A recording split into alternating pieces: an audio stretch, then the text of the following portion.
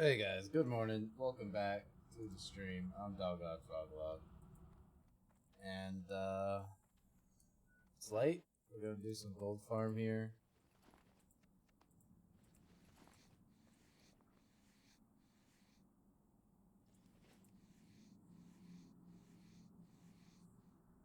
We're gonna watch a little bit of Dust right now. It's kind of just getting weird, but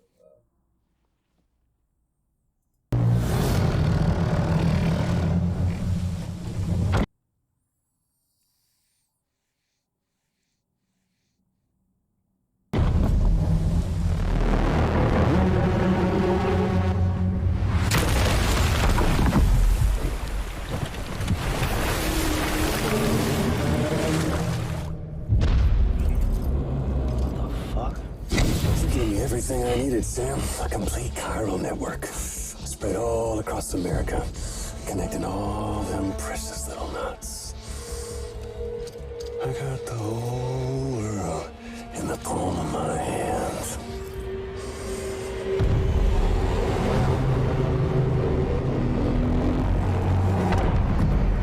Homily.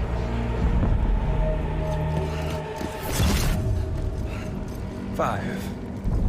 We've had 5 mass extinctions, each caused by an extinction entity. And now it's time for number 6.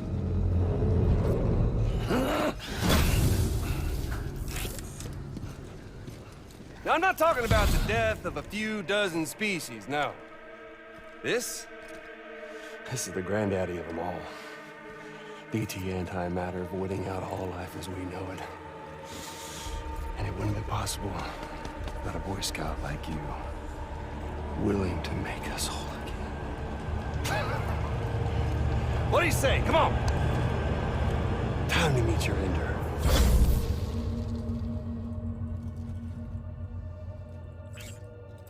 Homily?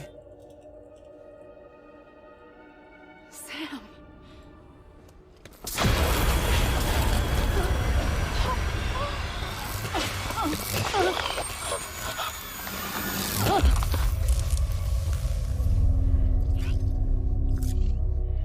The great work is nearly complete. Every knot is joined. Soon, I will merge them and all mankind's beaches into a single shore. And then will come an extinction like no other. More massive than any before it. The last. This is my purpose. What the hell they do to you?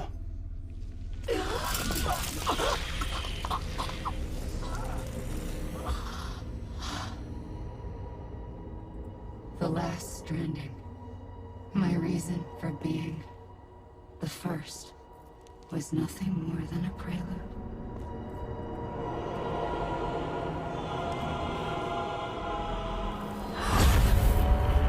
Surely you figured it out. Doomed? People like us? She's the source of it all!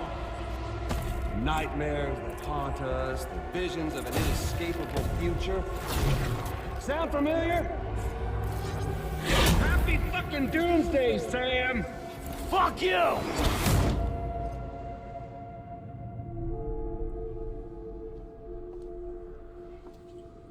Sam.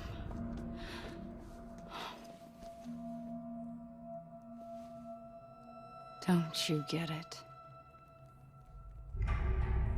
You can speed this up or slow it down, but you cannot stop what we've started.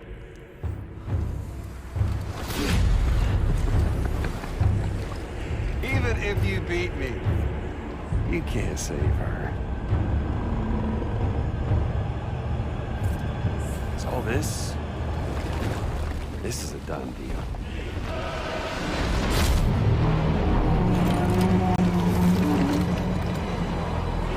Now come and get me.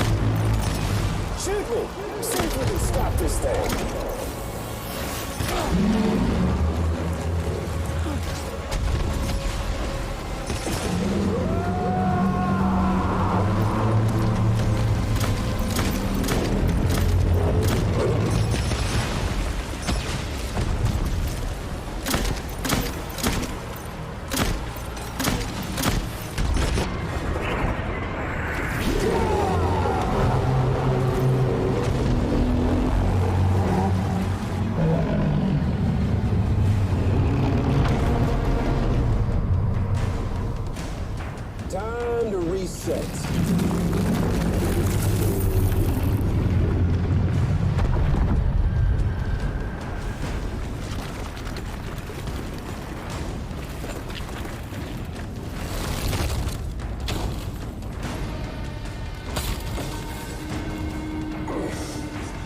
Let the game resume.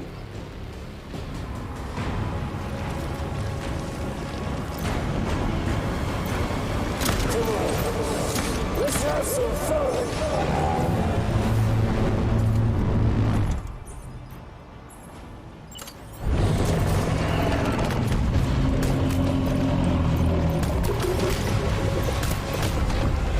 You should see the view from up here.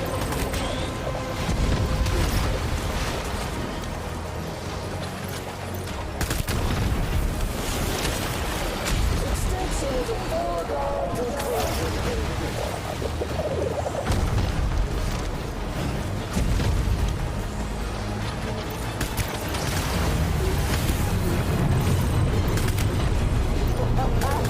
There's no point in fighting.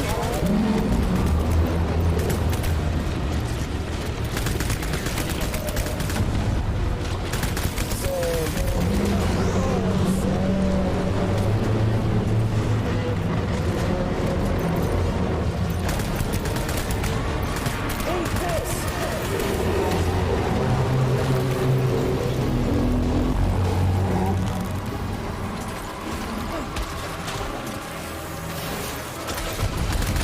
It's doomsday.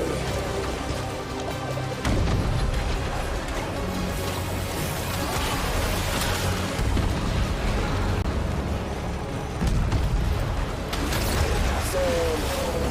Oh, Sam.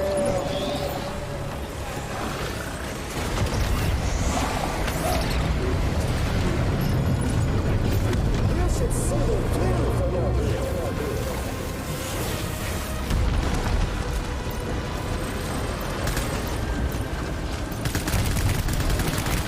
Can you see this, Sam?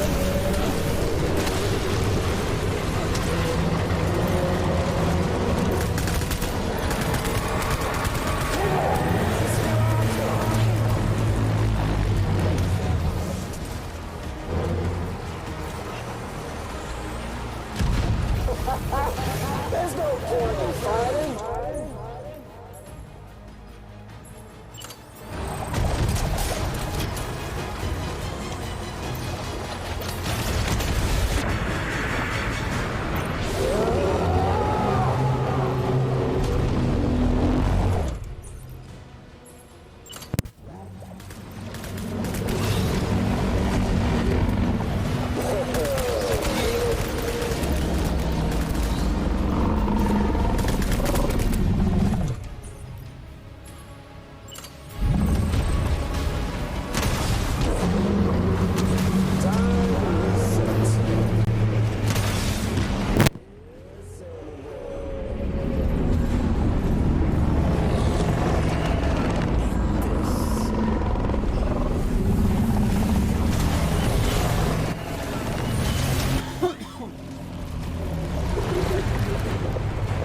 Don't try to stop it.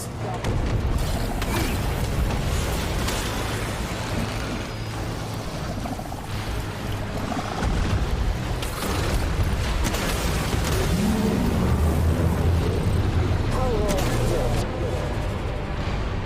Damn it!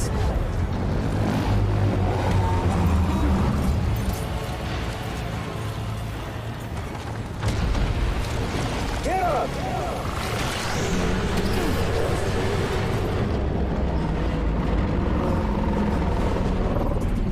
This just looks like such a bad game.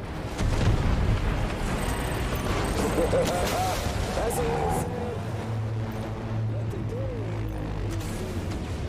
Legit, it just looks like such a bad game. It's like a neat story, but I would not call it a fucking game.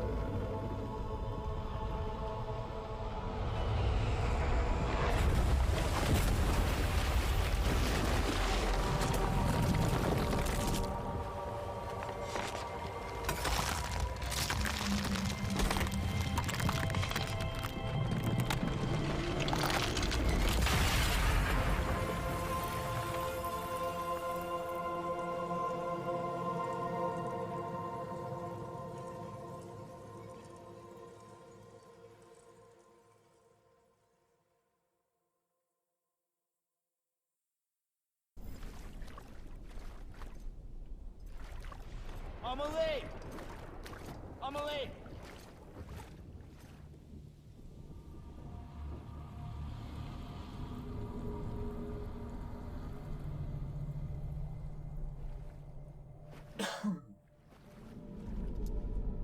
She's fine. Extinction's on hold for now. Let her go!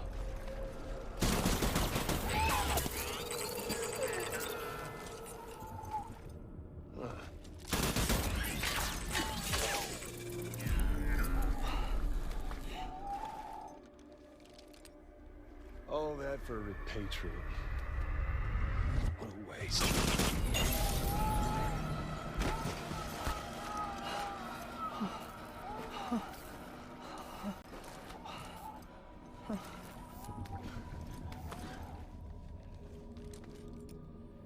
Well, we'll pick this up when you're done dying. Heads! I'll see you on the beach for the grand finale.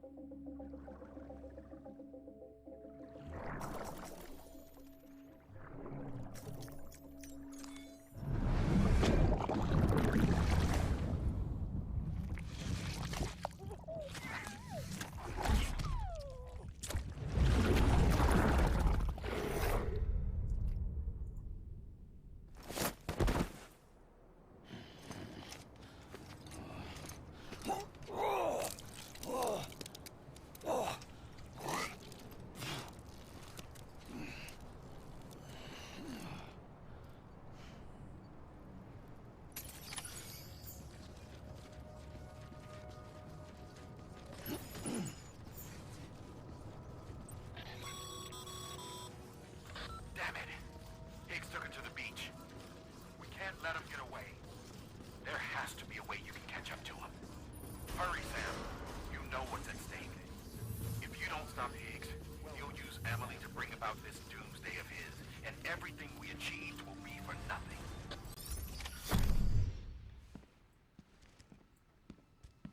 Higgs wants to connect the knots of your network with Emily's beach. So it's pretty clear where they went.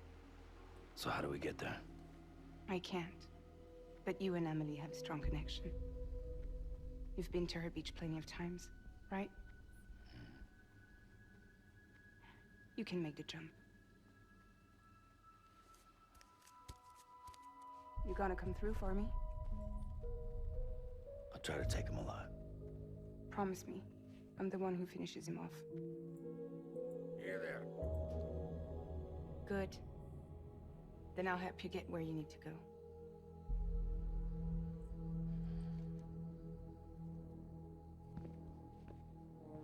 I can send us both at once. But I'll be right behind you. I thought you said you couldn't go to her. I can't. But I can go to you.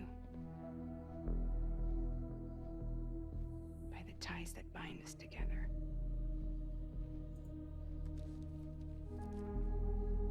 The Dreamcatcher will lead you to her. And then? The Misanga will lead me to you.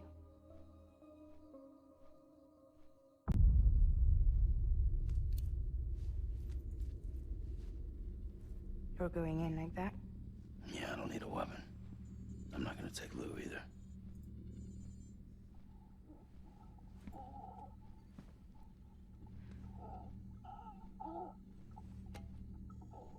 Fragile. What? Do you have anything to eat? Oh.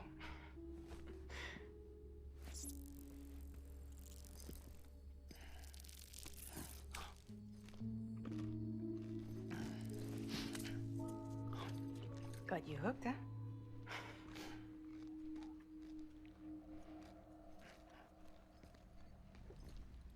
Sam, be careful. Worst comes to worst. Take care of Lou, all right?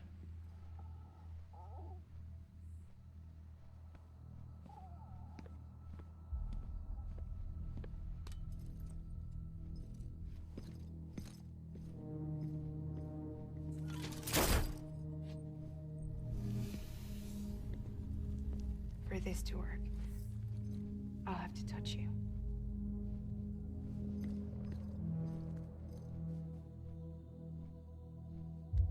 Close your eyes.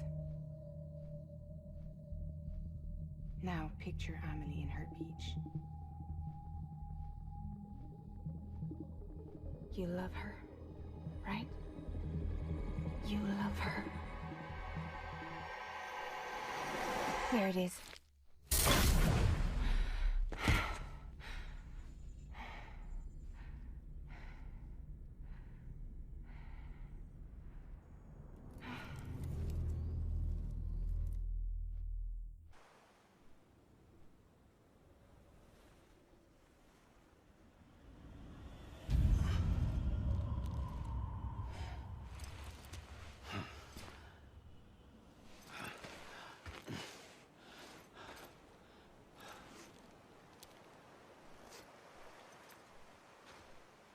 Amelie?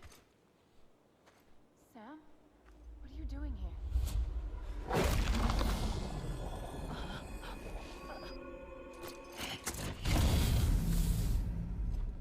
You ready to end this? Before the end of everything?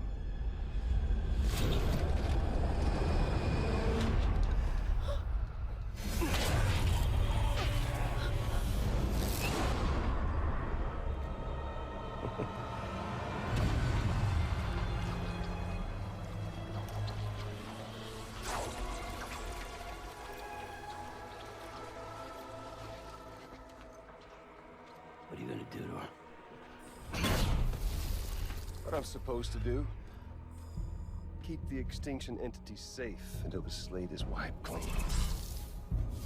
There's no stopping the sixth extinction. No matter what you, anybody else does, humanity, a few 100,000 years left, tops. Accept our fate. Like the creatures before us. We all know what's coming. Why delay the inevitable? Those of us with dooms, her, we're all bound here for a reason. We are all of us a part of the Death Strand. In this place, this fucking beach. There's no repatriation here, no. One of us dies, that's it. He goes to the other side. It's nice, huh? Lucky loser gets to put an end to this rinse and repeat bullshit once and for all. So, no BTs, no void outs, no bullshit. Just a good old-fashioned boss fight. Stick versus rope. Gun versus strand. One more ending before the end. One last game over. I am the particle of God. Come on!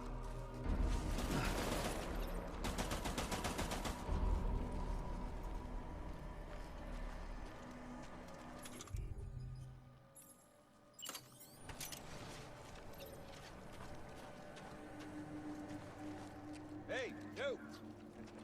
Over here.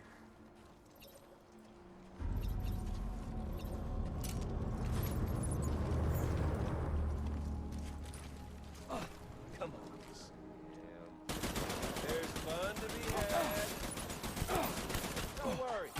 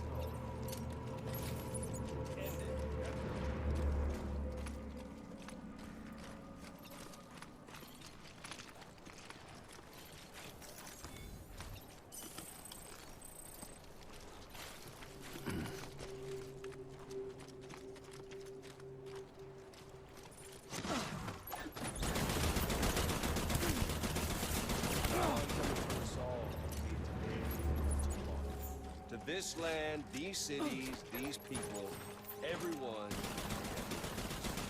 just trying to bring back America's glory days, just putting off the inevitable.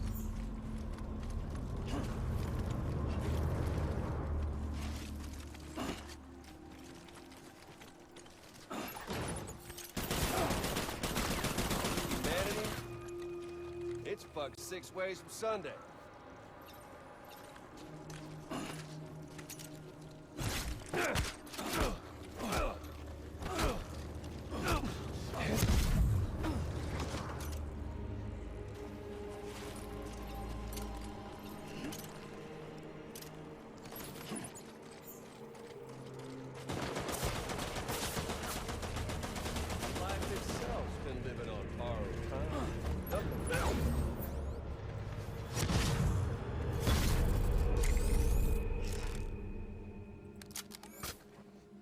I don't need the gun, Sam. I can beat you. I can beat you.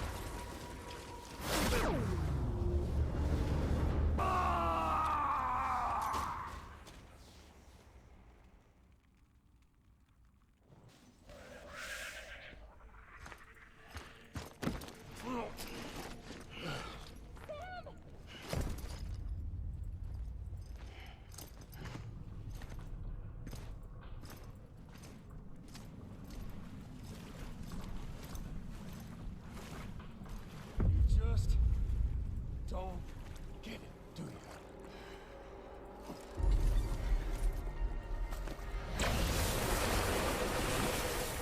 You can't stop this thing. No one can.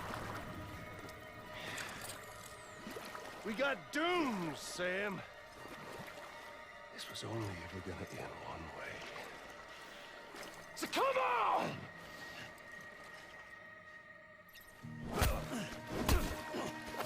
Put it in. Deliver that. Do it again.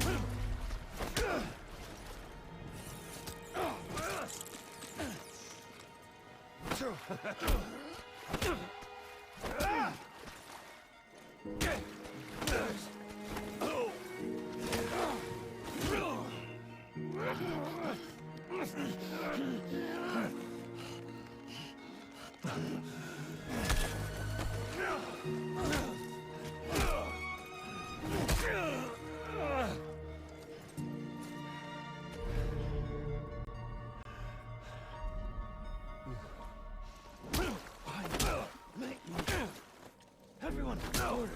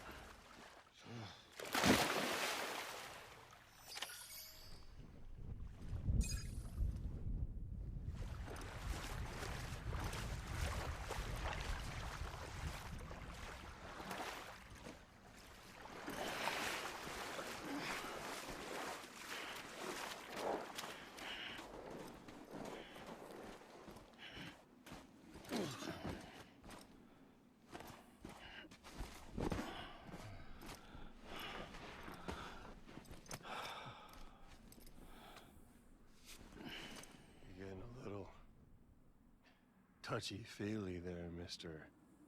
Aphenphasmophobia.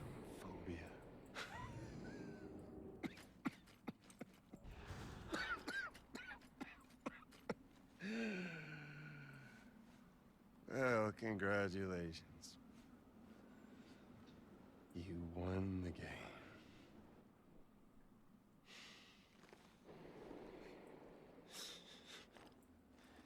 Too bad you didn't stop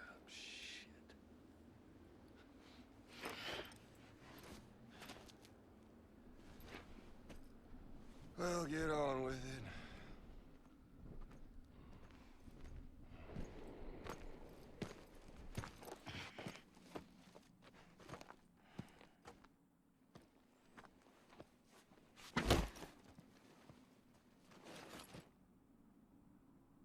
Fragile.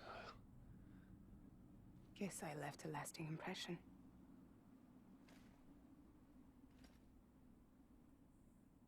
I'm fragile.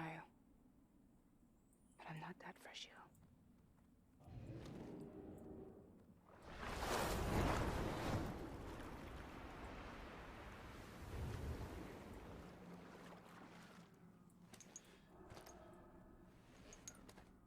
This time you're the one who's going to break. Is that right? I think you'll find our bond is made of stronger stuff.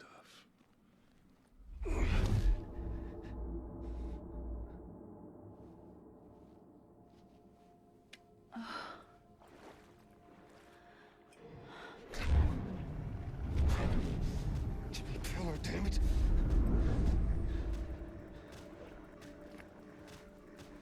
Oh, what's this? You're already broken. Fuck. I'm Higgs. I'm the particle of God that permeates all existence. What are you? Honey, you ain't nothing but damaged goods.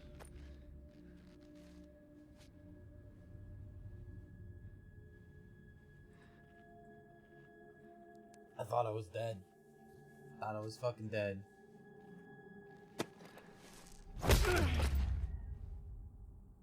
You are damaged goods.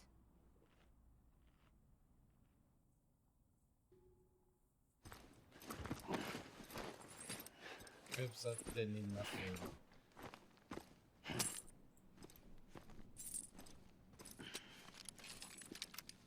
There you go. As promised. Thanks.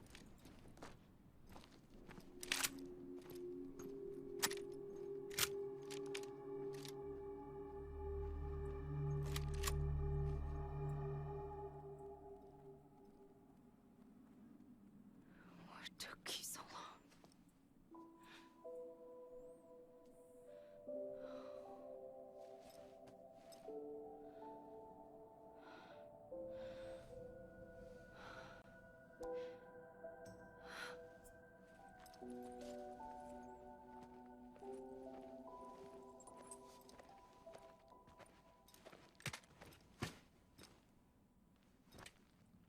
I brought you a metaphor.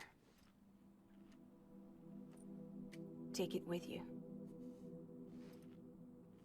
Tell the lifers with Porter syndrome what happens when you hide behind the mask. No. You keep it. It's better they hear it from the woman herself. One more thing.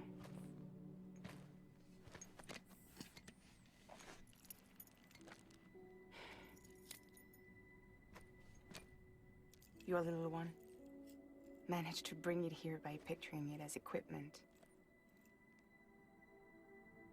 You mind? Babysitting sucks.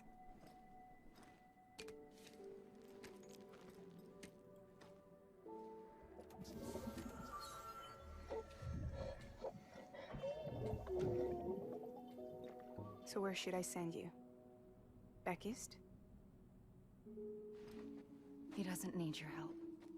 He's got the chiral network. And he's got me. We can jump east together. Lucky him. We appreciate everything you've done for us, we really do. But we're good for now. Besides, I'm sure they need you back at Fragile Express. Yeah. Better to scoop up all the pieces and put them back together.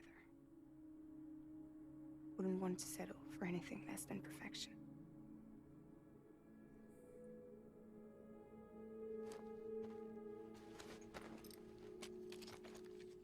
Fragile. We're square, nothing owed, nothing left to say. So long, Sam.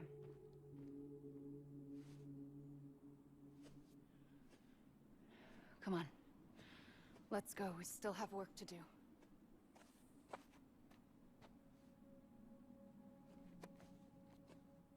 Do you still believe in me?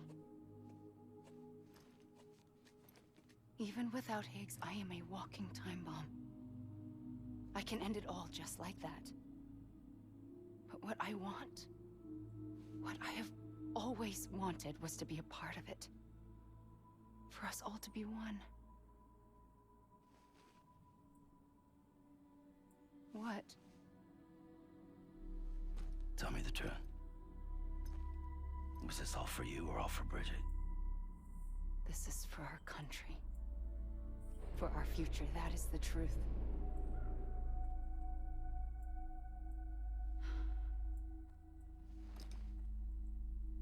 There's something that you need to know, Sam.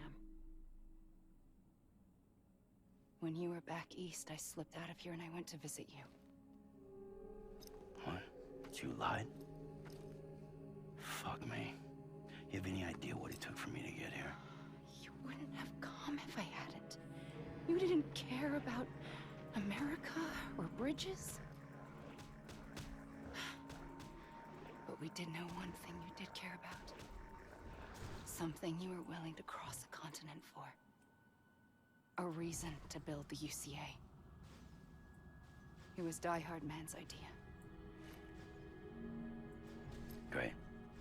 So I'm Mario and you're Princess Peach. Now you're right. I never gave a shit about this country.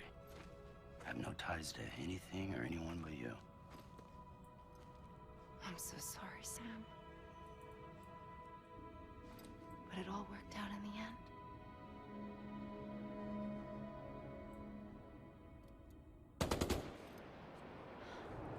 Well, I guess that's taken care of.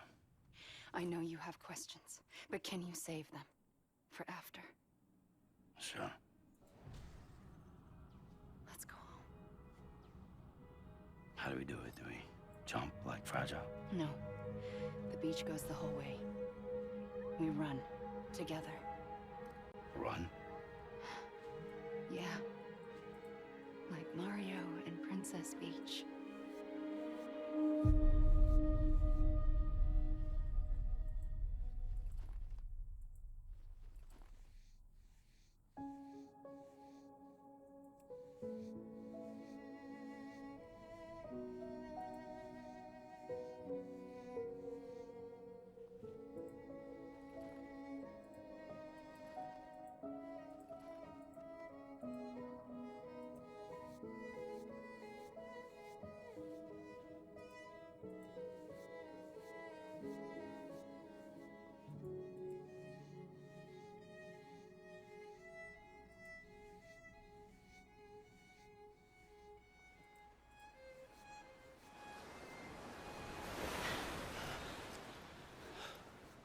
Wait here, okay? Mm-hmm.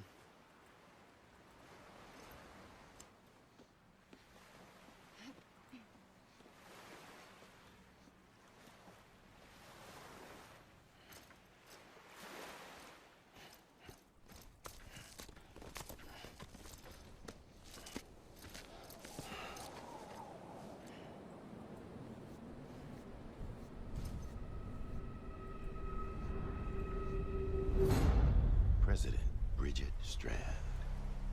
So you finally invited me to the beach. Remember this? It's the same gun. And now I'm using it to make things right. You were supposed to make the world whole, not fuck it all up.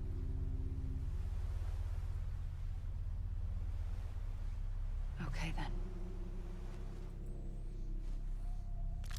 Get on with it.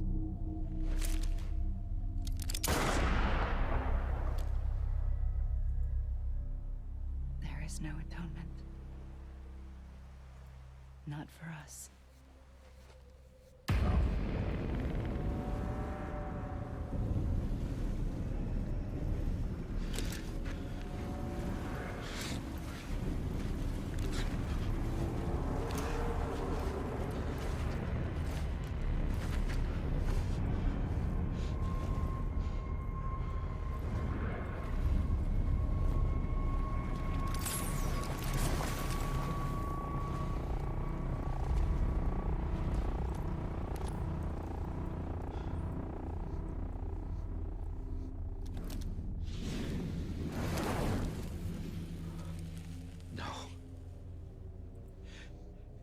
It can't be.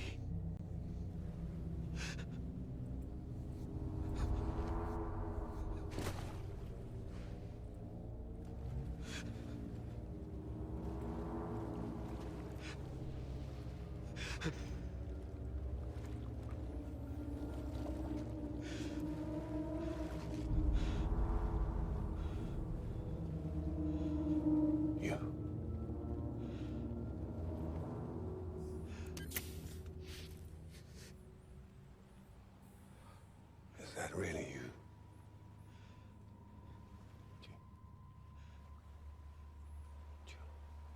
Yes. It's me. John. Remember?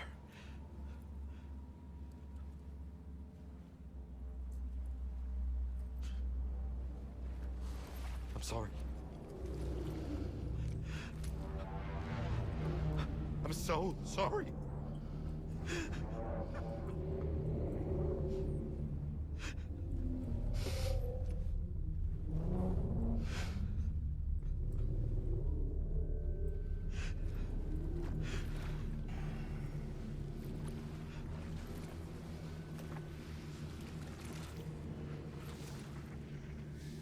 Give me back my BB. You're looking in the wrong place.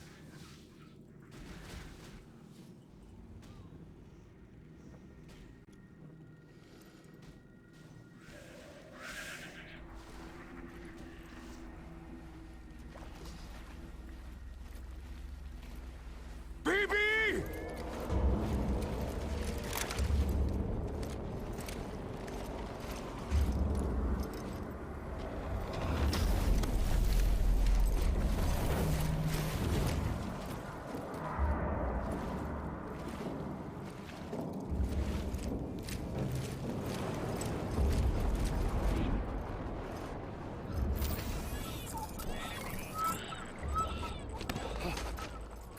Emily?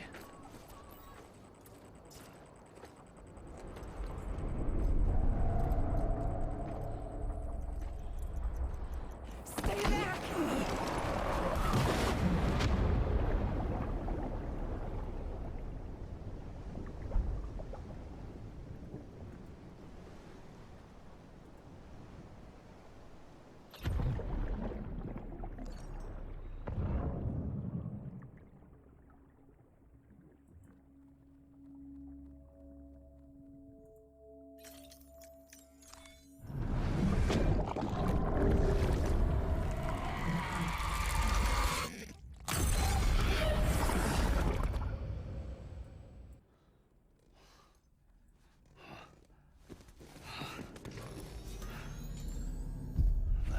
Whoa, Sam, it's me.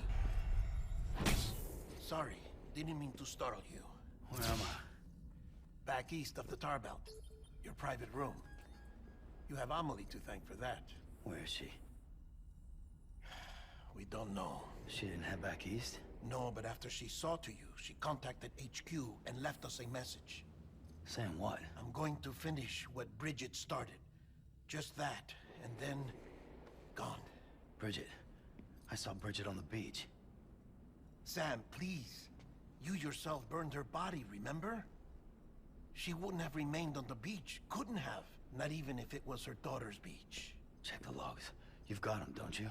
Sorry, we didn't get any of it. The only record we have is the one in your head. What else do you remember? That guy was there too. Cliff. He took Die Hardman hostage. The director? That part you believe? Well, it would explain why we haven't heard from him for so long. I always suspected him. But now I'm starting to piece together a different narrative. Something's been bothering me, you see. We've been operating on the assumption that Higgs was controlling Cliff. But that can't possibly be correct. Because Higgs is gone, and Cliff is still causing trouble. You think Cliff is the mastermind? Yes. He's likely holding Amelie and the director captive on the beach. And that's where I'm going. Wait a minute. Where's Fragile? She's safe, here with us. But so long as you're over there, she won't be able to send you to the beach. What? You must understand, Sam. While you were unconscious, the situation changed quite a bit. We'll explain everything, I promise. But first, you should rest. All right? Fuck rest. I'm going back to that beach. And little Lou doesn't need a break either, I take it?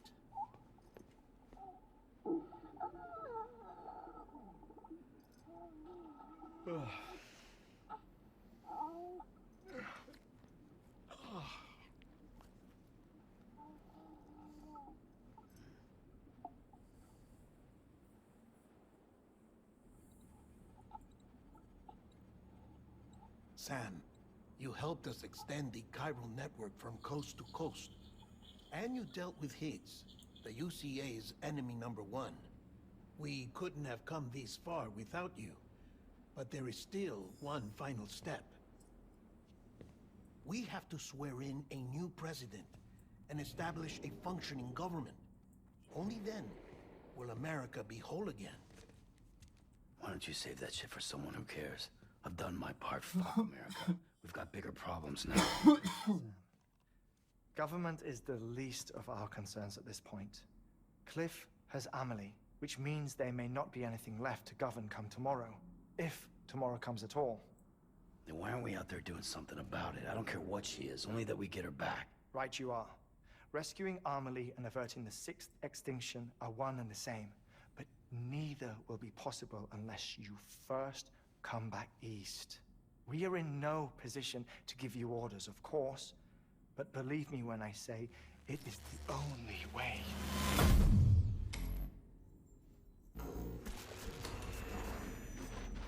Sam, everyone's here but you. Fragile transported us back to headquarters. You okay? Never been better. Oh. Delivering so many people in such a short amount of time is new. Mama. No, Lochner. Yeah, I'm here too. Figured I should lend a hand. We're all waiting for you, Sam. No way in hell am I hauling myself all the way back there. Come on, Fragile. Let's do this. I can't, Sam. And not just because I'm a wreck. It isn't safe to use the beaches to move people anymore. Chiral spikes have become far more frequent, possibly as a result of expanding the network nationwide. Too many beaches sharing the same space, wires get crossed, and so forth. You can see the toll it's taking on the network itself. With things the way they are, it's too dangerous to risk jumping through a beach. Even if I reach a beach, there's no telling where I'll come out on the other side. And I could get stuck in there. That's why I can't go to you either. But if I could get to the entrance of the beach, I should be able to get you there. The beaches are still there after all. I can personally attest to that. So yeah, you will need to hold yourself all the way back here. But once you have, I promise I'll take you to Amelie. Straight to her beach. The two of you share a very special connection. Your dreamcatcher, her Kipu. They are no mere trinkets. They are singular, irreplaceable totems, embodiments of your shared memories. Two sides of a coin. The price of entry to her beach. Dreamcatchers are a product of Native American tradition, that of the Ojibwe people, to be precise. They were said to ward off nightmares, to alter one's dreams. If Dooms is indeed Amelie's gift to us, her shared dream of our future, perhaps your totem is an invitation to change it. A test, challenging you to find hope amid their hopelessness. While we await your return, I'll search the beach for Amelie and the director. I doubt my ties to them are strong enough, but better that than sitting around doing nothing. I'll see if I can't find something in the records on the three of them. Maybe they're more connected than we know. We're waiting for you. The way home should be easier, right? Hurry back east. You already know the way. And when you get here, Oh.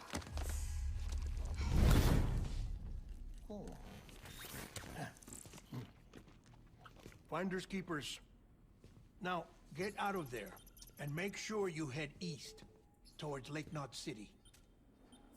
There's no cargo to deliver this time. Or rather, you're the cargo. That's the mission.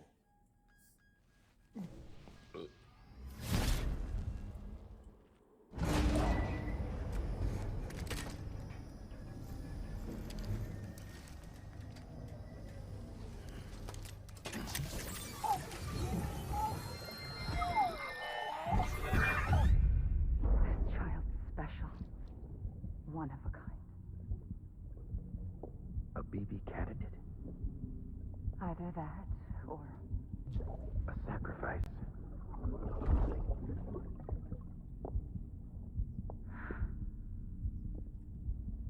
A foundation.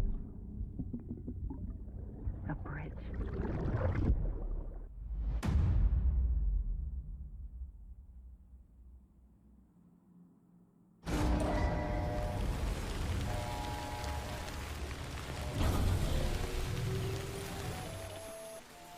Sam, it's Hartman. Be advised that chiral density in regions predisposed to strandings has increased dramatically. No doubt the beach is to blame. BTs drawn into our world under these circumstances may be affected in unpredictable ways.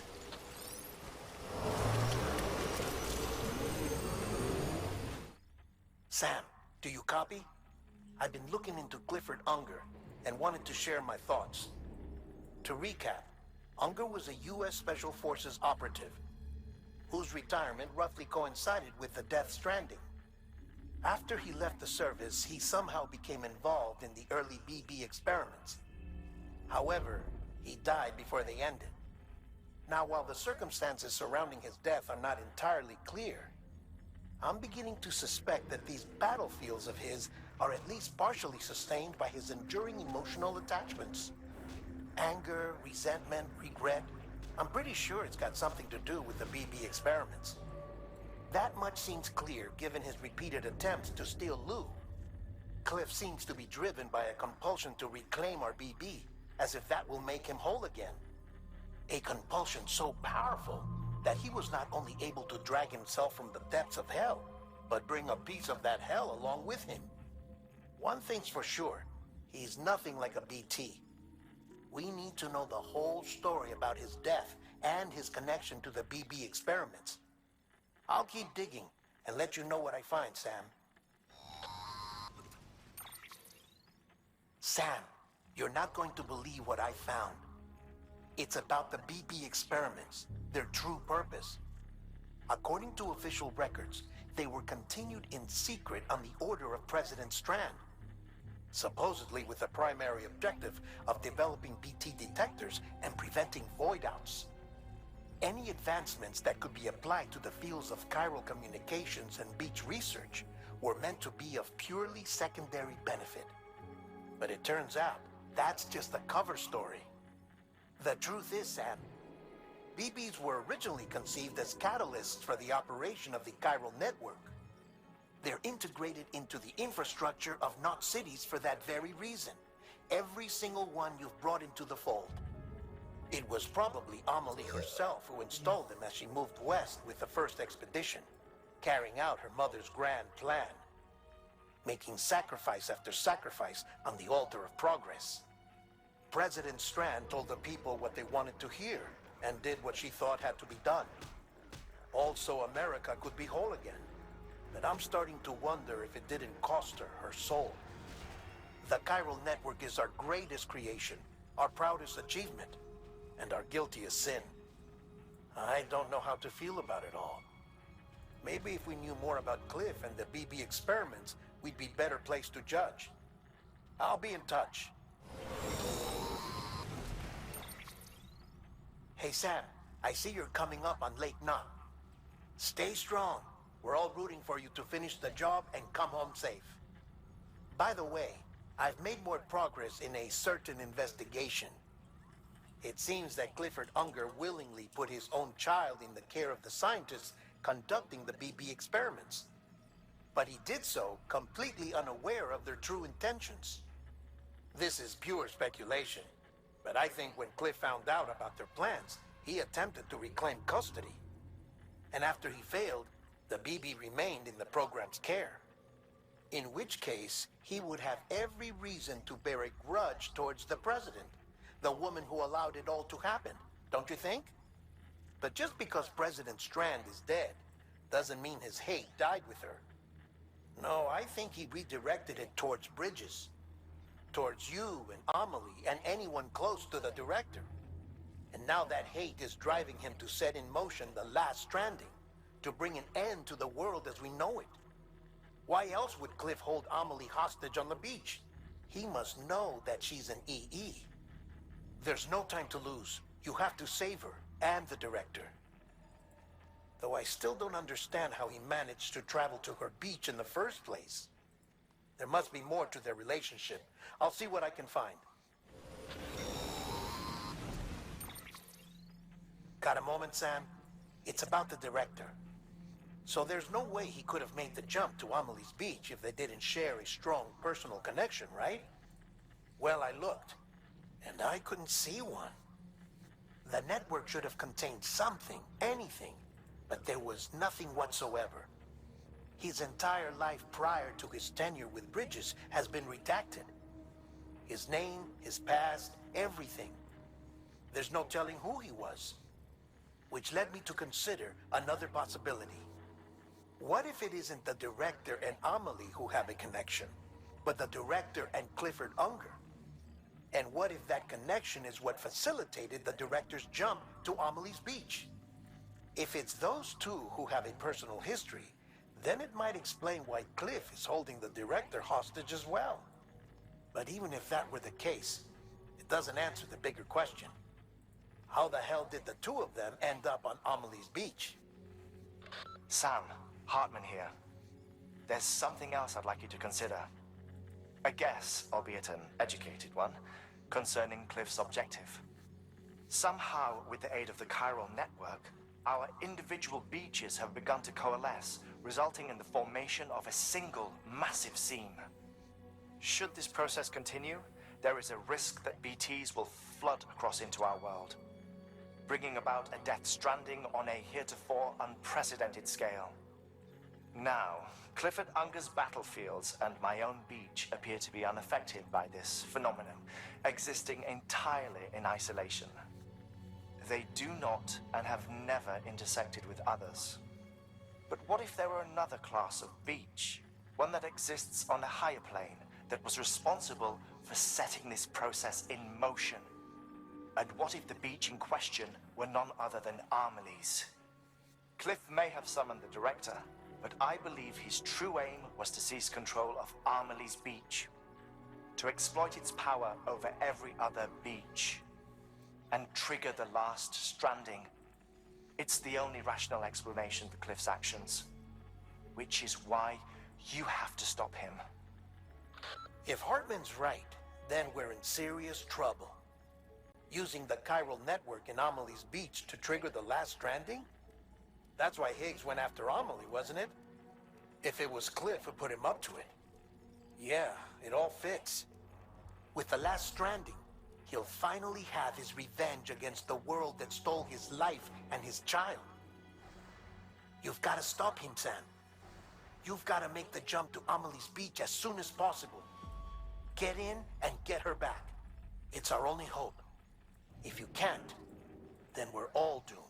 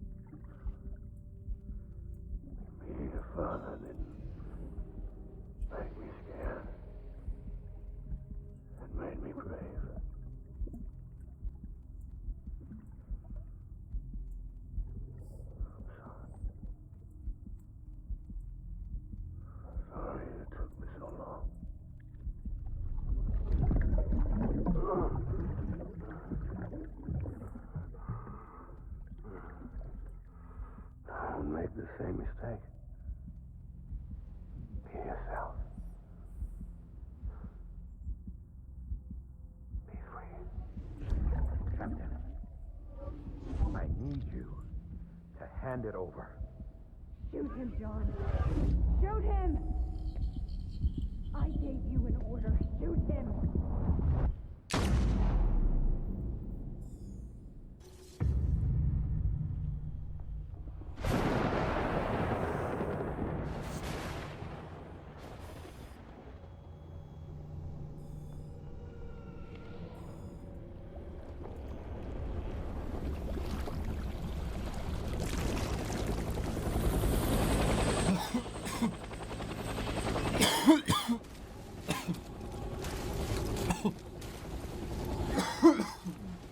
Excuse me, sorry.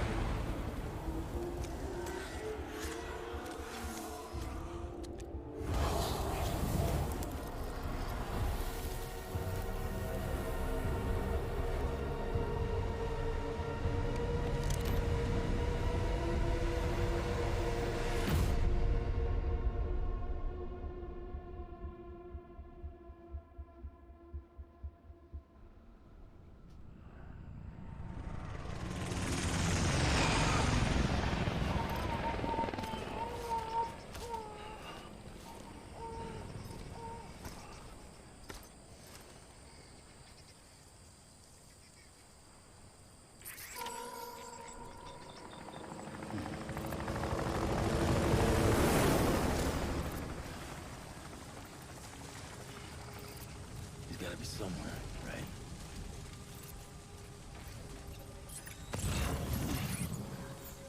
Is his target Lou?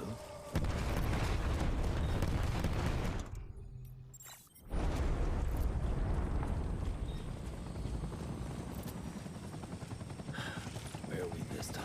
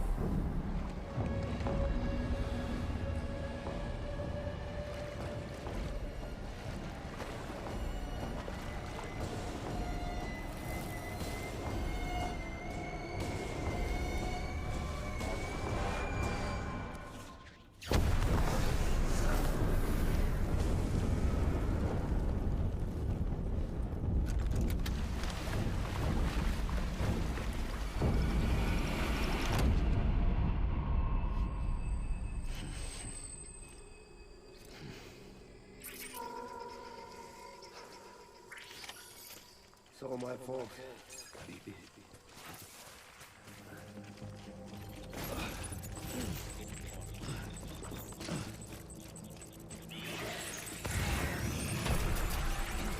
Light him up.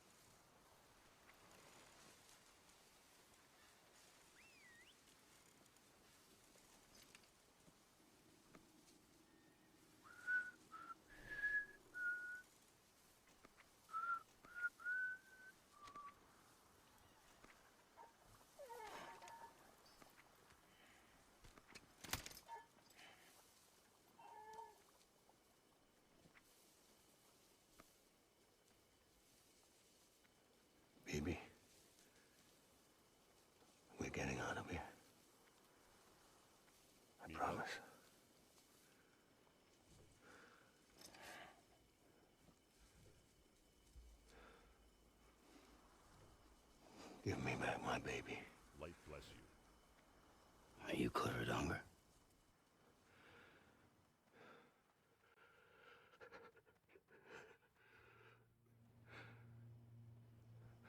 Who are you?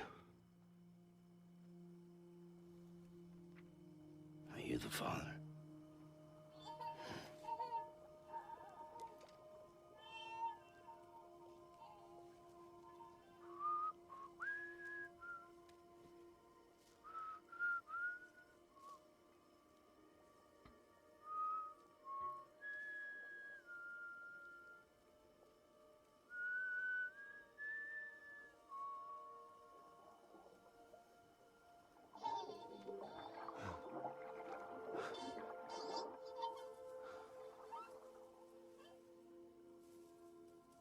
They told me your name was Sam Porter.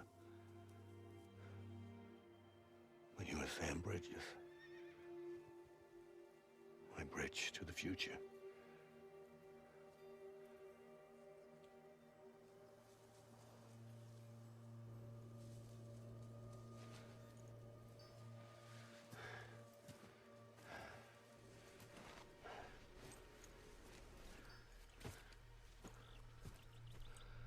Sam, you bring people together. You're their bridge to the future.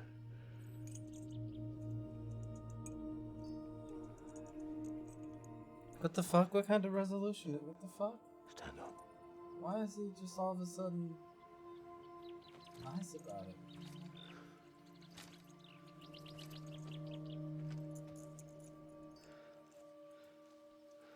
What the fuck is happening?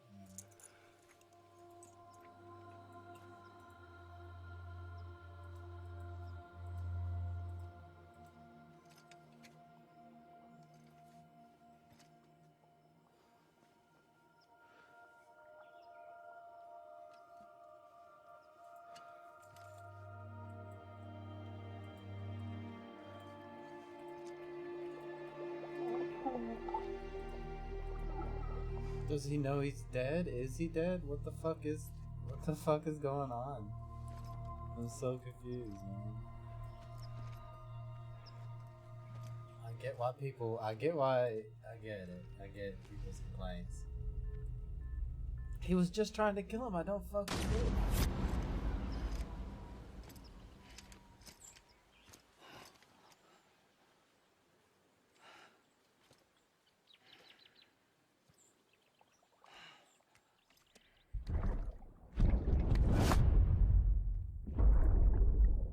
Take BB and get out of this place.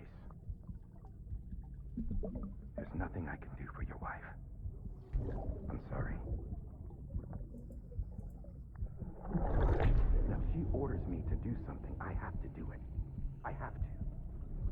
But I served under you first. And your family doesn't deserve this. Any of this. Why are you helping me? If they catch you. Because you saved my life, sir. Again and again. When the brass sent us into the jaws of hell, it was you that brought us home.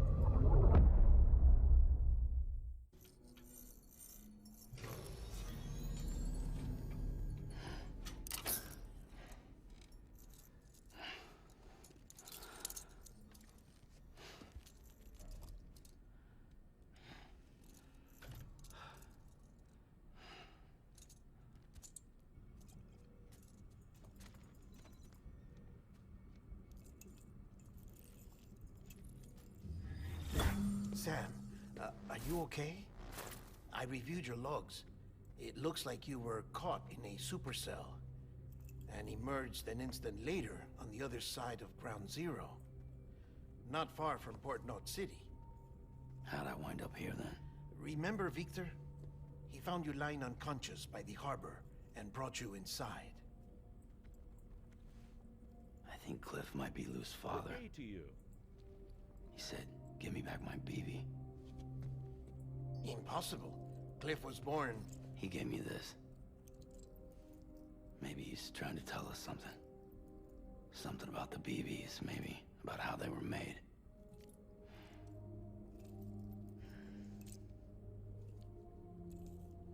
didn't feel like he was trying to hurt us.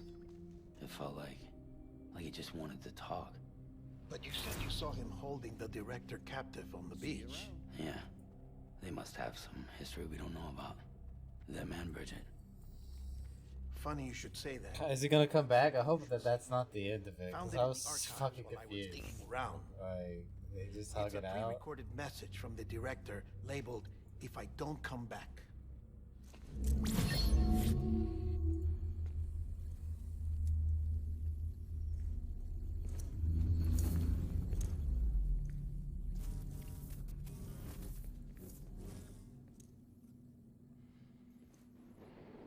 All right. This message is insurance. In case something happens to me.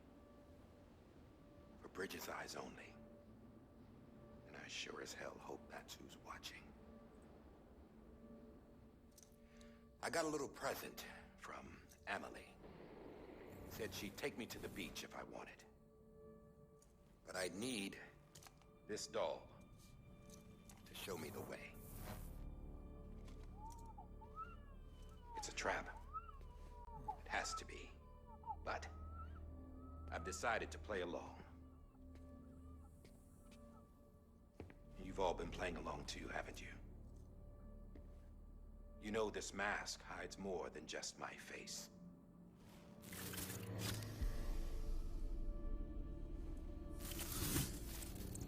Well, Emily's a blank slate too. No past, no record she ever existed. She's a ghost. And the thing about ghosts, I never met Emily in person.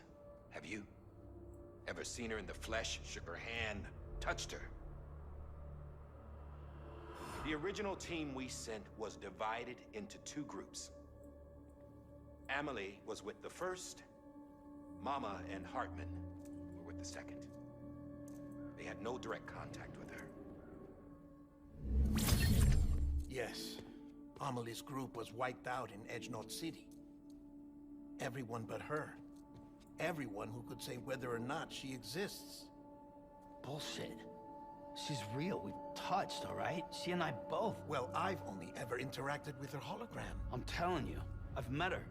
In person. Lots of times when I was little. Yes, but on the beach. Here's what the president had to say about her daughter. Emily was born on the beach. There her Ka remained, though her Ha came to this world. This division of body and soul forced her to spend most of her childhood in the hospital. But though her health was poor, her Doom's numbers were off the charts. Her supernatural talents blossomed as she grew older and overcame her limitations. But by the time she was 20, she could travel to and from the beach, body and all. And that's where she started spending all of her time. Now, if you wanted to get in touch with Emily, it was via hologram or nothing.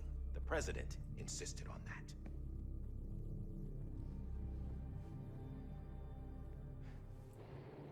I swore an oath to the president and to America. As far as I was concerned, her word was law. So when she said Emily was her daughter and the best candidate to succeed her, I believed it. But when the archives were restored, I couldn't resist testing out my access privileges. And that's how I found out. Bridget was diagnosed with uterine cancer in her 20s and couldn't have children. You see, doesn't add up, does it? There's no way Emily could be Bridget's biological daughter. So where'd she come from? Who is she? Is she even real? How can we be sure that Emily is an extinction entity when we don't even know if Emily is Emily? Hell, for all I know, the EE theory might be bullshit. But if it's not, if she's the cause of the Death Stranding, then I have to accept her invitation. I've loaded my gun with hermetic rounds. Sam's blood. It connects my gun to her, to me, to him, all of us. Which means I should be able to take it with me to the beach. I'm gonna stop what she started by stopping her. One last confession. I'm just a man. No powers, nothing special. Don't have dooms, I can't repatriate like Sam either. Don't know the first thing about dying, I had never tried it.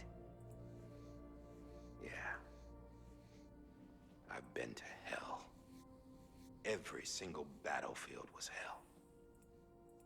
But no matter how terrible it got, I never died. Because all I ever did was run from death.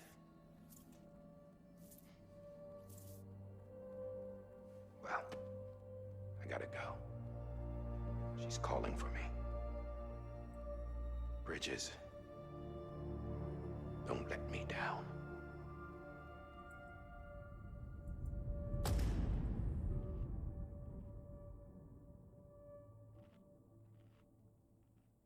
After he recorded this, the director jumped to the beach. Or rather, Amelie summoned him there. He had a gun to Bridget when I saw him. Then Cliff showed up, took him away. I thought he went to the beach to confront Amelie. Yeah, she was there too. She was the one who got me out. Huh. It's so obvious to me now. I can't believe I didn't see it sooner. It was Amelie who...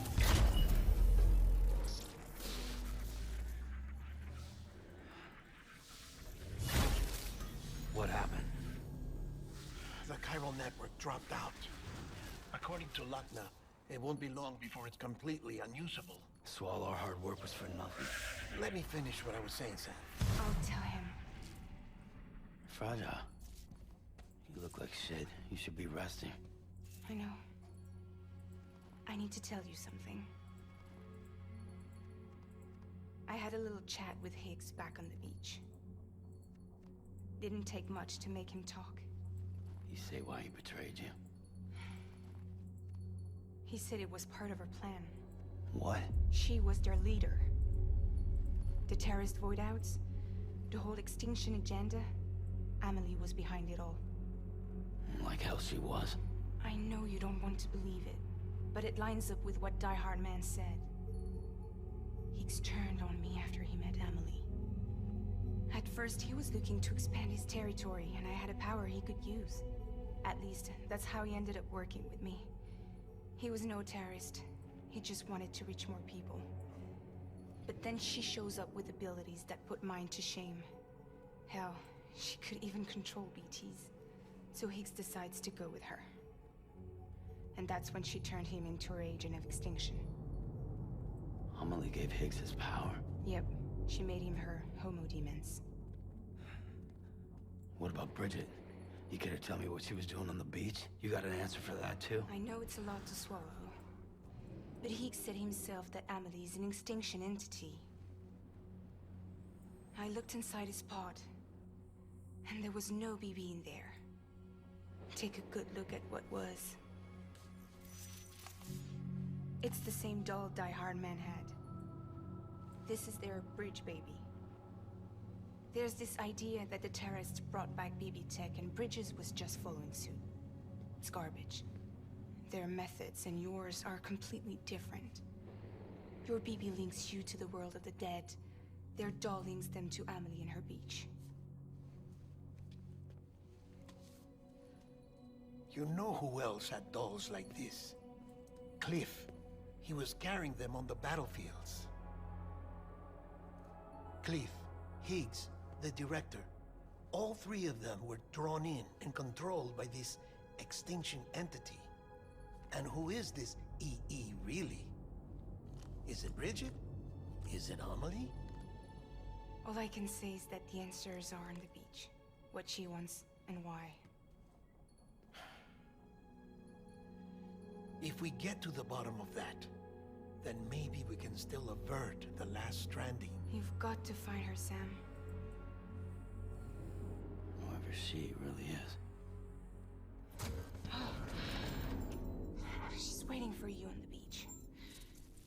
headed back east.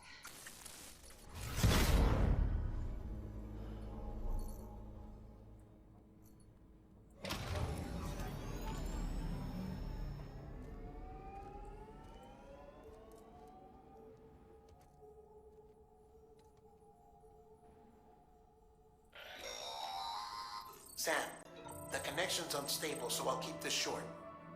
We have a job for you. Fragile's condition is deteriorating. If she slips into a coma, there's a chance her soul might become stranded on the beach. She needs cryptobiotes fast. Luckily for us, Fragile Express keeps a stockpile there in Port North City. So we'd like you to grab some for us while you're in the area. All the details are on the terminal upstairs. Please, Sam, this is critical.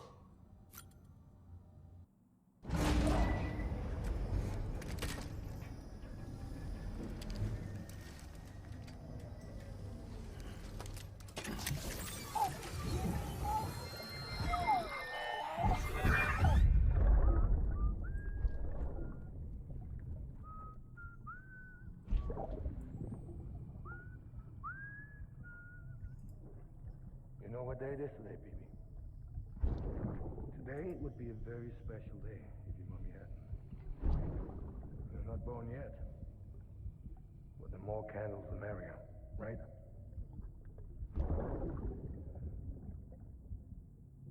Soon it'll be time for you to come out into the real world. I promise. And then, we can have a real party. Well, happy birthday.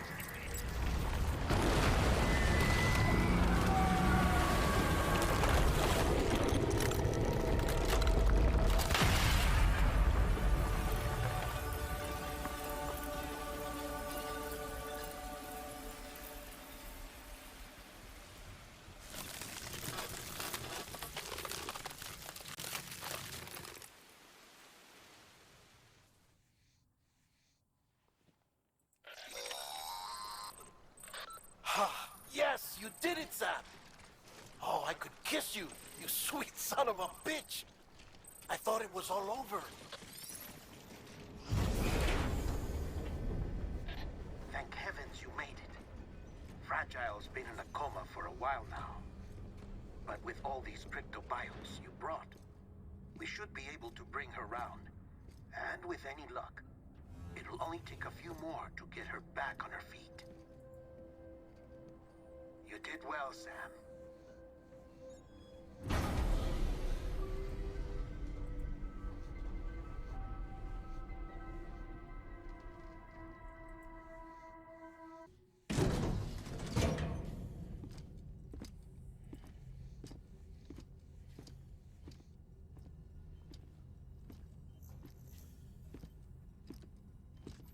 Sam. You're back. It must have been one hell of a journey, especially on your own. But now the whole team is together again. The whole team? Die Hardman too?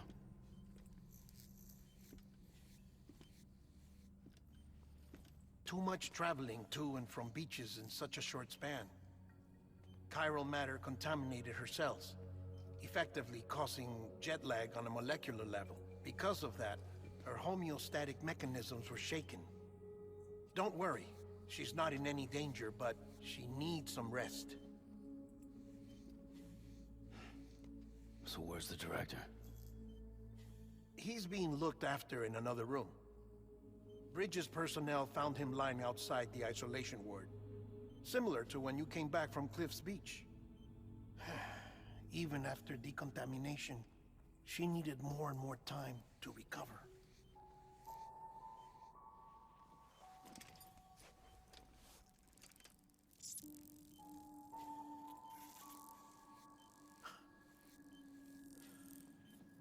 Sam, you made it. Hungry?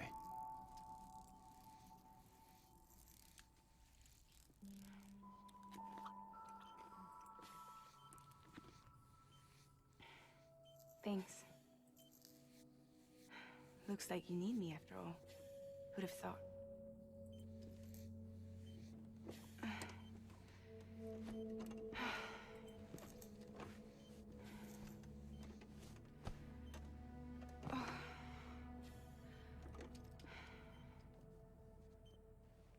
Anyway, clock's ticking.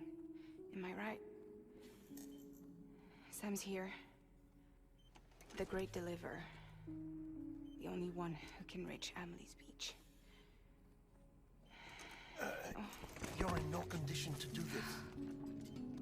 It's not fair to you, or Sam. In my own search for Amelie's Beach, I have come to realize something extraordinary. If beaches were likened to a multiverse, hers would appear to exist on a higher plane than ours. I can walk the beaches of others, but hers is beyond my reach. It's invisible, inaccessible, even to Fragile, I fear. Imagine it as a circulatory system, if you will. Each of our beaches is a single capillary, but Amelie's Beach is the heart that pumps blood to the rest of us. Capillaries are subordinate to the greater whole, a whole governed by the heart, which gives direction, which dictates flow, which dictates everything, controls everything. Don't you see? She is in control.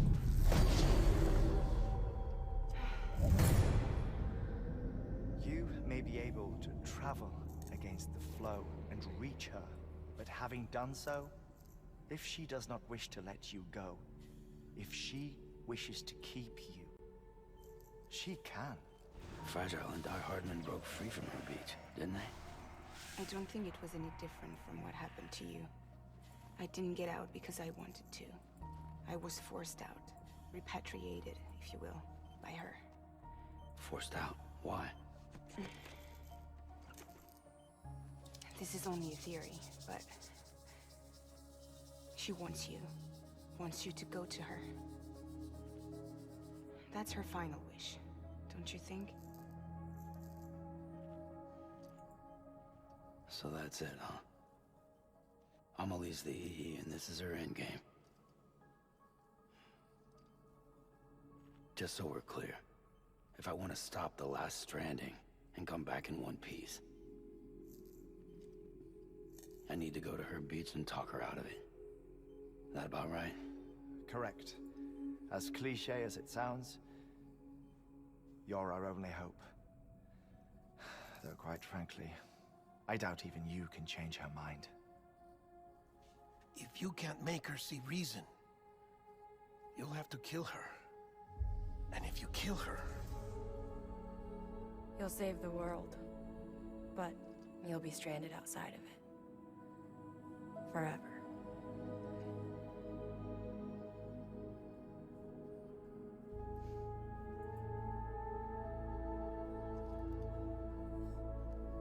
Oh, hey Frank. Hey mate.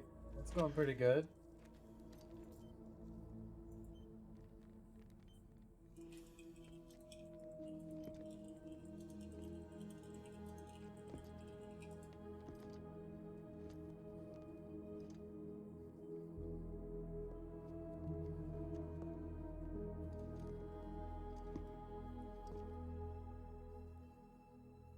Might as well make it official then. You ready to deliver the package?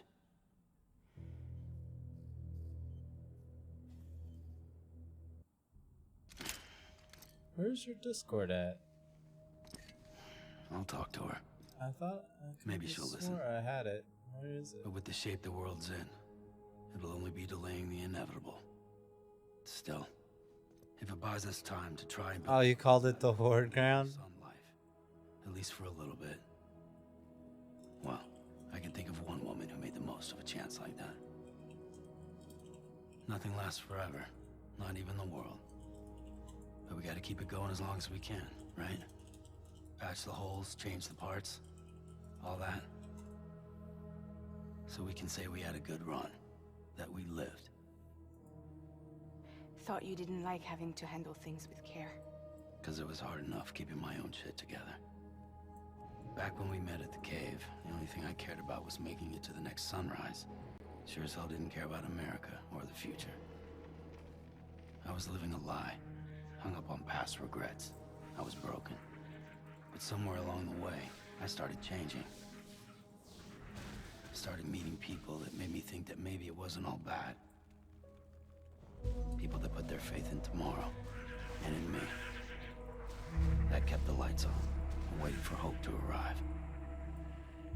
So I gotta deliver, for their sake. Even if it means you never come back? It's like, if I do, I don't know. if I don't. She seems so over the top.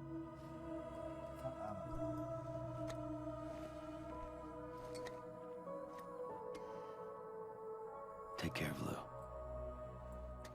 Like, I don't really feel. Couldn't find a working still mother east of Port Knot City. Kid's done enough. No more. Most of the people he met were like, "Thanks for the supply." I mean, it's like if you were, I guess, if you were a mailman for like 20, 30 years, that you just really loved everyone you met, but like nobody.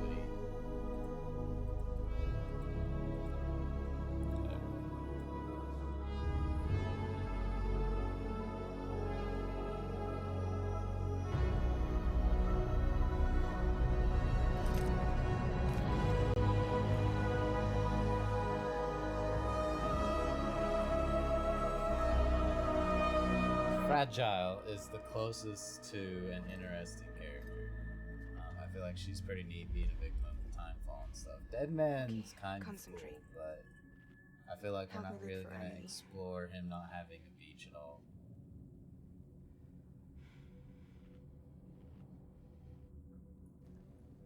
Reach for her, Sam. Feel her.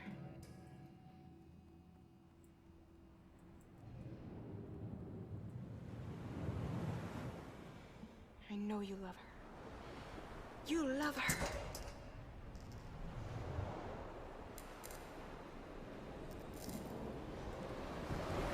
There.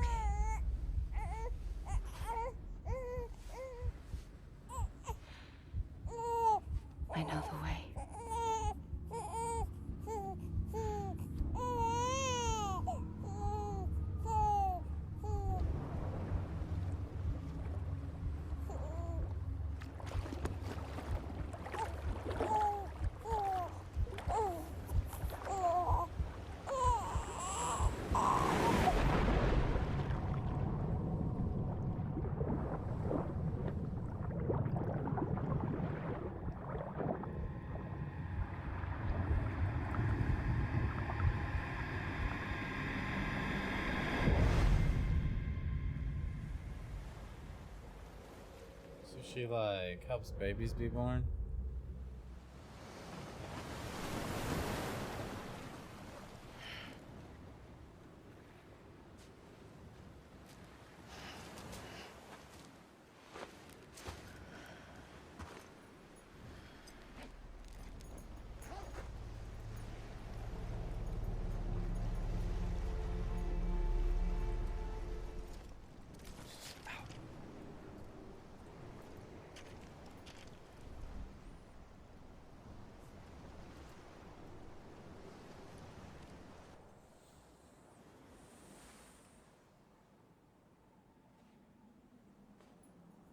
Abandoned bridges falling down,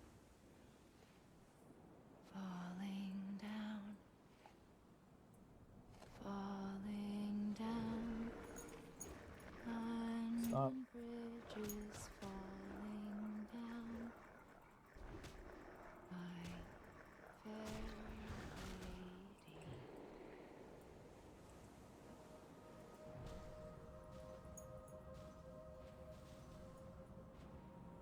The last stranding has already begun. Amelie? You're too late.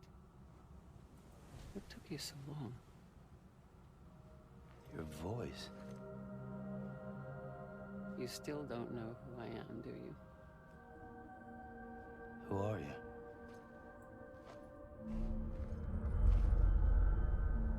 Sam. I knew you'd come back.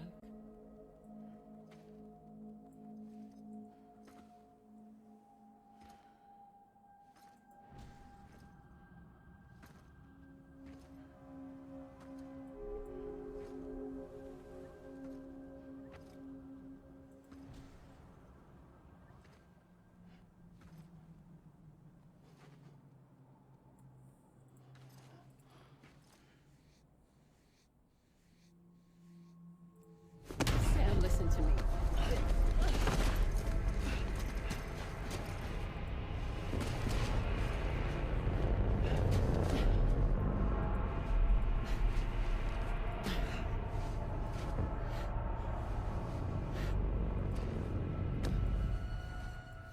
I love you, Sam.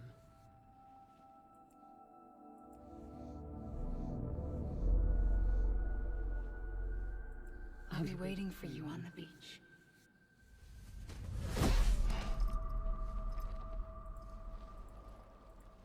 I've been waiting for you, right here, ever since. You were supposed to stop me. Stop all of this. Bridget? Yes. It's me, Sam. Where's Amelie? Where she's always been. Nowhere. My daughter, Samantha America Strand, doesn't exist. Amelie doesn't exist. Not in your world. I'm sorry, Sam. I've had to wear a mask for so long.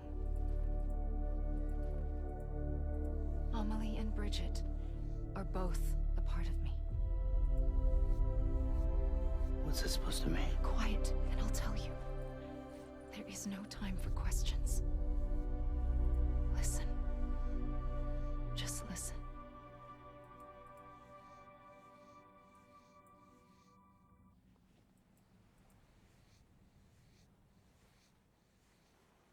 Do you understand, Sam? Amelie and Bridget, those are just names. What I am is an extinction entity. So,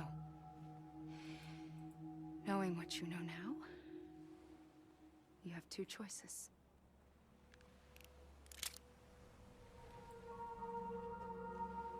Was getting shot one of them. You wouldn't come back if it happened here, you know. You'd be straight on to the afterlife. But no. It's not one of them.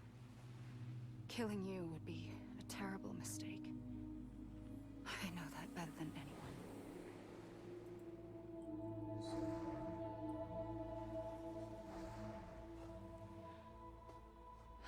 The last stranding has already begun.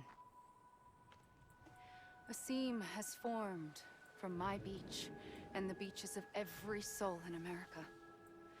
And soon it will be inundated by a vast surge of antimatter starting here. In a flash, this world will be no more. Consumed by an explosion. A big bang. So, that brings us to your first choice. Do nothing. Stay here with me and bear witness to the very end. Just watch it burn. Together. With me. Until the last flame winks out. Absolutely. Let's go. Doesn't sound so bad, does it? It's not like the world has long left anyway.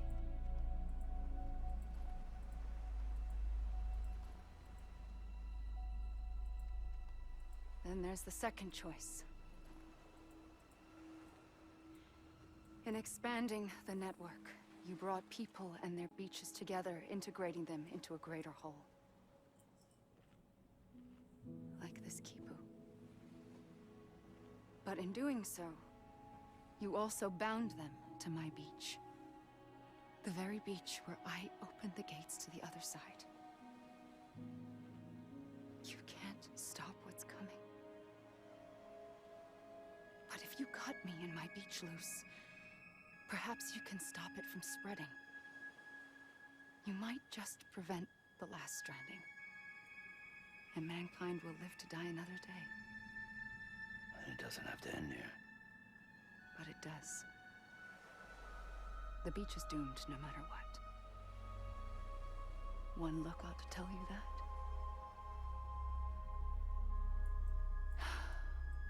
Which is why we must sever our connection. That'll be it. The end of the Death Stranding. You can't stop the inevitable. The sixth extinction will happen either today or tomorrow. You can either end it with dignity, quick, clean, and in a flash, or you can struggle in vain, knowing full well what's waiting come the finish. Those are your choices.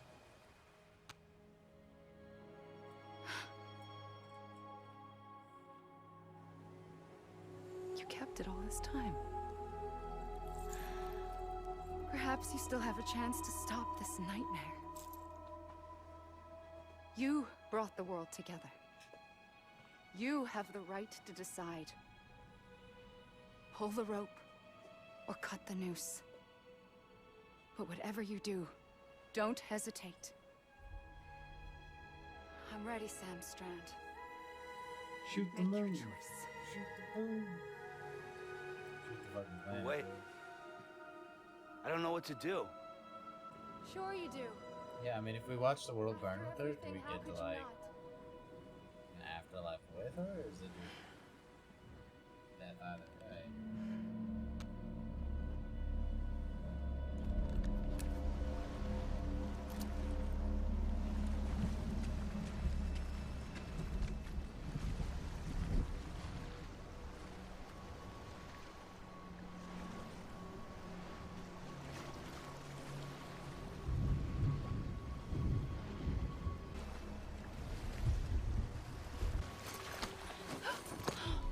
I'm here for you. Always. Like you were for me.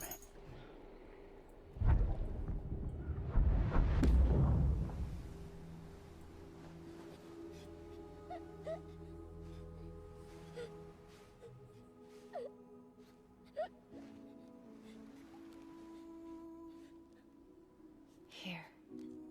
It's a dream catcher. Wear it when you sleep, and I'll keep the nightmares away. I'll always be with you. When you're all grown up, you'll need it to make us whole again. And when the time comes, you'll have to stop me. You are the only one who can. Promise you'll remember. Sam, I'll be waiting for you on the beach. I remember. You knew. You always knew. I did and I didn't. I had so many dreams of the future. I didn't know which ones to trust. Which is why I decided to share them with you and the others.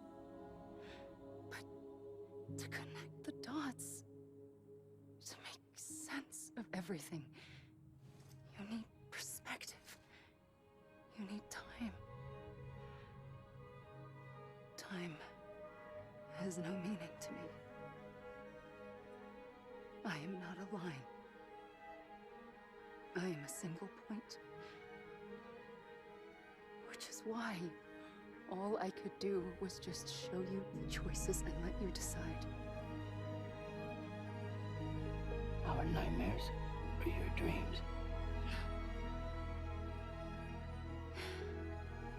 You found the common thread, the strand that links them together. And you did that the only way possible. To live life one day at a time. Thank you, Sam.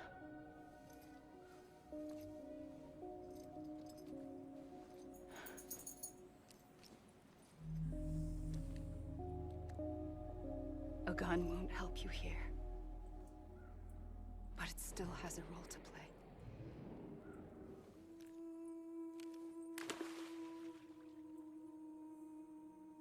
It was the bonds between people that brought the world together. And if that is what matters most to you, then I will stay here on this beach. And I will shut myself in and the rest of you out. Shut yourself in, come on. Once the last stranding starts, it can't be stopped. I can't go with you. All I can do is try to spare you the worst. Why do you have to stay on the beach? Sam, I am the beach. And I must stay here and ensure that the extinction happens. Even if it takes tens or hundreds of thousands of years. Alone? That's what an EE does. If I had just done my job, none of this would have happened. But I couldn't take it anymore. I got so tired of waiting, and I figured that no one would blame me if I just got it all over with. So, that's what I did. Sounds like hell.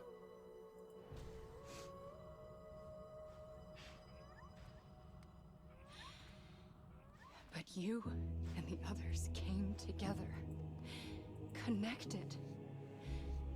And you may be living on borrowed time, but you still have hope. Before each of the Big Five, life rebelled.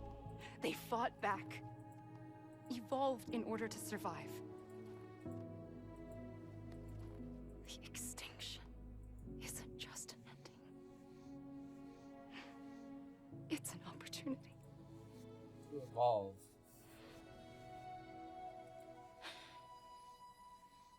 And if I have to pay the price for that, to be the sacrifice, then so be it.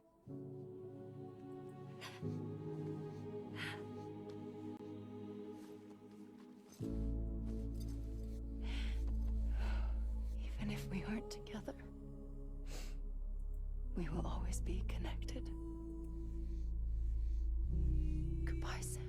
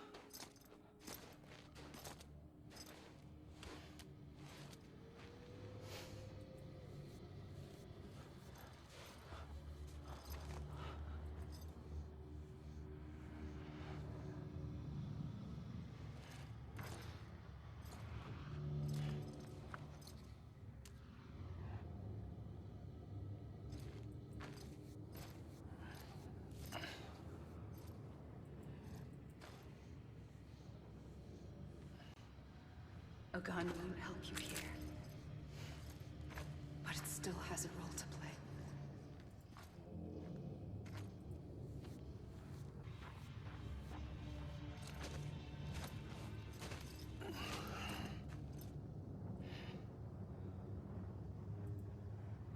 Quiet, and I'll tell you. There is no time for questions. When you were young, you used to have bad dreams. You cried about them all the time. The truth is, those weren't your dreams. They were mine. For as long as I can remember, I've dreamt of the beach. Not just while sleeping, in my waking hours too. In my dreams, I watched the world end so many times. Countless past extinctions that decimated life on this planet. Again, and again, and again. At first, I didn't understand what I was seeing or why. And that wasn't the worst of it. There were other, more terrible dreams. Dreams of death and destruction. Of a massive extinction to come. Like this one. And I would always be the one to end it all. To bring about the last stranding. As I have today.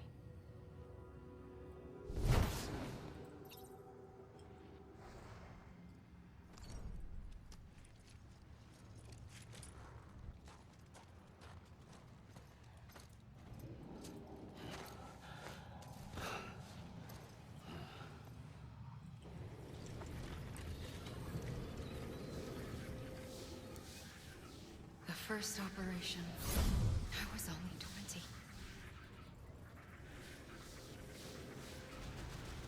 I opened my eyes and found myself on the beach.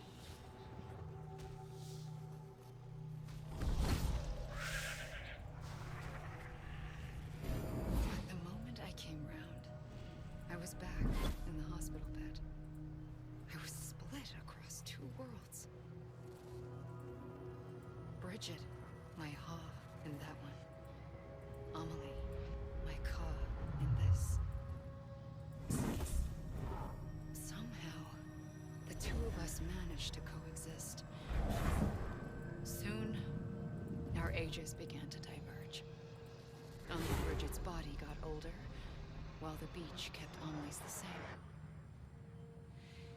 So I came up with a story. I told people that Amelie was my daughter. A daughter with a debilitating condition and an absent father. Look. Amelie.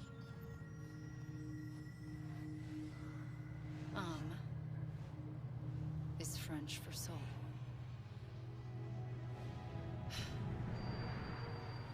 A soul that's a lie. There was no Amelie. Only me and the beach. Isn't that good? I thought it was a curse in the beginning.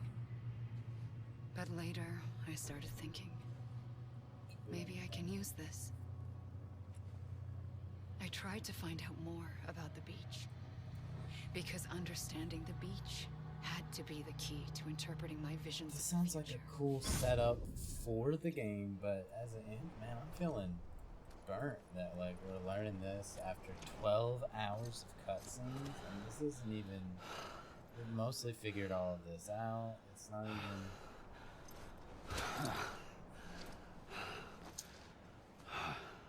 I've never been a fan of letting Kojima I run realized wild. the beach was connected to the world of the dead, which meant that somewhere out beyond it were the memories of time itself, including those of every organism that had ever lived.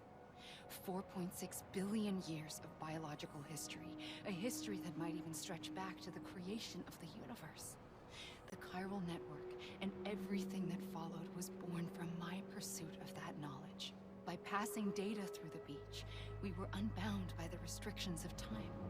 Simulations that would have taken years or more were simple and effortless. Everything that the Earth had lost and forgotten could be reconstructed and reclaimed. But shortly after we began our research, America saw its first void out. I thought I was running out of time, that my nightmares were becoming a reality. So I raced to complete the chiral network as quickly as possible. The past held all the answers. If only I could find a way to piece them together. A network that bridged our world and the beach. That might do it, I believed. So I started researching bridge babies, children bound to the world of the dead. What causes an extinction entity to come into being? What was the reason for the previous 5 mass extinctions? The answers to those questions would tell me how to stop the 6th. I founded bridges, more determined than ever to build a chiral network that would cover all of America. But the longer I fought my war against the inevitable, I'm so the weaker I starved. became. I think we'll go make some spaghetti after this. My Ha had cancer. The beach's punishment, maybe, for not playing along like a good little EE. Well, your Ha was like an And antique. then, just like that, my Ha was gone. I couldn't finish what I'd started. So, I asked you to do it for me. And you did. You helped us complete the network. Helped us to reclaim everything the universe experienced from its inception to this moment. Every mystery was ours to solve. Like this one. Once, there was an explosion. A big bang that gave birth to time and space. Thing is, it was more like a big fluke. All that matter and antimatter should have canceled itself out, leaving nothing. But somehow a tiny speck of matter survived. Just enough. Enough to make this world and everything in it. A world that shouldn't be, a world out of balance. Order inevitably gives way to chaos. Everything that lives must inevitably die. It's like the universe is trying to return us to the nothing we came from. Maybe the Big Five were its best attempts to finish us off.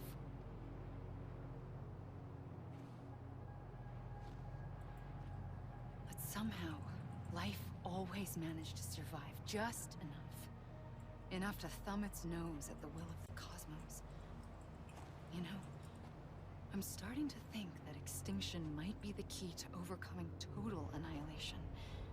It forces life to fight to survive, to endure, to exist. That's why the Big Five ultimately rekindled life instead of extinguishing it. From the ashes of the dead, rise the living. Stronger and wiser. Inheritors of the legacy of existence itself. They defy the universe and refuse to surrender. They say, we're just getting started. Extinction is an opportunity.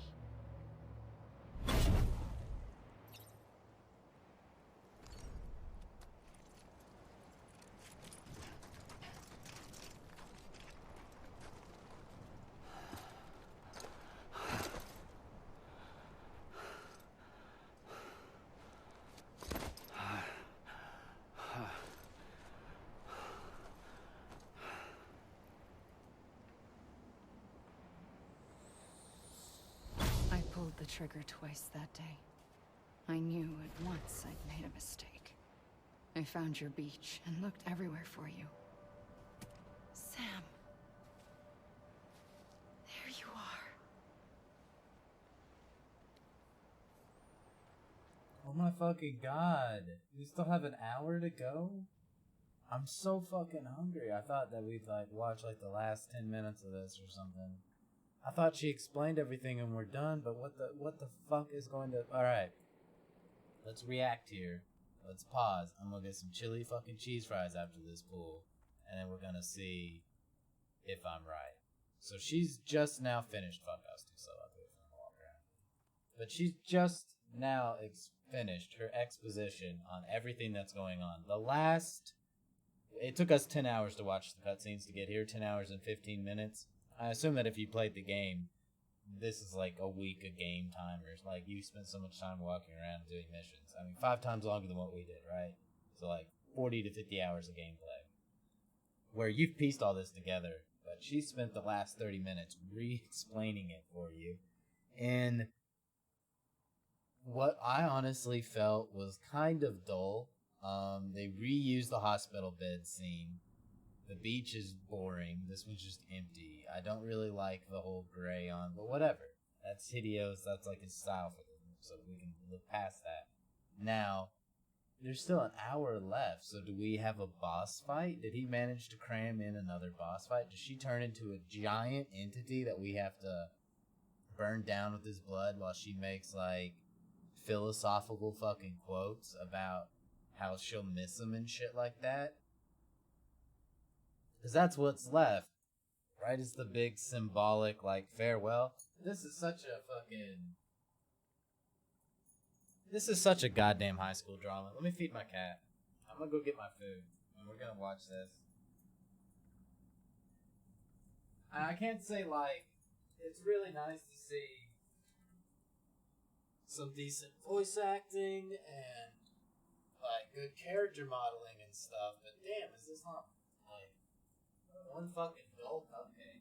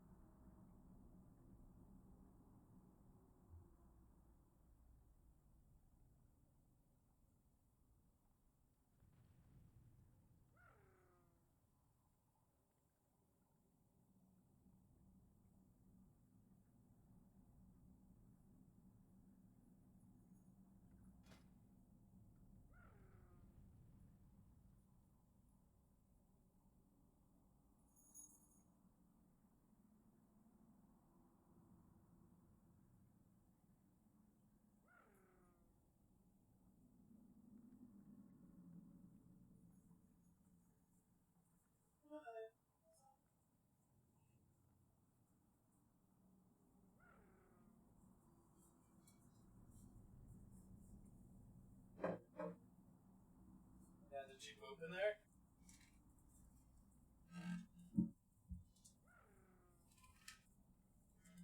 Turn on the light.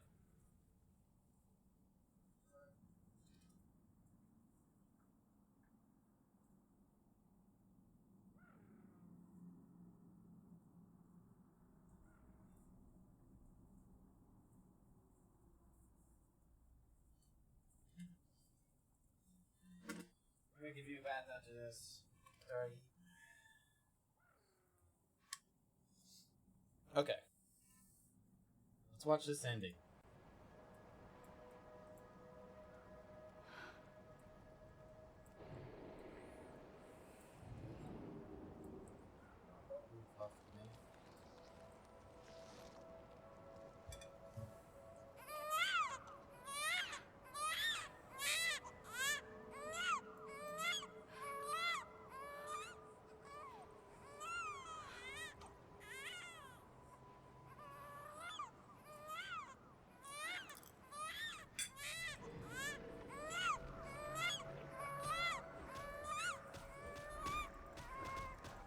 You want to go home?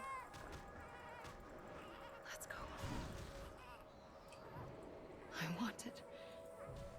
wanted to set you free from death once and for all. It's okay.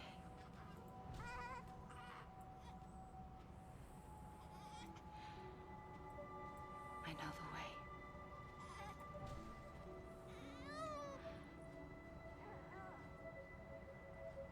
But in doing so, I upset the fundamental balance between life and death. I just wanted to save you.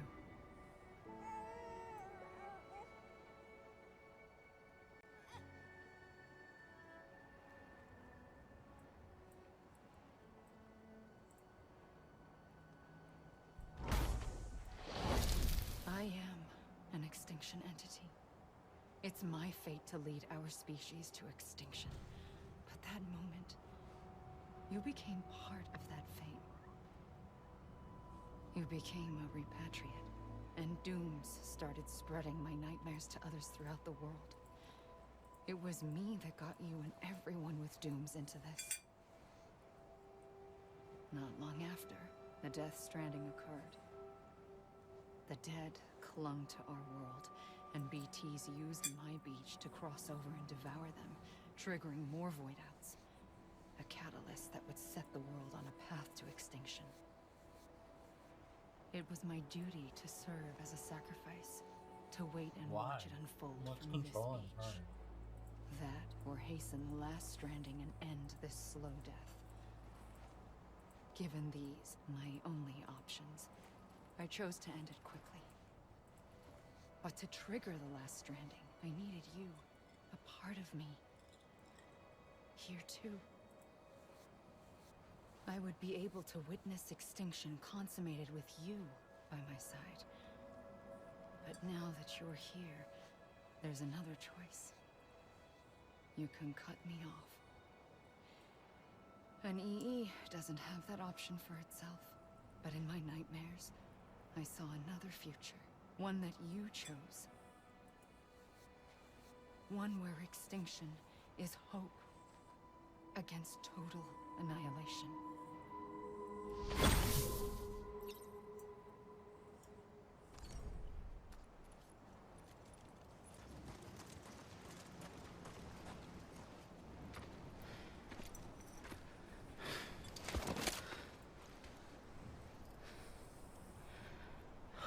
A gun won't help you here.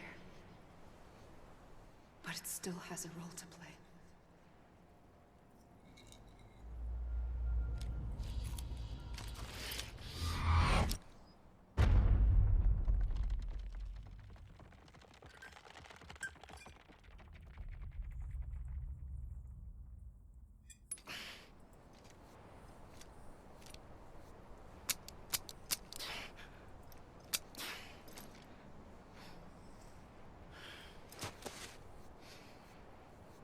Listen, Sam.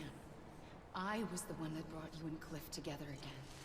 There was something I wanted you to know. You were never abandoned. And you're not alone. Don't you see, Sam? You have to live.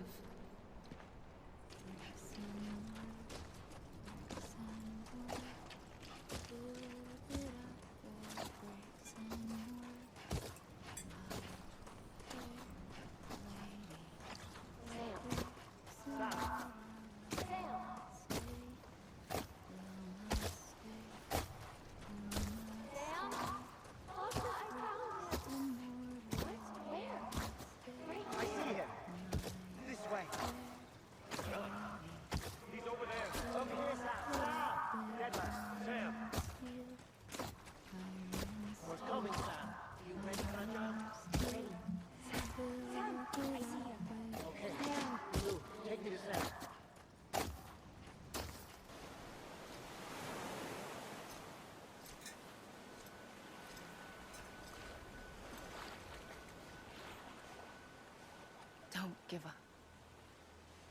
You're still connected.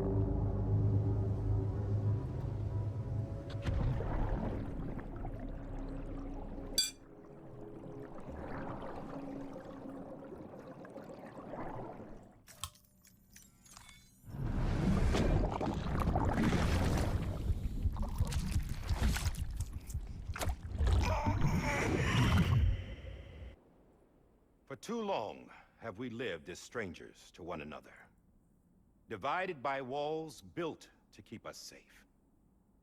But now, with the completion of the chiral network, we may at last move forward as a people united. Today, we come together to celebrate the birth of a new nation. A new nation for a new world. The United Cities of America. I once took an oath to support and defend the Constitution of the United States. And though that proud republic may be no more, we remain. And so, as your president, I hereby swear to support and defend you, the people. Let there be no more walls between us, nor masks to hide who we are.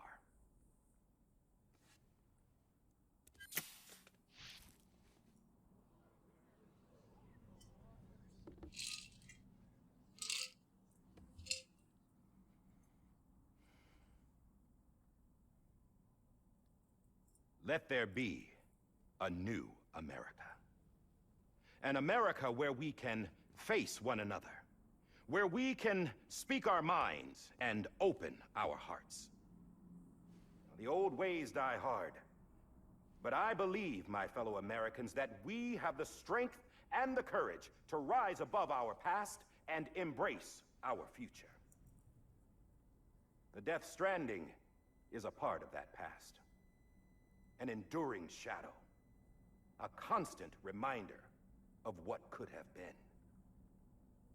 That we stand here today is testament, not to the greatness of any one individual, but to our capacity to come together, to the bonds between us, to our collective greatness. All things must come to an end, ourselves included.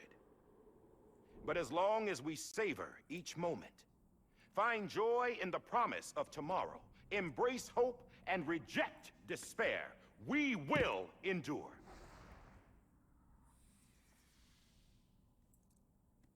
President Bridget Strand and her daughter, Samantha America Strand, sacrificed everything in their pursuit of hope that we, the people, might be whole again. That they are not here today to see the fruits of their labor fills us all with a profound sadness. But we find comfort in the knowledge that their memories will live on in the chiral network and in our hearts. We will always remain connected.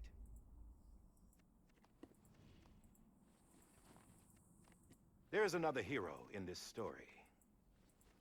One whose achievements seem destined to go unrecognized. America still needs that hero. That person without whom we would not be here. The name is unimportant. But you know who I mean. And for that unsung hero, I have a message. It was you who brought us together. You who made us whole again. And while you and I will eventually pass on, we will be... Going somewhere, Sam? Tired of being the unsung hero? Gonna go play a good game. That is all. She's gone.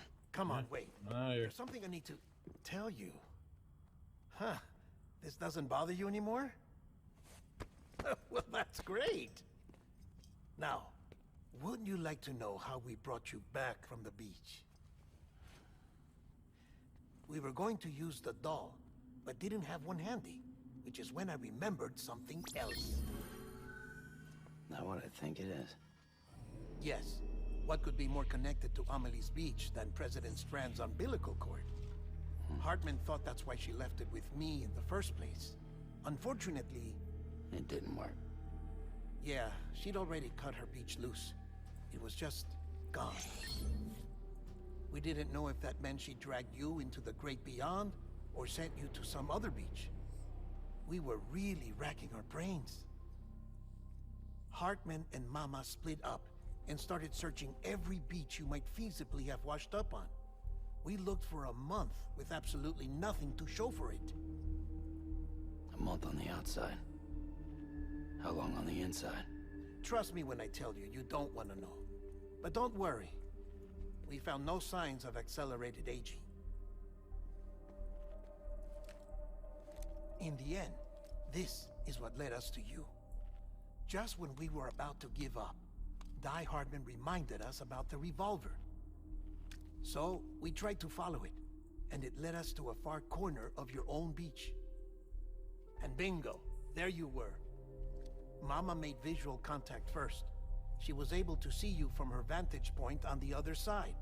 She informed Lochna via their connection, and Hartman confirmed your location during his subsequent NDE. The plan was for Fragile to, in essence, slingshot Lou and me to your position so we could rescue you. But it's not so easy to send multiple individuals to another person's beach for an extended period of time. And that's where the umbilical cord came in. We wove these from President Strand's DNA. They serve as a single knot that binds us all. The President must have known all of this would happen. Ironic, isn't it? The gun that set this whole mess in motion ends up being the key to saving you. Amelie, she said it had another purpose. Not a weapon, but a lifeline. A stick that became a rope. I suppose that's one way of putting it. Oh, Sam. You have no idea how long I've been waiting to give you a hug. Got something else to tell you. Top secret. It's about Cliff. BiBi's mother's name was Lisa Bridges. Cliff's common-law wife. Lisa Bridges? Now, Cliff was killed by a man identified in the records only as John. former U.S. Special Forces. Quite good at it by all accounts. Later appointed as an aide to the president, who used him for most of her wet work. The records go on to state that he vanished after Cliff's death. A warrant was put out, but he was later found dead. Turns out some people die harder than others, though. Dear John donned a mask and reappeared with a new identity. But you can't fool the chiral network. We restored the old records, and Mama hid them deep in the archives. You're the only one besides us with access privileges. Take a look if you're so inclined. But don't say I didn't warn you. The president's got some dirty, dirty laundry.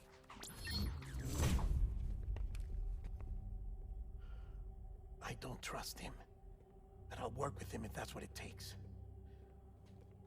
We'll talk later. Guys, chill.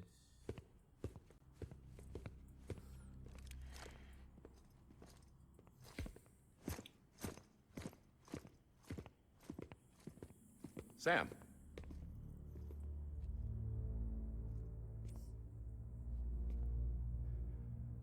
I don't expect you to forgive me. But would you hear me out? I killed Captain Clifford Unger. I would tell you I did it for America. For love of country. But I didn't. I did it for her. Because I loved her with all my heart. She was everything to me. Everything. Now, I'm not trying to make excuses. I just want you to know that not a day's gone by when I haven't thought about it. Time didn't help. Or the mask. Please, let me finish.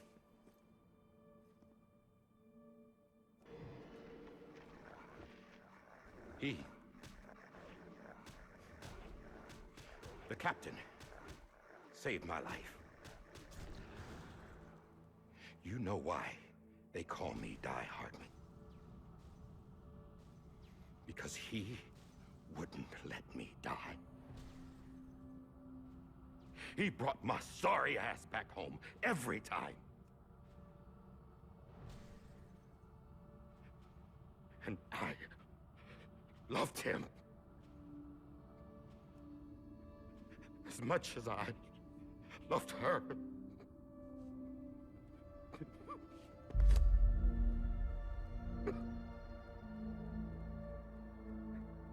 And when he stared me down, that ghost, I knew he was here to kill me, to make it right. And why shouldn't he?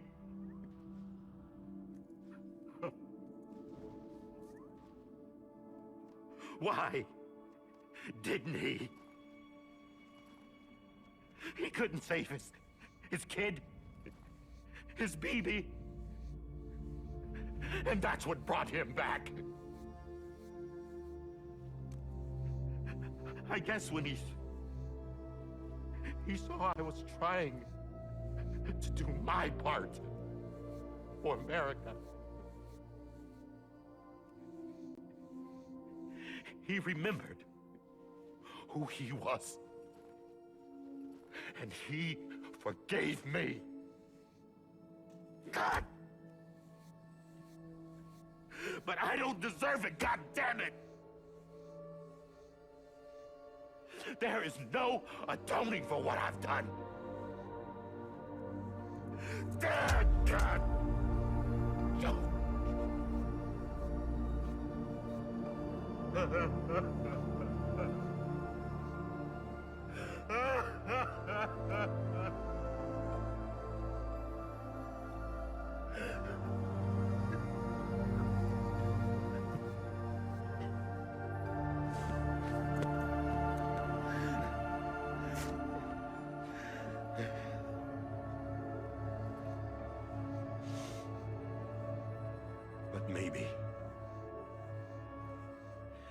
Maybe this is the next best thing. Maybe he brought me back from the beach for a reason. One last time.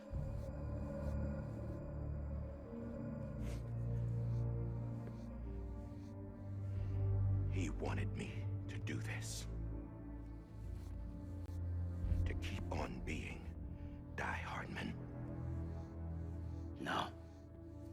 He didn't. Nobody wants a president who acts like they're immortal. And if you're not scared of death, how can you value life? And life is pretty fucking fragile right now. And yeah, the old ways die hard. But that's what's gonna have to happen if we're gonna come together and build a better America. That gun won't help you here. That's her words, not mine.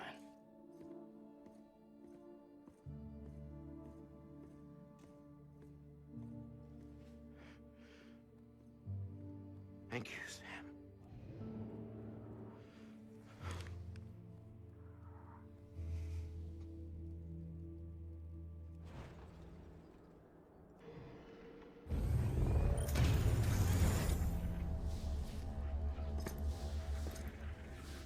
Hey, Sam.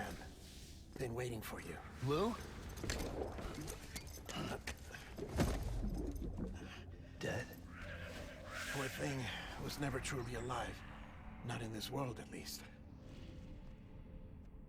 The decommissioning order finally came through. Can't risk necrosis. The body can't stay here. I thought you might want to take care of it. You could try taking Lou out of the pod just to see what happens. But that would be in direct contravention of an executive order. And there are laws about that kind of thing, now that we're a nation. I just couldn't bring myself to do it.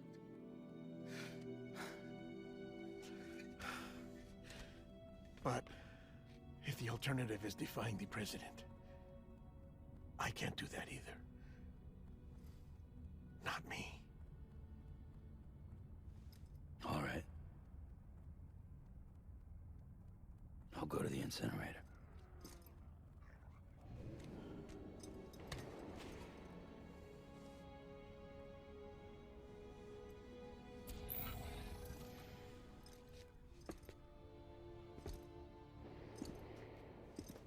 Before you leave, I'd like to check something quickly.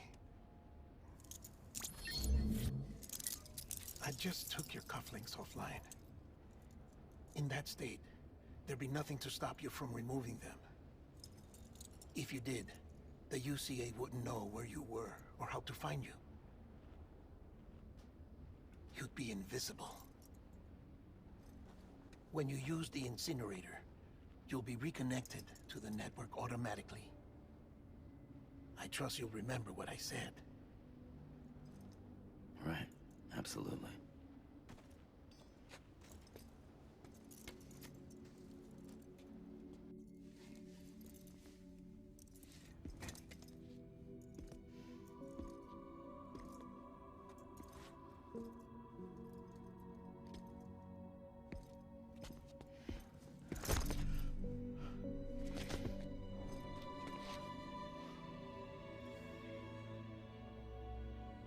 Thanks for everything.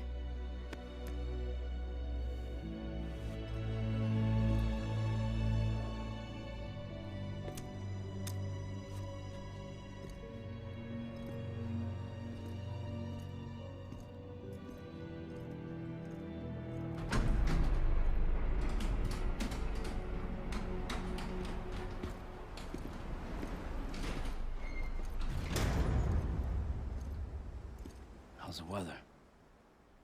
Don't think you'll be needing an umbrella.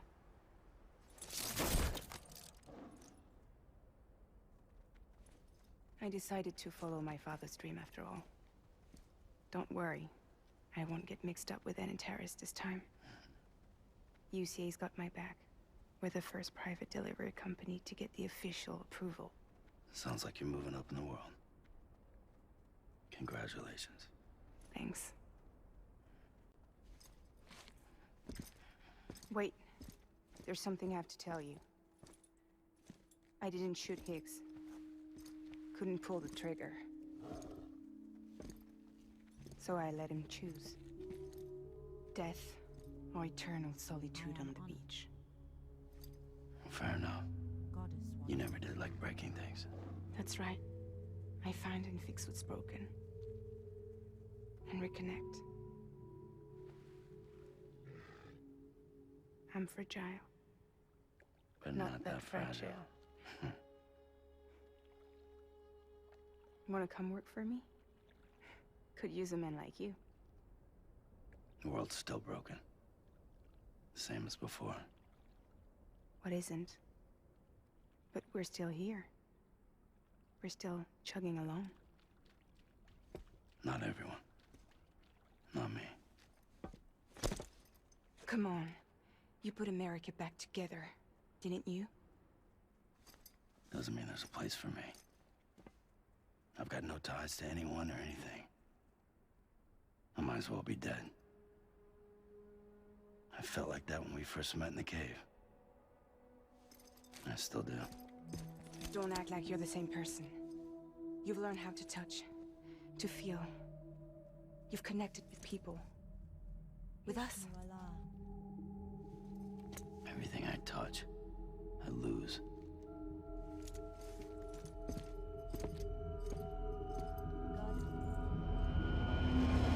Sam!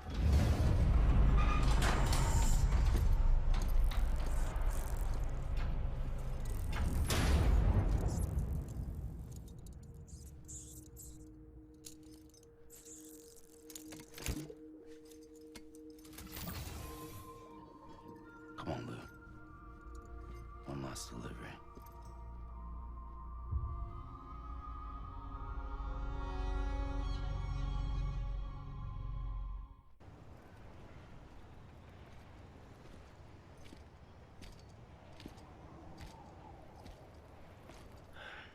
All right. Well, I guess we're here. You still with me, Lou? Poor thing was never truly alive. Not in this world, at least. Well, thanks for everything. Child's special. One of a kind. A BB candidate. Either that, or A sacrifice.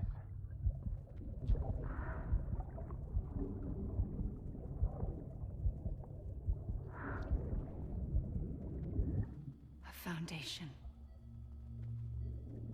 A bridge.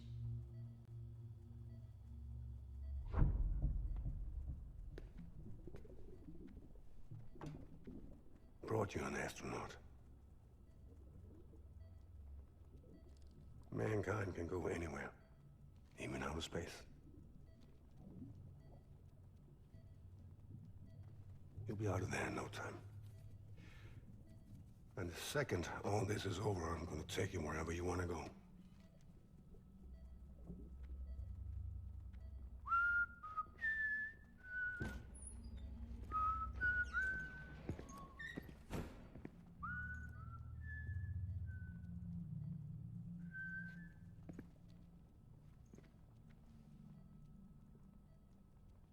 Can I help you?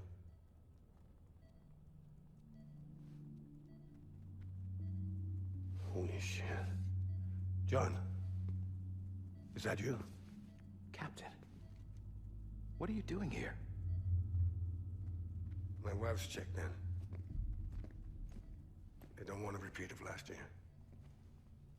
The Void out in Manhattan.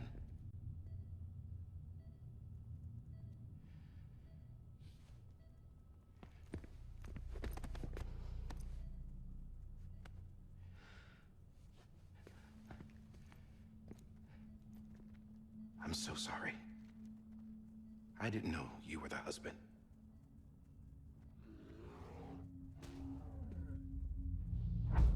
This isn't what we agreed on. You said you'd do everything in your power to save BB.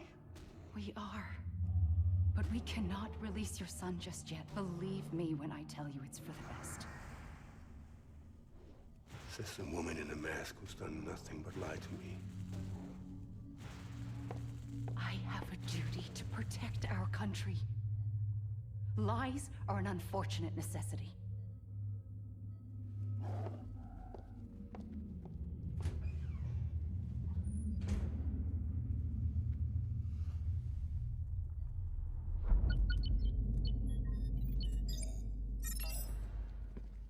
The President gave me the highest level access privileges. I've used them to manipulate the security system. We have 5 minutes before it resets, sir. 5 minutes to talk. Off the record.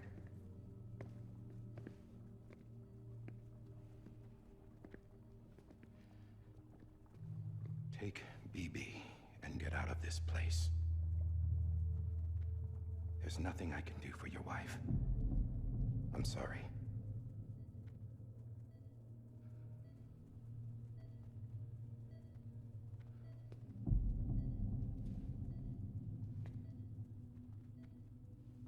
You were my commanding officer, but I swore an oath to the President to protect her and the country at all costs.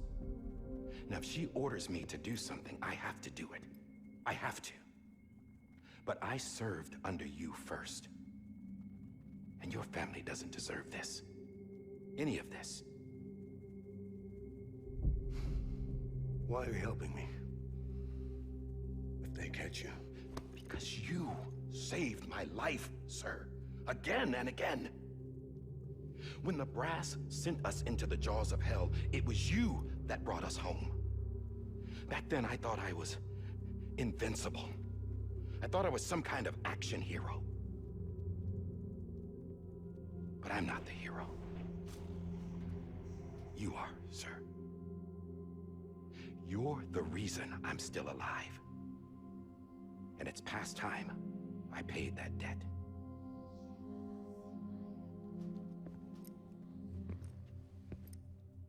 They're moving your son to a new facility tomorrow. You'll never see him again. He'll serve as the foundation of a new communications network. A sacrifice for a nation that no longer exists.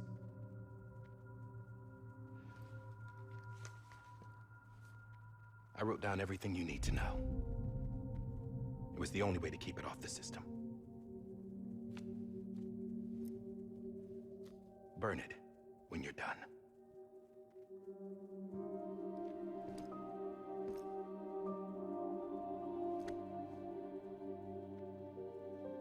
The rest is up to you, sir.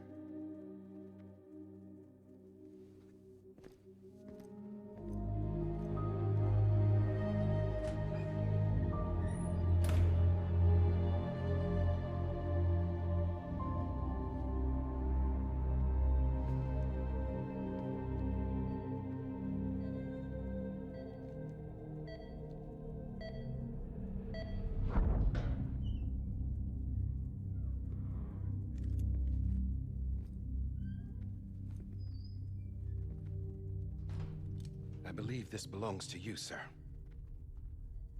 Now, I can't terminate your wife's life support from inside her room. System won't allow it. So, this is the only other option.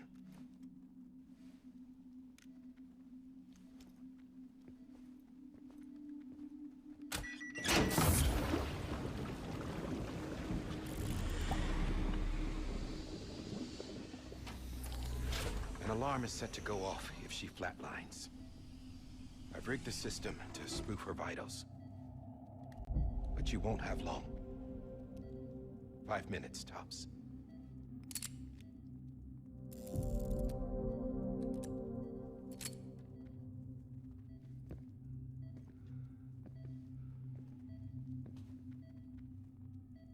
Don't hesitate, sir. This is the only chance you'll get.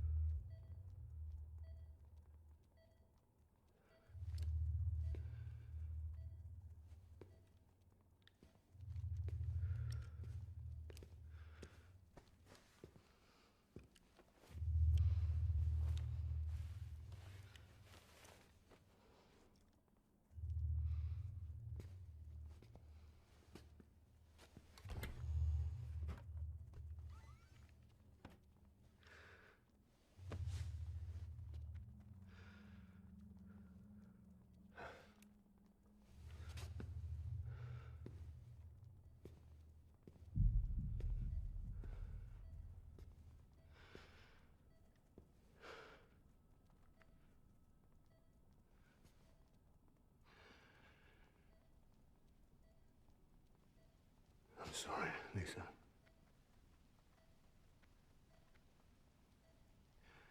Don't worry. I'll take care of him. I promise you. I promise you.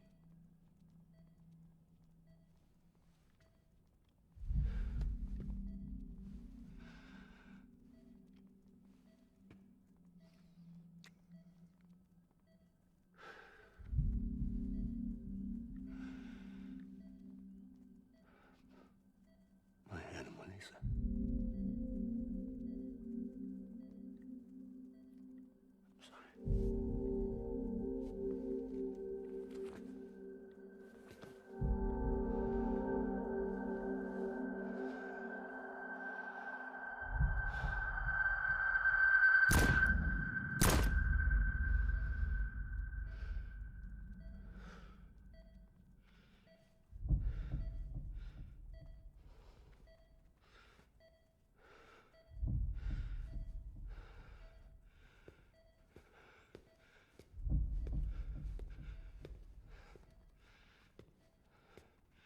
BB. BB. BB, can you hear me? Can you hear me? Steady.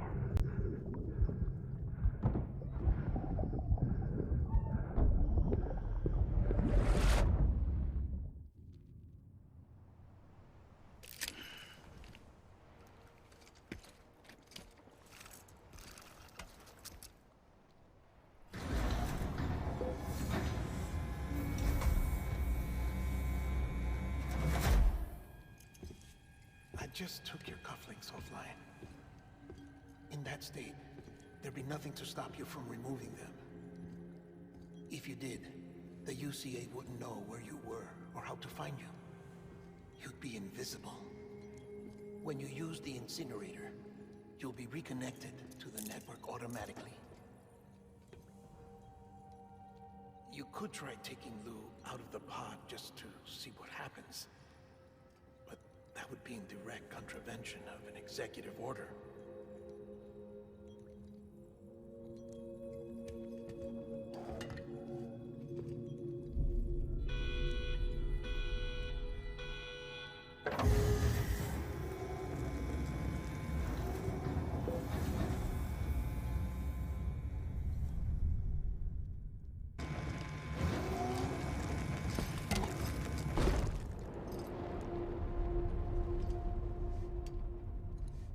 A purpose that cannot fulfill outside the pod. There is a 70% risk of catastrophic failure simply in removing it.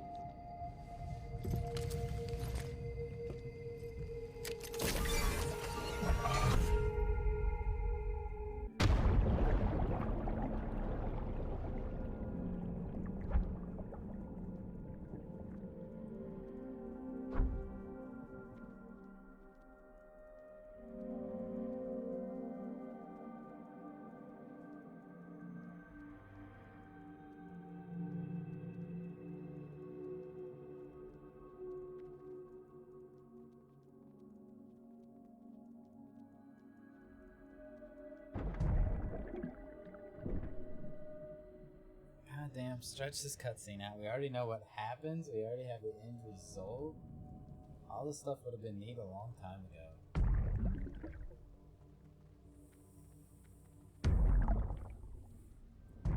You didn't even try to hide the baby in the gun a little bit.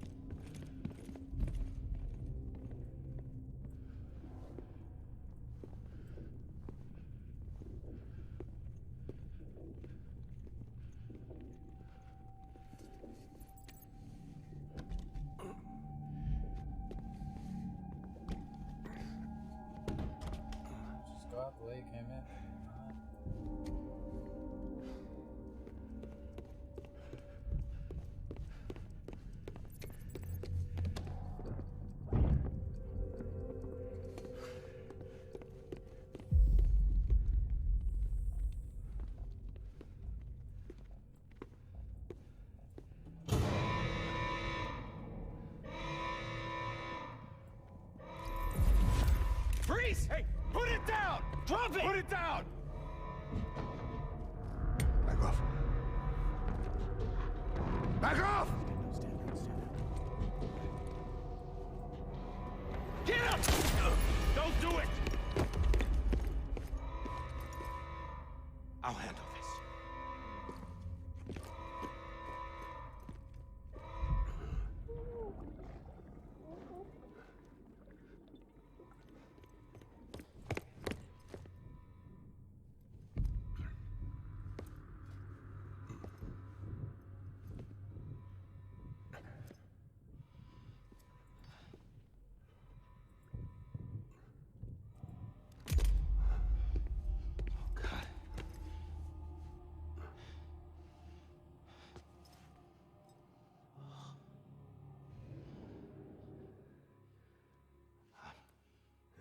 I'm sorry, Captain.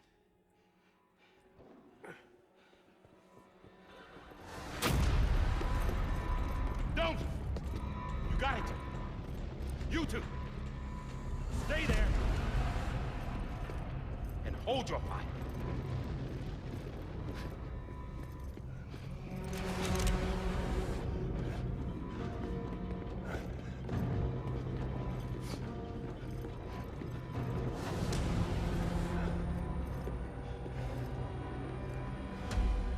Thanks for trying, John. Stop! Step aside, sir, or we'll be forced to open fire. It's a dead end. He's trapped. Security will take it from here.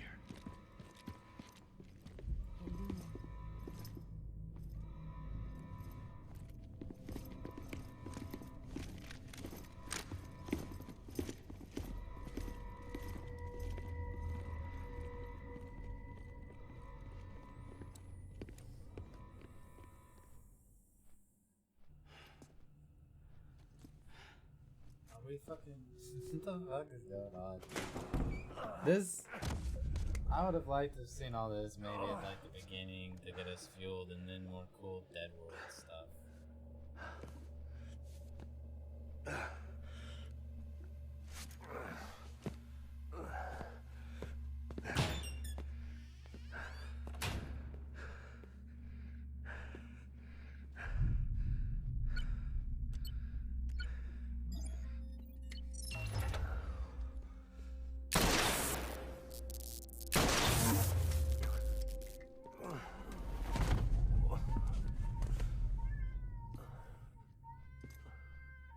In here! Panel's unstable. Get cool.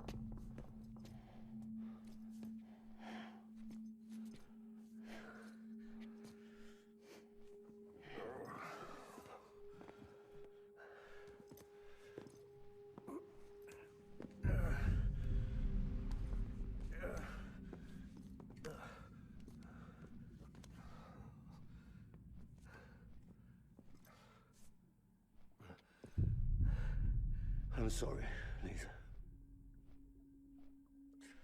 I screwed it up. I've ruined everything.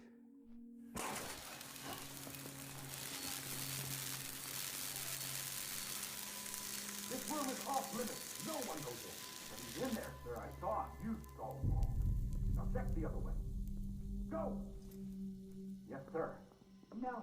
Open it up. He's inside. Move, dumbass.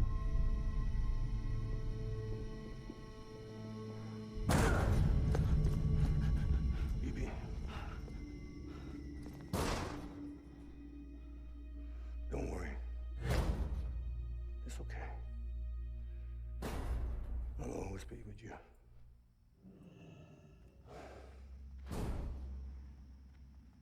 See the sunset, the day is ending. Let that yawn out, there's no pretending.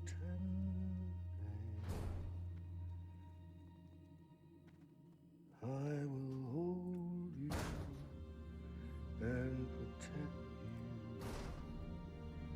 so let love warm you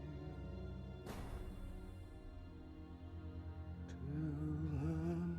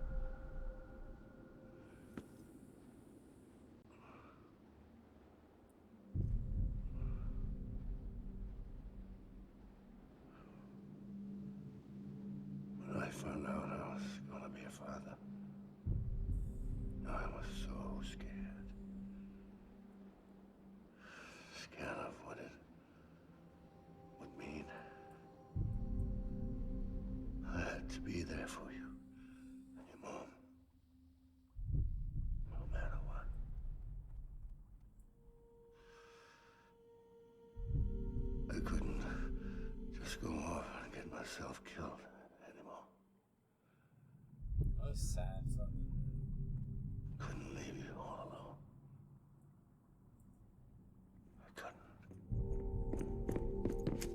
Get off of him! Now! I had it all wrong. All wrong. Being a father didn't make me scared. It made me brave.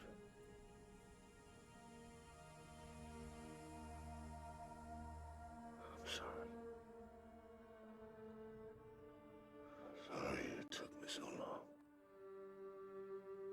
Captain, look at you.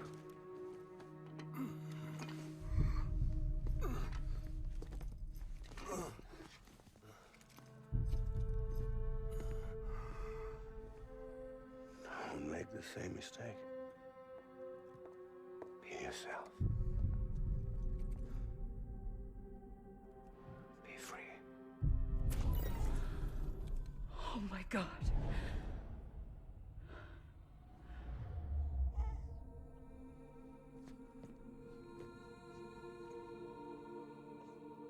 Captain, I need you to hand it over. Shoot him, John. Let it go. Please! Shoot him! I gave you an order. Shoot him! You told me your name was Sam Porter.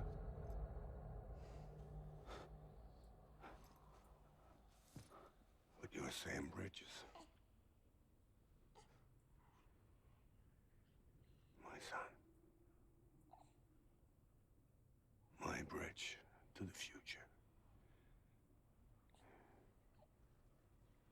Without you, I was just like any other Cliff. Dead end. No way forward. Nothing but an obstacle. Looking on at the world people like you were trying to build.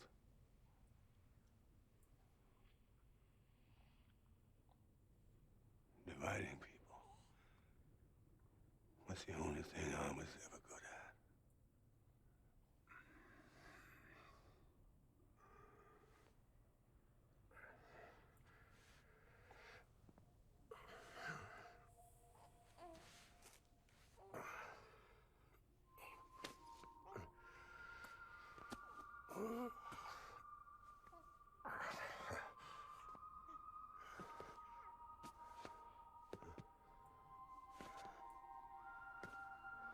But not you, Sam.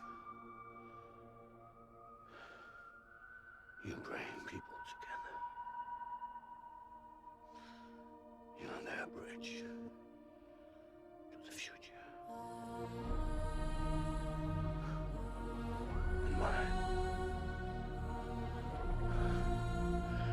Come on, Sam. Stand up.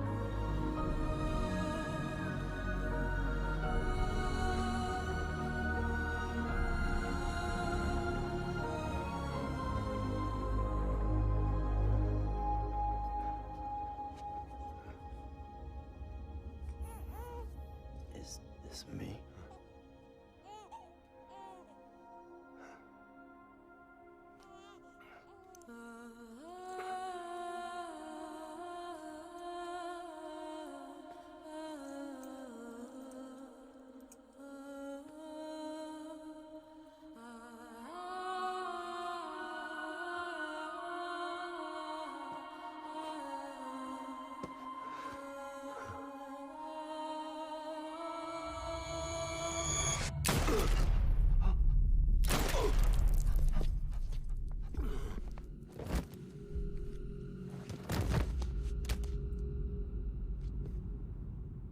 Oh, God. Not BB2. No, no, no, no!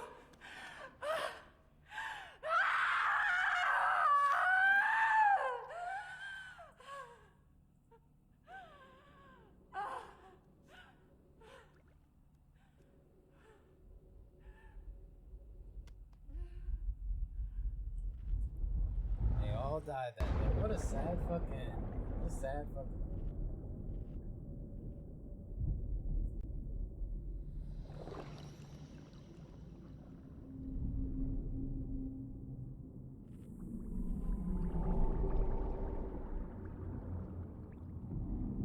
She said like an hour ago she saved his life and watched the cutscene like 1,000 times. The only thing it did was just suicides. That's what made me sad. As far as the delivery of this, I was like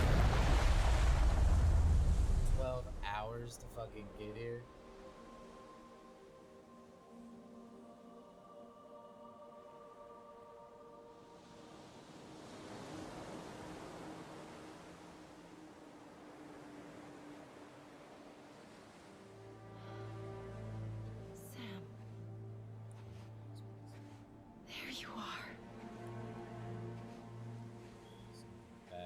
To go.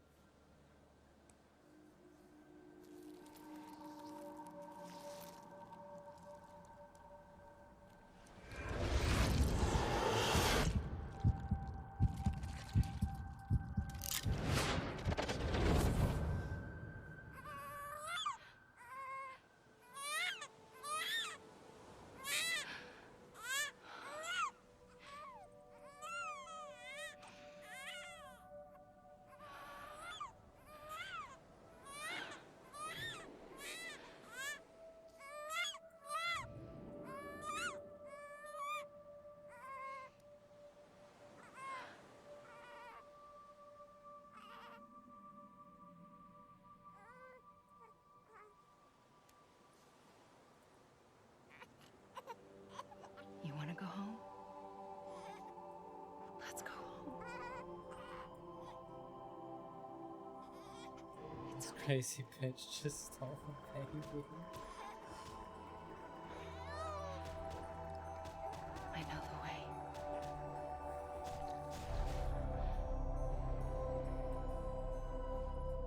This crazy lady just stole a baby. That's Death Stranding, man. Crazy lady steals a baby.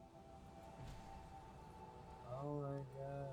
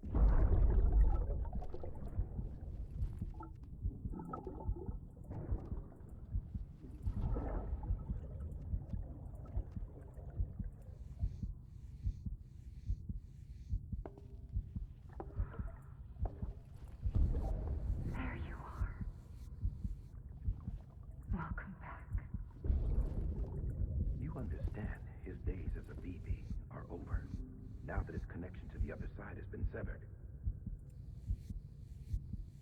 It was me who cut the cord. So yes. A deathless repatriate in the world of the living. Should we decommission it?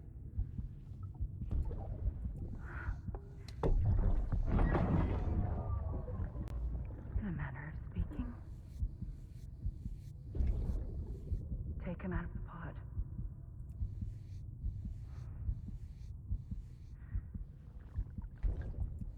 I'll raise him as my own.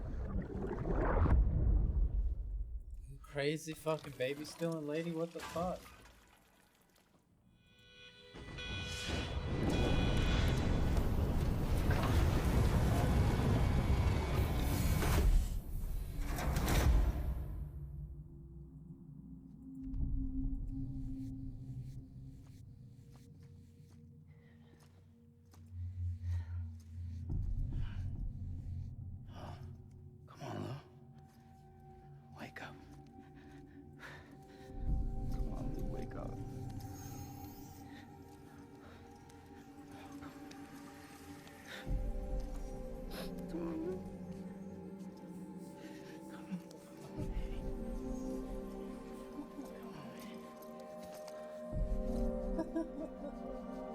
Come on, dude, wake up.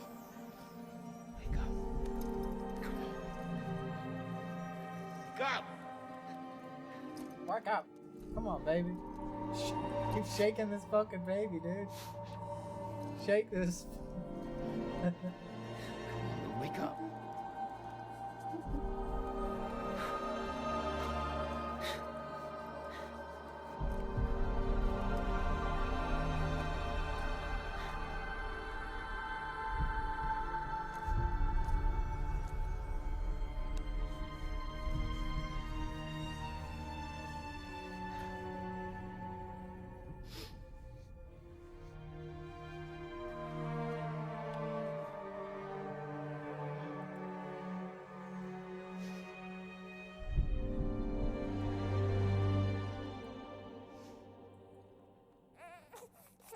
Yeah.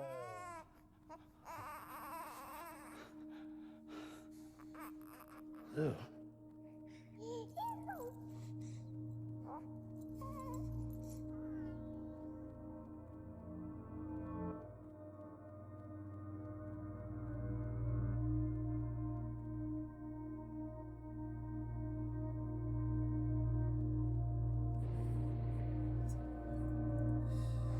Oh my god, Kojima. Tell a fucking weird story. It's not even like the most bizarre, surreal thing I've ever read. It's just... I think it's odd in its execution.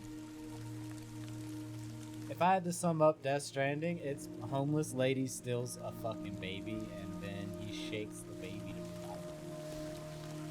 Really, the homeless lady just revived it. Really, I'm not a big fan of like god entities reviving things in movies.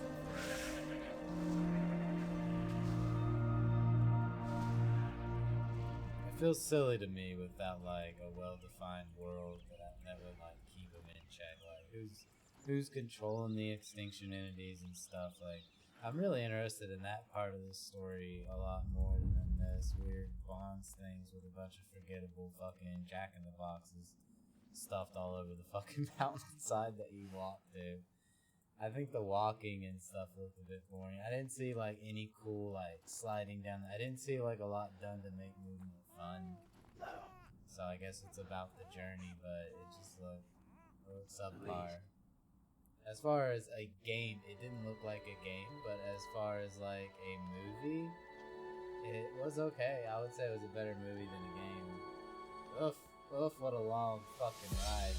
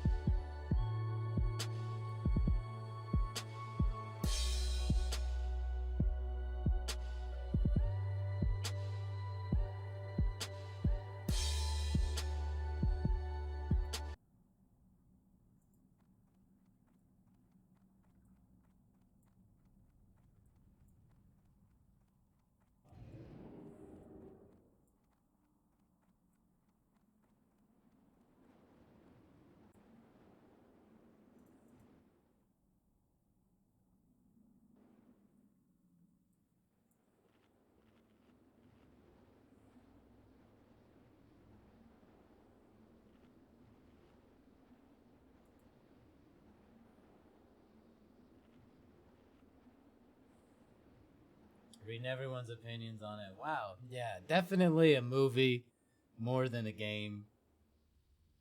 I was tentatively interested in checking it out, but boring as fuck. I've played a lot of games and I know that I wouldn't call it a good game. It's definitely story driven, but then the story is so weak. Like I felt everything that happened in the last 3 hours is what I was waiting for during the first 8 hours, but it's so up its own fucking ass about the mystery of it, and then it finishes the mystery by just kind of lazily rehashing the daydream that you've had the very first fucking day that you were in the fucking game, right? You've just had that day. Like, you've pretty much pieced out everything that's happening, and then it just gives you a better camera angle. That was kind of a letdown. I would have liked more of a reveal, like what's going on with extinction entities, like how, you know, what creates them and stuff like. I feel like all of that was kind of. Is it just people who are born on the beach? I was just like, whatever, you know. I would have liked more beach stuff, or like more intelligent death entities or stuff like that. But as far as just being godlike entity revives a creature that it's become attached to and just fucks up, because like it's basically just God gets emotions. I just, it was way too long for what it did. I feel like if it had spliced up like the part where BB gets shot and revived, you could show that cutscene later when Amelie is revealing stuff. But the other part, like the good actions and like just fucking give up and show us that whole cutscene a lot earlier. It draws you in a lot quicker. I don't know what the fuck he was fucking doing. Burnt. And then there was just like really silly shit. The fights looked incredibly boring and easy. It was mostly like just finding the right stuff to jump on, which that seemed wholly unappealing. And then you have that little Metal Gear Solid flashback where they're punching each other back and forth. It looked really cheesy, not good. I thought Higgs was kind of interesting, and then he became really flat somehow. I don't know. Fragile had a lot of character, but they overplayed her silly line, and then she just became like this weird teleporting cop-out. So I was just...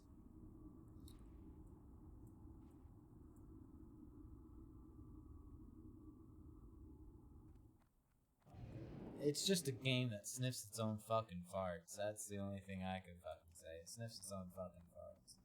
It has good production value, you know. I mean, you can't say that there's anything wrong with like how the game was made or the production value or everything, but overall it's just a generally bland and dull experience. If it was a movie and you shortened it down to like 3 or 4 hours, it's not good. Do not like it.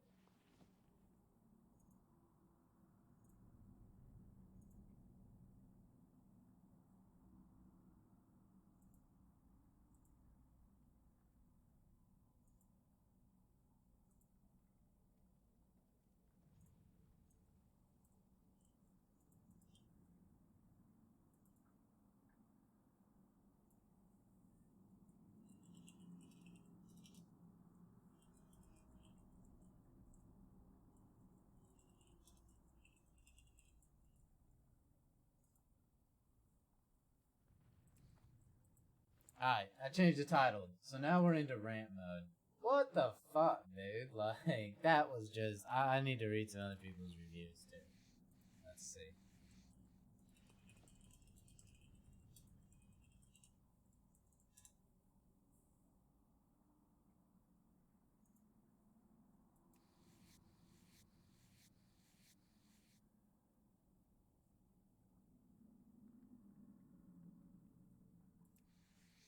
Holy shit, everyone's giving it, like...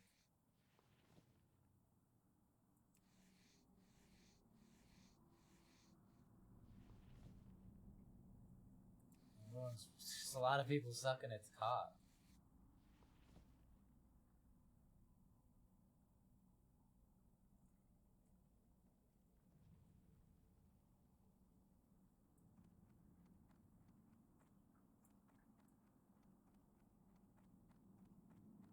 Dude, a game by its definition has to be fun.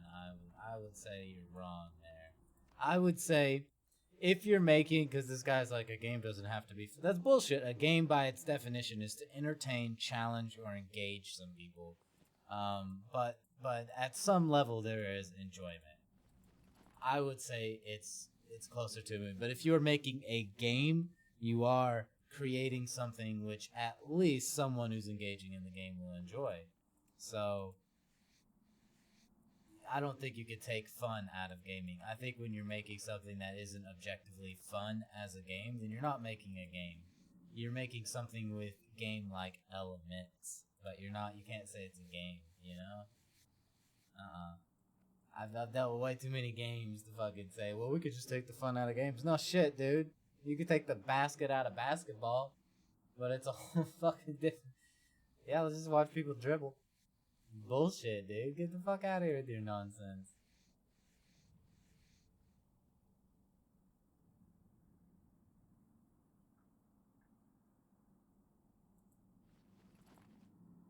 Not everyone will love Death Stranding, and I won't blame you. The game is not for everyone. Some episodes take over 24 hours to complete, and the rinse and repeat delivering mechanics could be an issue for some. However, it always rewards you in some way or another. What the fuck? That's vague as fuck. Be it with its gorgeous and detailed world that is a joy to explore, or the fantastic story that unfolds, you discover everything a sophisticated has to offer. And he gave it a 10 out of 10, even though he was like, the missions are repetitive and boring as what the fuck? Unashamedly political game. Is this where we're at now? Games are political. My game is not fun as a statement to how games don't need to be fun. I was like, dude, it is truly a game that huffs its own farts.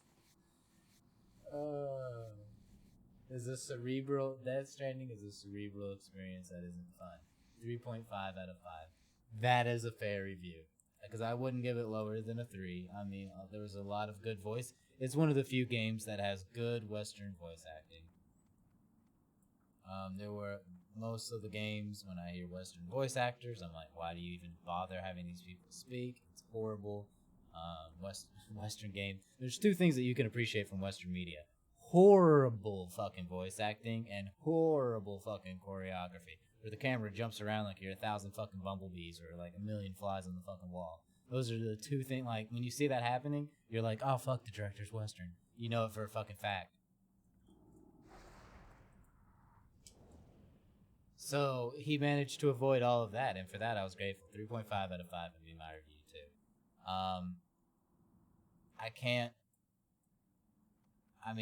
I watched the whole thing, so the story's good. I like the voice actors. I thought the world was neat. I thought everything looked good, but I thought that the gameplay was just entirely not there. And then when I read the reviews and read his commentary, that was not the point, was not to have gameplay. He threw in like gameplay elements just as more of like a story device, like there's just something to do. But that was something I noticed with all of the boss fights. I was like, you're not really fighting at all. You're kind of just... I don't think the game's trying to get rid of you or kill you, you know, in any way. And that's basically it. That's basically confirmed by the story. The game doesn't want you dead. And I think that's what takes away from everything for me. You're in a story where you're such the main fucking character in a weird roundabout way. You know, you're a repatriate. You can't fucking die. The game just itself does not want you dead. And I think that it makes it entirely unappealing for me. The story was drug out way too long, I felt like. For not adding more depth at the end, for just dumping a cohesive cutscene instead of making us watch it like 18 times together. I mean, maybe it's, you know, maybe when you've been like trapped for like 24 hours doing box fucking drop-offs, maybe that makes it different. Like maybe maybe when you've been walking around the countryside for 24 hours, you kind of just forget what the fuck's been going on. You're like, oh shit, that's right, there's some story. And then then he gives you the whole thing. You're like, that's what was fucking going on. I completely forgot because I was collecting, aspirin for so long. And then I guess it makes sense. But watching all 12 hours of it in a fucking row is...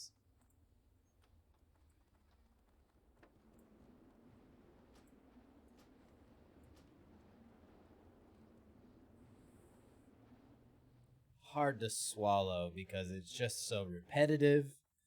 There's not enough depth. You pretty much figure out the story, and then it just dumps it all at you right at the end. And I just don't feel like there was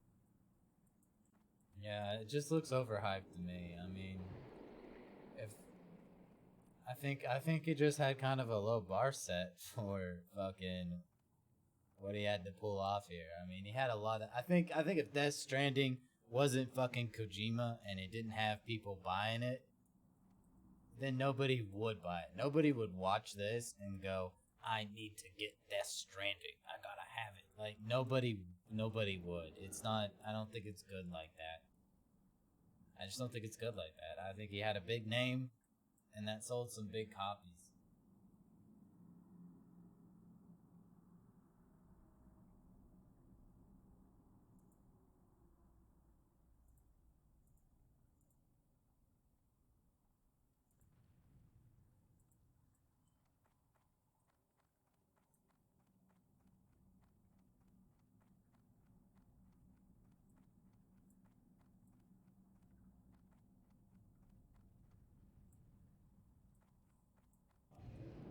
But like I said, I've only watched the cutscenes, so whatever.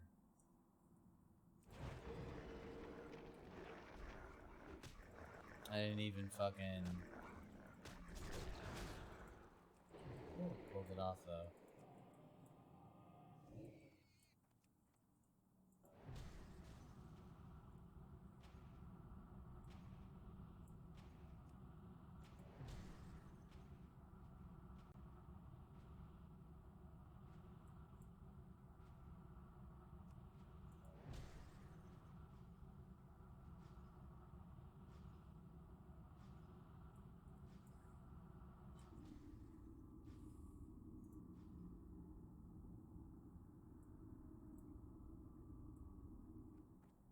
What the fuck?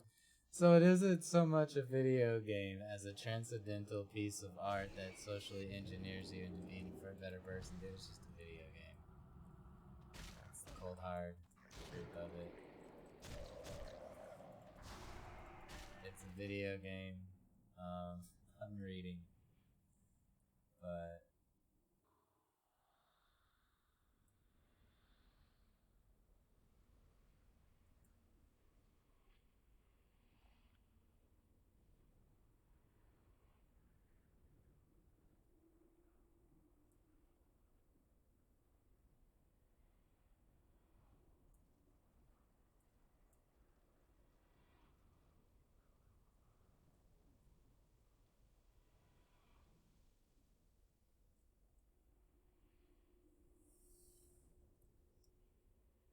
It's a pretty bullshit piece.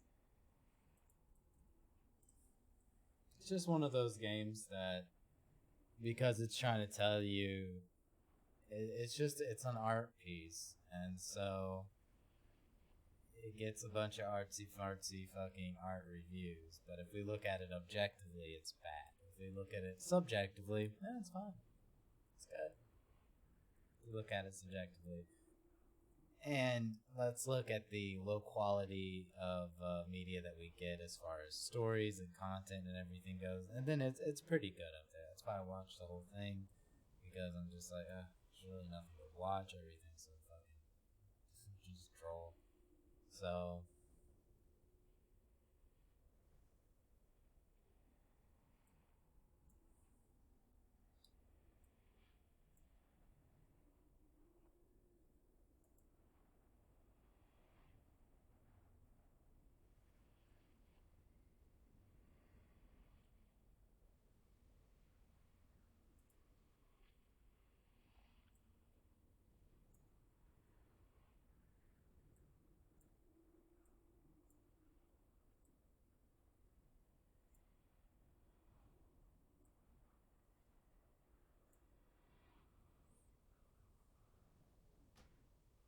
Yeah, dude, if this game was made by anyone else, definitely a 5 out of 10.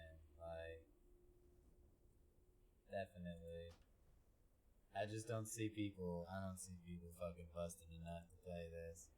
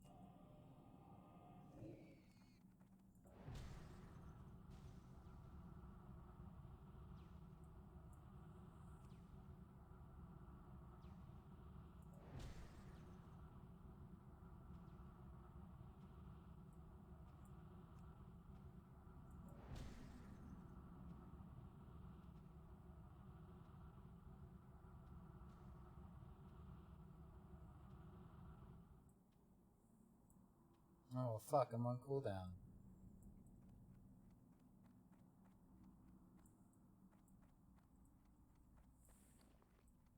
I never buy any potions.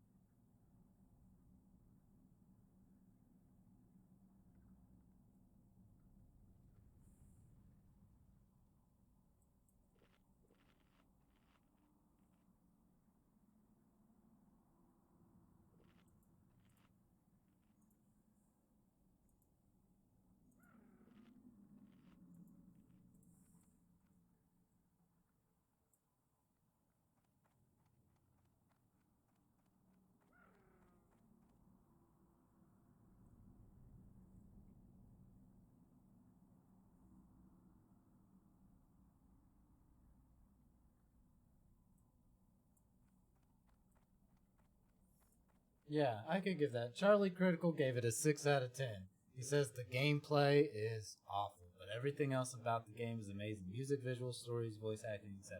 My only gripe about the story is I didn't like, now that I've seen the whole thing, I didn't like the layout of some of it. But I'm like, whatever. You know, it's not my fucking story. I was like, whatever.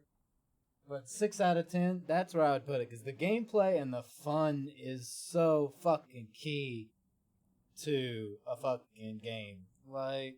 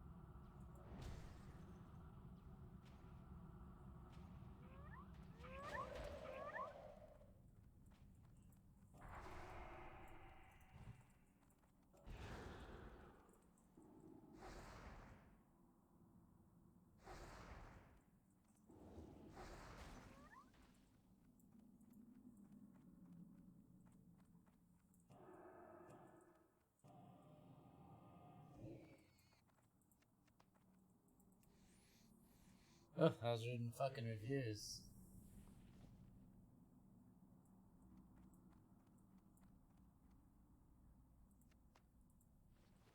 I know writers who use subtext and they're all cowards.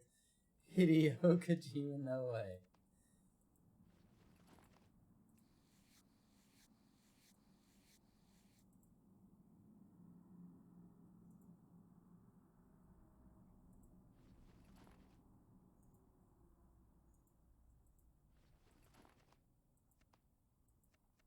Meringue.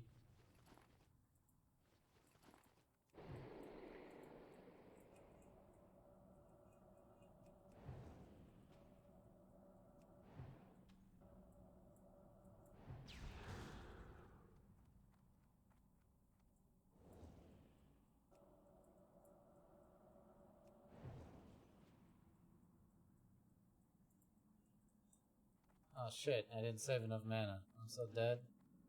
I'm dead. I'm gonna die.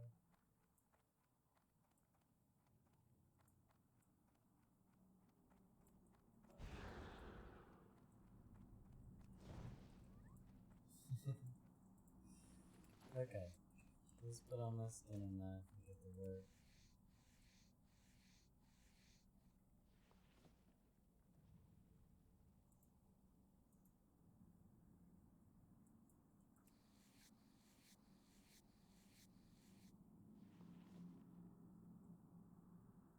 A handful of mine, yeah. It's that's where I was like, the voice acting is good, but I wouldn't say it's amazing. But if you compare it to other West, like the bar for the medium is just so low in Western entertainment that like you write something with where two characters have like a somewhat cognizant fucking conversation, and it's like, wow, this is amazing. I've never heard it, and I'm like, dude, I hear better stuff at the bar. But it's just we have such a low bar for everything. It's honestly so sad. Some of these games should never, like 10/10, 9/10 should be very rare ratings. You hand them out like fucking candy.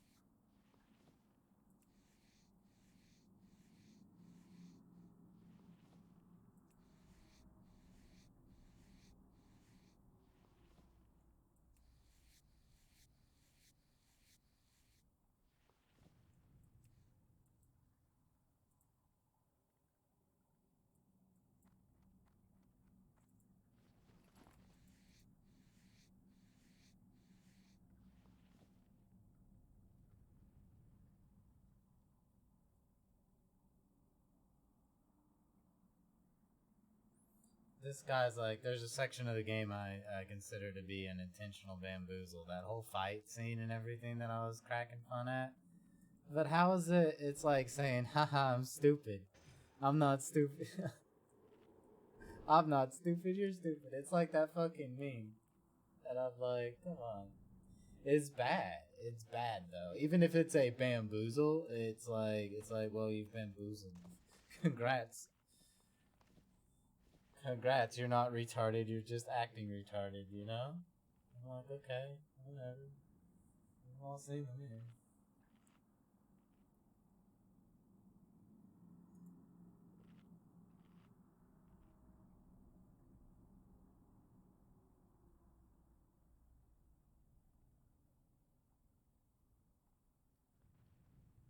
Ready Player 1, 2. Yeah, that's it.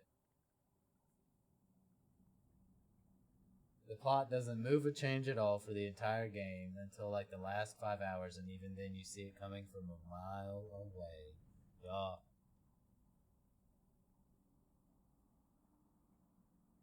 It's like Kojima only had one thing to say, connections matter, and he blows that load in the first 10 minutes and spends the remaining 50 hours just saying it over and over and over and over.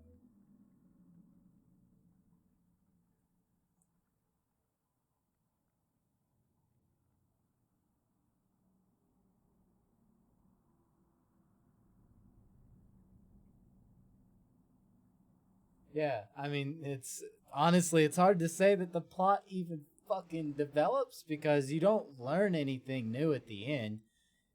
Like, it ends with Higgs. Once he learns that basically Amelie is in control and self-sufficient and everything, they try to throw you a little loop with, like, maybe it's the dead god who has them all, but we know it's not fucking Cliff. So, I mean, then the story's done. Like, there's no new developments, you don't see anything new. Then it's just like a bunch of, like, you should feel this way about things, man. And then I have to watch some dude, like kill his love, and I'm just like, ugh. And it didn't even tug on my own heartstrings at all. Except for the fact that, like, because it was so, like, just done.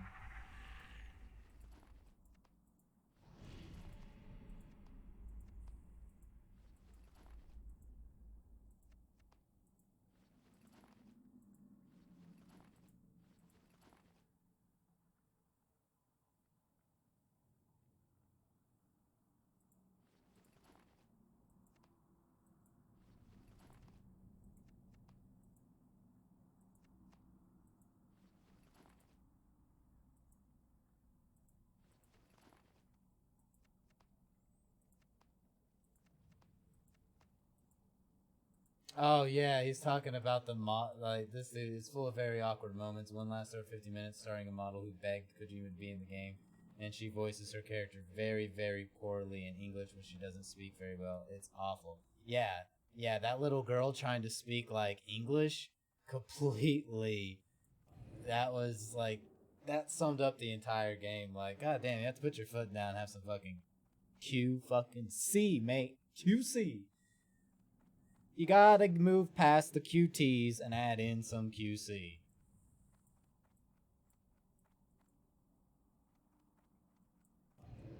Because it was bad. It was so bad.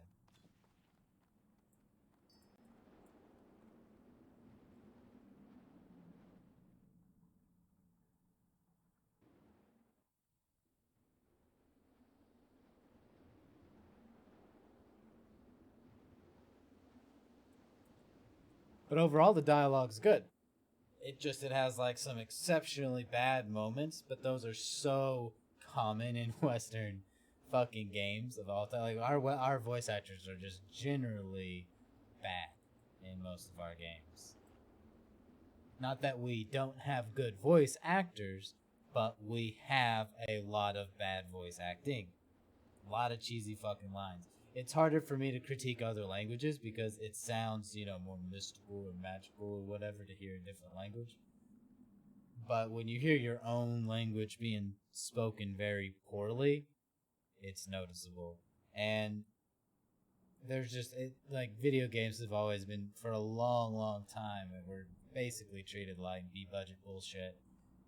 And nobody really cares about voice acting or anything over here, so just...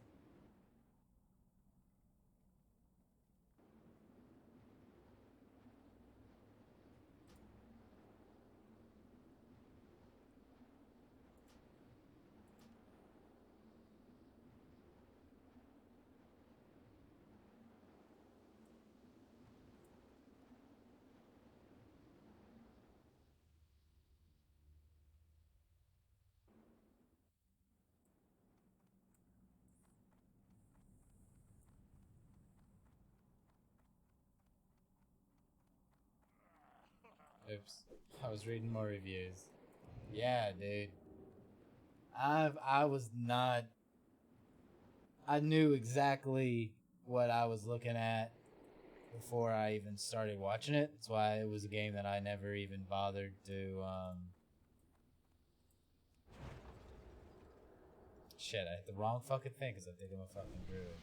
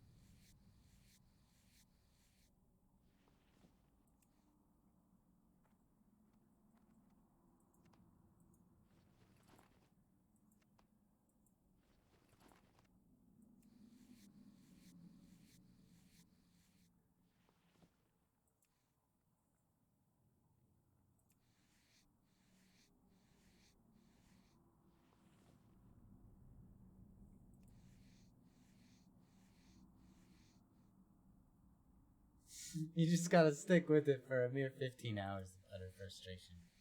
It gets real good after that.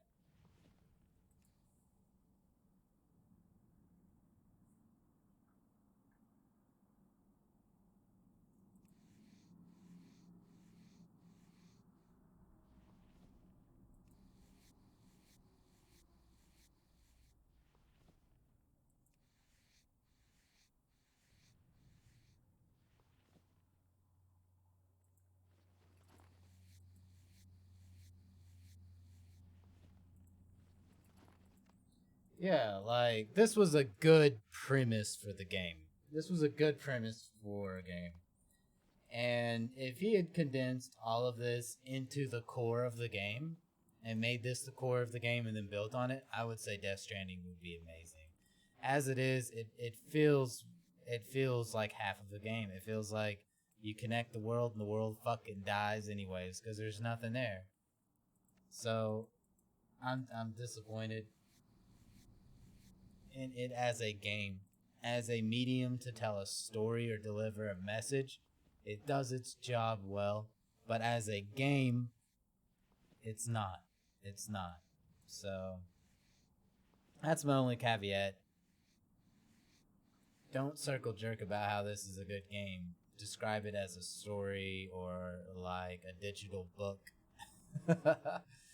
Because all you're doing is pressing buttons to turn pages, baby. That's all that's fucking happening.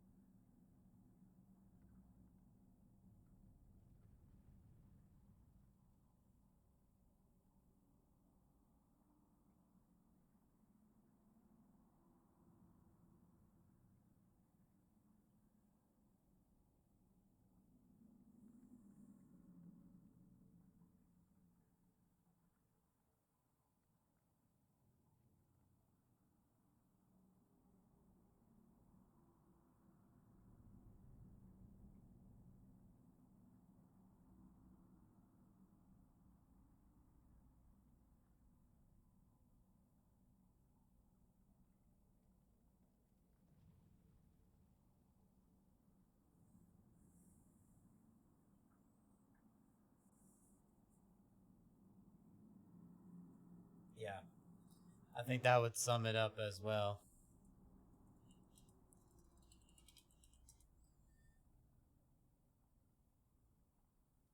The multiplayer in Death Stranding really encourages you to not like your reward for working together in Death Stranding is to get out of the fucking game quicker and see the cutscenes sooner. Like, that's your reward, is to simply be done with it earlier. And if that's like the big reward that we're going for, is like, yes, we escaped, or yes, we did it quicker. I mean, is that good? Does that ultimately...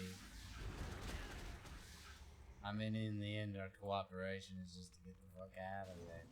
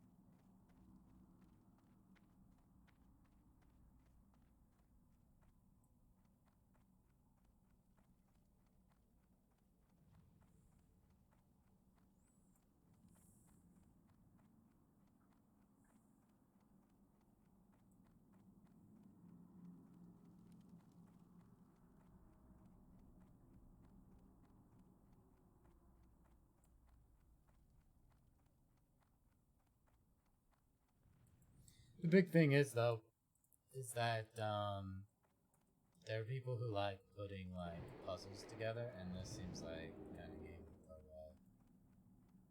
It's slow. You just kind of put in the pieces. There's not really. It's not like you're gonna fuck up and break a piece or lose a piece or anything like that. You just take your time, help some other people solve their puzzles, and then at the end you sit back and look at it. There's not a big goal or anything like that. You just kind of take it all in and enjoy the picture for what it is.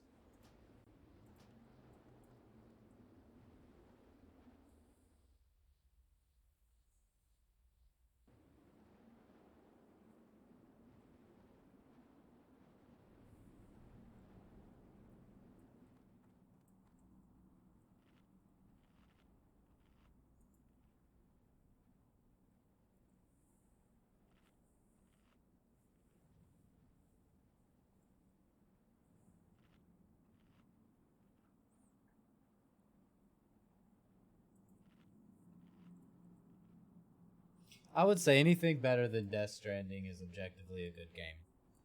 That's what I would say. I would say it's like the bar I would set. It has the walking around, the stories, the mostly good voice acting. Rewards a little bit of cooperation. But it's lacking a lot of gameplay elements that I like.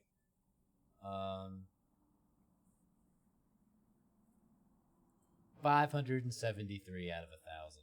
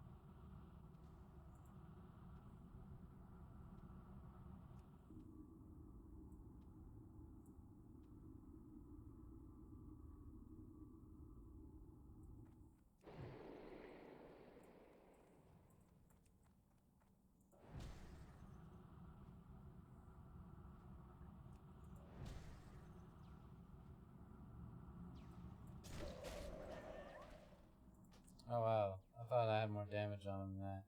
It's alright, I gotta go to the restroom. And we'll just revive and go back to town anyways. Just need to send off some gold and take care of some things. Just do that. Such a fucking Pokemon.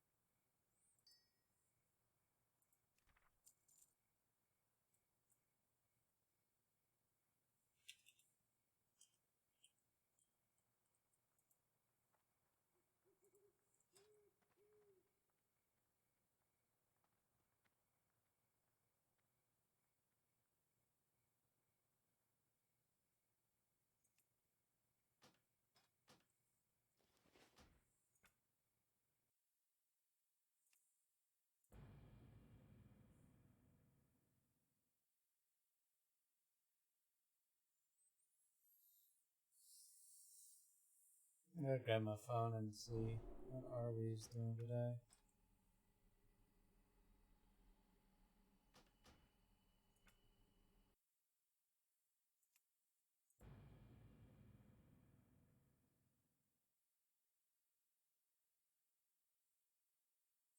Making sure I have that dude's name right before I send off a bunch of gold.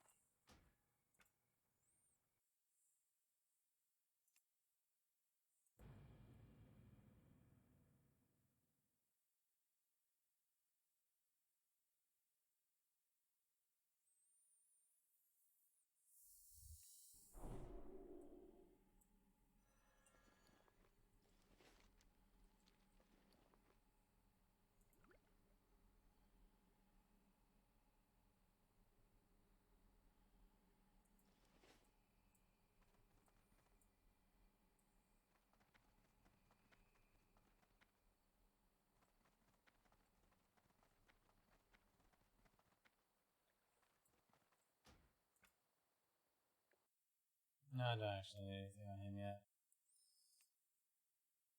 I guess I have to look at his gear real quick. I want to see what his helmet is. I kind of want the crown for Direwolf North. I mean, my gear's kind of come together. I'm in mostly blues now. I just need a necklace, which we get from Strat Live. I need a new helmet. The Ogre King crown is basically a straight upgrade of the water resistant hat. And I need a rope of aim sight, which is from like Sholo, and my bracers actually okay. And like slag hide gauntlets from Low Black Rock. Everything else is more or less okay. I'm missing a trinket from, again, like doing my Upper Black Rock Spire quest thing. I'll run to the bathroom. Let me throw something on.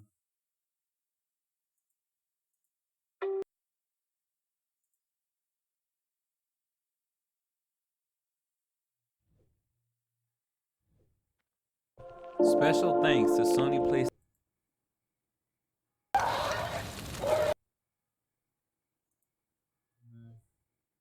This Assassin's Creed Syndicate map probably sucks. Technomancer, Vampire Rain, The Surge 2. You know what? Fire Emblem.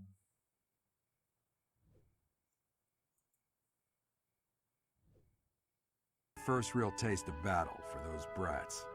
It'll be tougher to sleep at night if you let one of your little pupils die. So stay vigilant and lead them well. I'll do that. I wish I could offer you my support, but Lady Rhea won't allow it. For now, I'll try to figure out what she wants from you. I don't mind you settling into your life here, but don't let your guard down. Ever. Perfect timing, Professor. I've just received word from the Knights. They've located the bandits. It seems they have them cornered. They are in Xanadu, the Red Canyon. I can't wait to get started. I'll strike down those heinous thieves before they know what hit them. Charge ahead if you must, Caspar. Just do not put the rest of us in danger. I'm going back. I won't be of any help anyway, and I don't want to get hurt. Don't worry, Byrne. It's just some bandits. We'll have no trouble at all. Don't get ahead of yourselves. Unfounded optimism isn't a great strategy. Let's just get this over with. There is nothing to get over. We will work with each other to achieve our mission.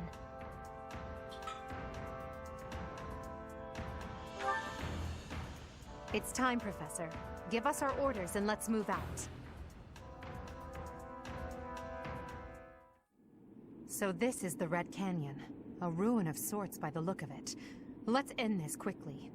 The thieves must have been driven back. Be careful or the cornered mice might bite us.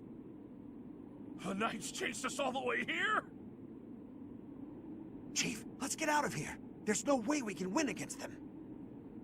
Shut your dumb mouth! Where would we go at this point? You can't be a thief if you fear death! Professor, I hear there's a back road to the west. Why don't we split up and attack from both the west and the front? If we advance tactfully, we can attack our enemy from both sides. I leave the rest to you. Regardless, we must cross the bridge first.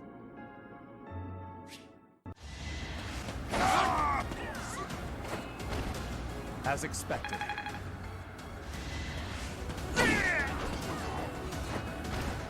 Now you know your limits.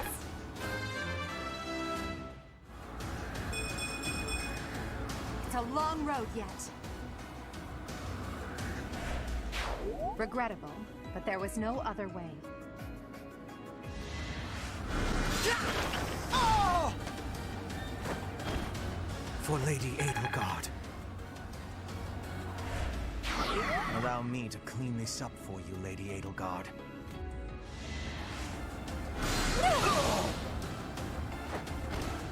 Winning's always nice. Not quite what I was after. So, is making us experience a real battle part of the Church's teachings?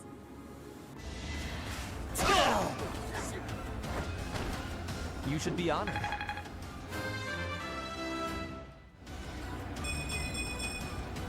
the noble standard. These ruffians are no match for a noble like me. Oh! I thought I was dead.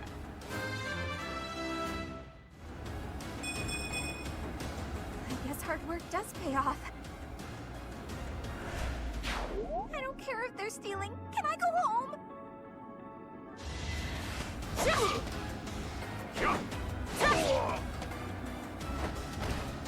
Witness frigid pride.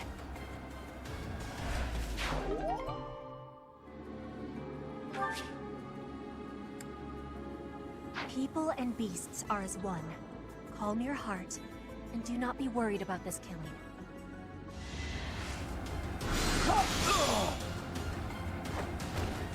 Can't get ahead of myself. I killed them.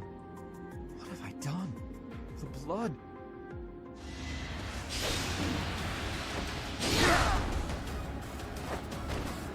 No one makes it past me. Are all real battles this exciting? Come on, let's get on to the next one. Sending these brats instead of the knights means they've underestimated me. Big mistake.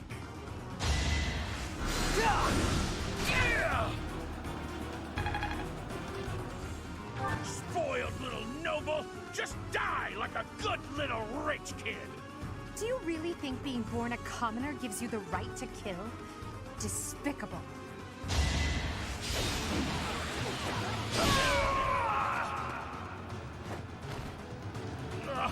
I should have never listened to that idiot. What a mistake.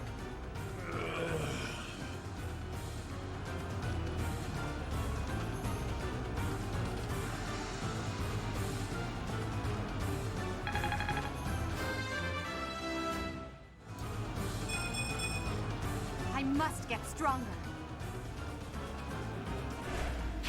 Thank you for leading us, Professor. Though I suppose there was no way we could lose to a familiar foe. In any case, something about this canyon feels inexplicably strange.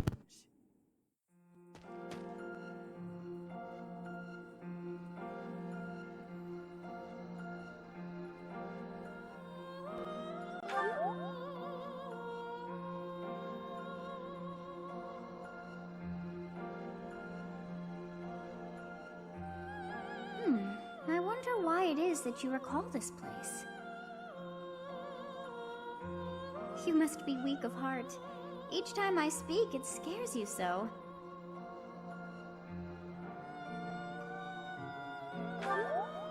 Although the battle's at an end, do not feel too at ease. Well, anyhow, I am quite fascinated by this place. As far as I can tell, this is your first time here.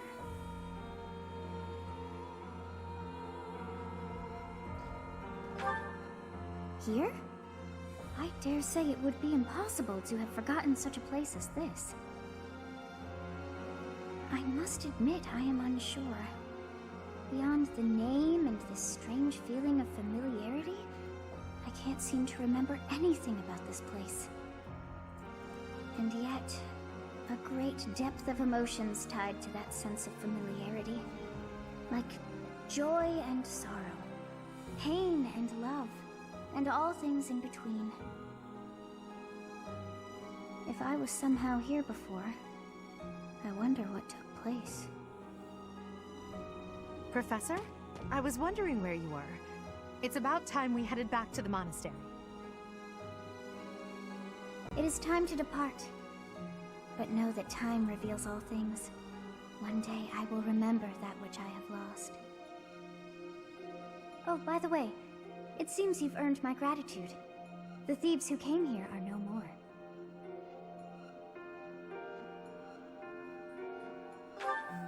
I am not sure myself, yet I am grateful all the same.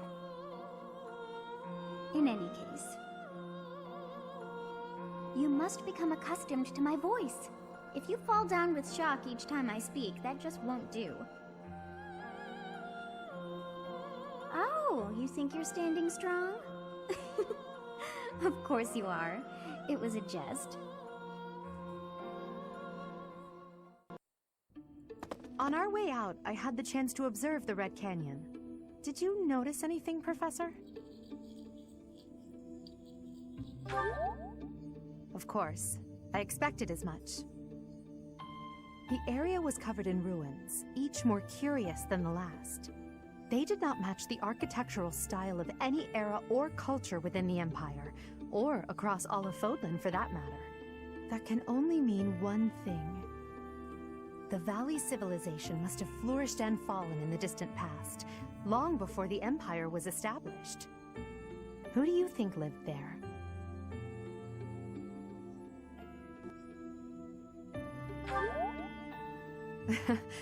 It's possible they weren't even human. Perhaps their remnants still influence this world. So you have safely disposed of those bandits. I pray that their souls find salvation. But why did they target the students to begin with? We must further investigate the true cause of all that took place. Until we know more, I ask that you support the students and relieve them of any unnecessary worry.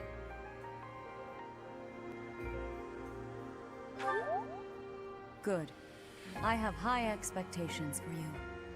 By the way, how was your time in Xanadu? Legend has it, in ancient times, a goddess alighted upon this world in that very canyon. For a goddess from the heavens, Xanadu could only have been a temporary haven.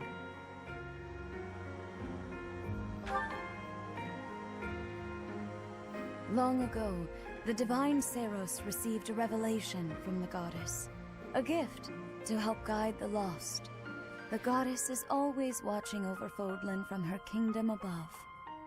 However, in ancient times, the goddess graced this world with her presence and offered salvation to the people here. She is the mother of all life, the arbiter of every soul.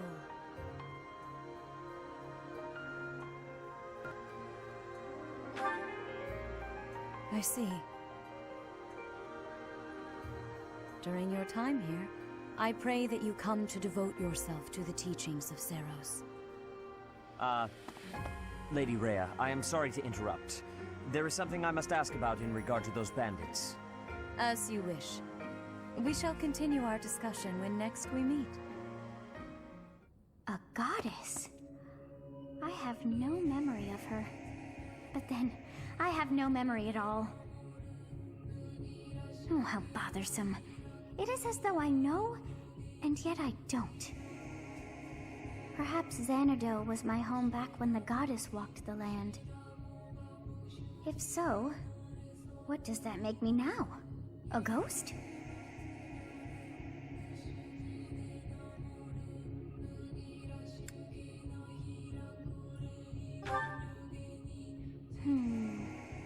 No, that cannot be. I am most certainly alive. Of course, we also have the mystery of why I'm here with you. Is it somehow connected? Perhaps some past regret is stopping me from moving on, and now I'm forced to stay with you instead. No, that's not it. I can't believe in such a meaningless existence.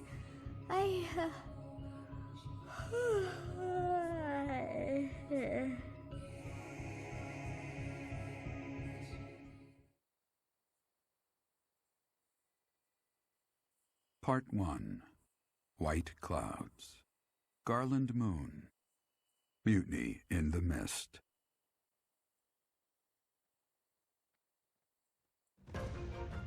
When the warm winds blow from the sea to the south of Adrastia, residents of Fodlan know that the rainy season is upon them. Before the heavy rains take their toll, young women hurry to pick the last of the white roses. The ivory buds are woven into garlands and given as gifts to close friends or potential lovers.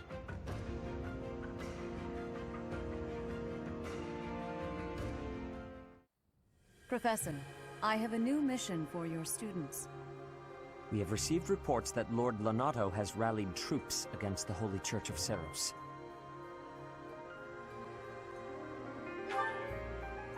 Lord Lenato is a minor lord of the kingdom.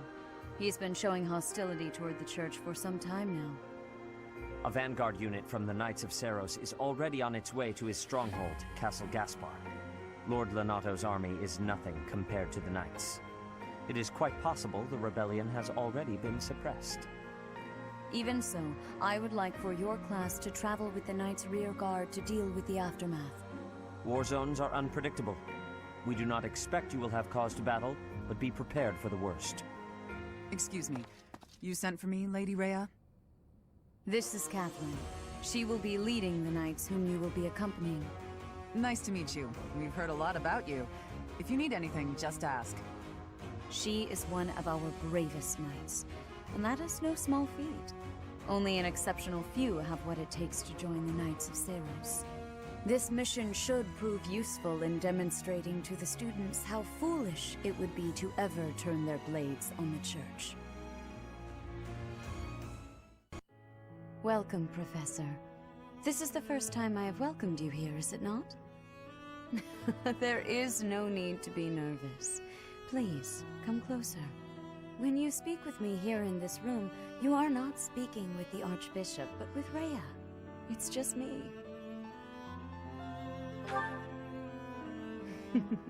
Such a sweet child. My apologies. I should not be treating you like a child. As Gerald's kin, somehow you don't seem at all a stranger to me. Speaking of Gerald, may I ask if he ever spoke of me to you? Oh dear, how heartless of him. In any case, let us endeavor to become closer from here on out. Since you are here, shall I tell you about the Gerald that I knew?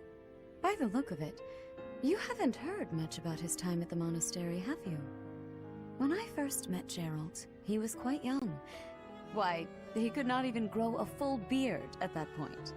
On one fateful occasion, the band of mercenaries he belonged to fought alongside the Knights of Seiros. I was traveling with the Knights at the time, and Gerald jumped in front of an attack meant for me. He was gravely wounded, on the verge of death. I tended to his wounds in a desperate attempt to save his life. Thankfully, my efforts were not in vain.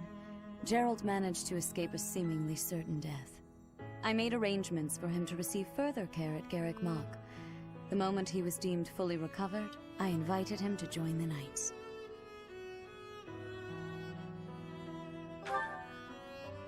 Well, it is not a story I have often repeated. Even at the monastery, there are not many who know that. I tell you this because, to me, you are the child of the one who saved my life all those years ago. And also...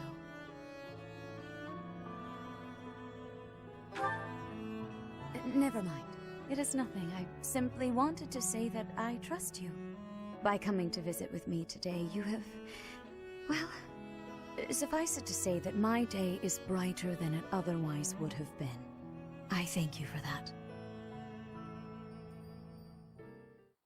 No matter how powerful our enemies may be, there is no need to worry so long as we're with Catherine, the mighty wielder of Thunderbrand. You mean you don't know? My weapon is called Thunderbrand. It's one of the hero's relics. A long, long time ago, the goddess bestowed divine weapons upon 10 heroes, which were passed down to their descendants. It's an honor to wield, but I'm afraid there won't be any chance for that today. Our mission is to help clean up the aftermath, not to fight. One must wonder why Lord Lenato would incite such a reckless rebellion. It all goes back to the tragedy of Duscur.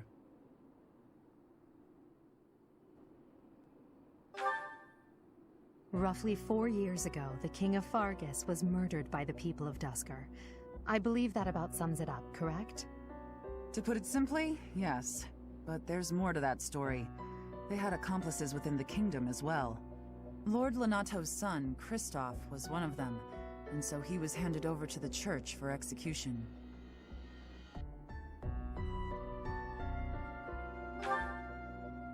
Speaking from the church's perspective, we simply passed judgment according to our doctrine in place of the kingdom, which was in complete chaos. Whatever the truth behind that incident may be, Lord Lonato has harbored resentment toward the Church ever since. Well, to be more specific, his grudge isn't only against the Church. It's also against the one who turned Kristoff over to them. Report! The enemy is approaching. They can't be avoided. Their numbers are far greater than we predicted. They used the fog to slip past the Knight's perimeter. It looks like our mission just changed, Professor. Everyone, prepare for battle! With this fog, it's impossible to tell where the enemy might be, or how many of them there are. The enemy could be trying to surround us, but they shouldn't have enough soldiers to form a tight circle. Take down anyone who breaks through the fog, and let's push through! That smell. It's fresh blood. It seems the battle has already started within the fog. Proceed with caution. Wait for them to enter your field of view. Lord Lonato doesn't deserve such sadness and anger. Now it's your turn to suffer.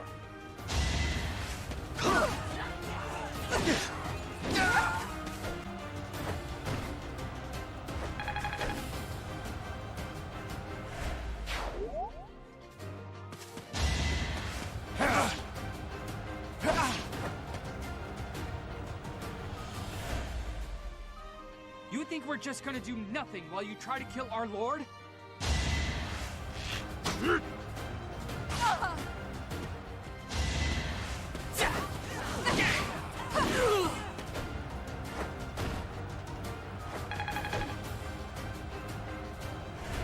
Lord Lonato, please don't die. I'm sorry, but I don't believe Lord Lonato has the strength to carry on.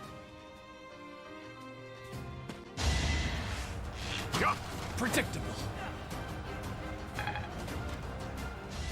Repent from the grave!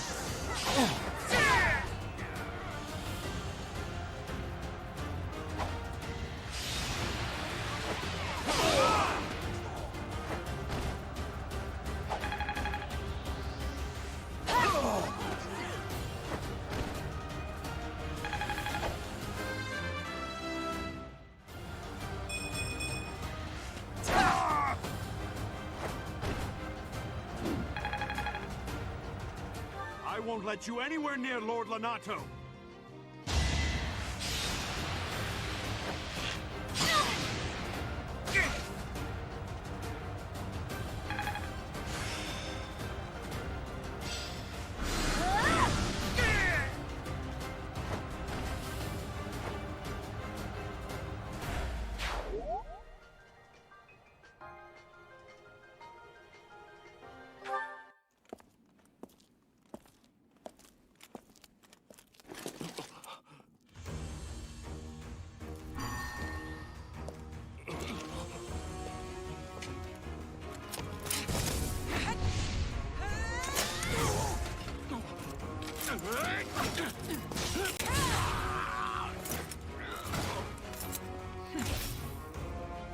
It's you.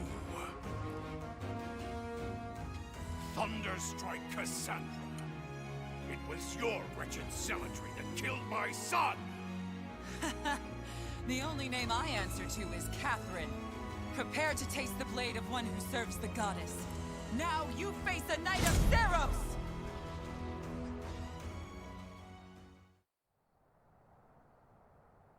The fog is cleared.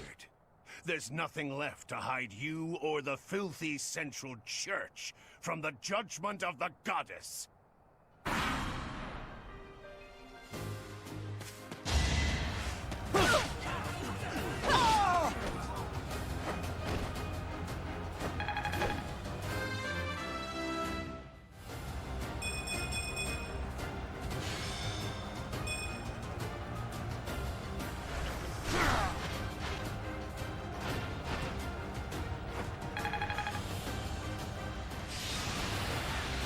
Yeah!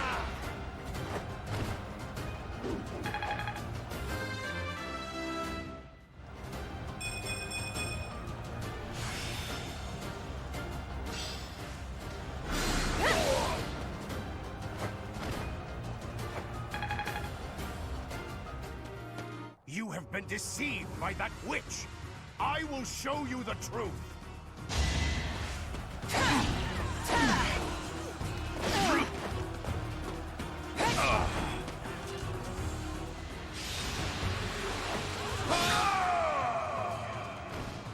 That vile woman.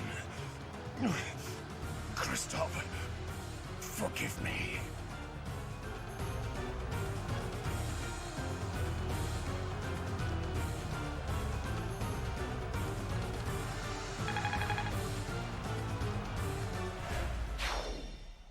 I never thought I'd see Lonato meet this fate. Well done, everyone. Let's gather our troops and go. Damn it was all so pointless. I've never seen so many people utterly heartbroken. Forcing innocent citizens to risk their lives? That man was not a noble, but a monster. What could have pushed Lord Lonato to this point? Everyone was a bit shaken by the militia fighting alongside our enemies.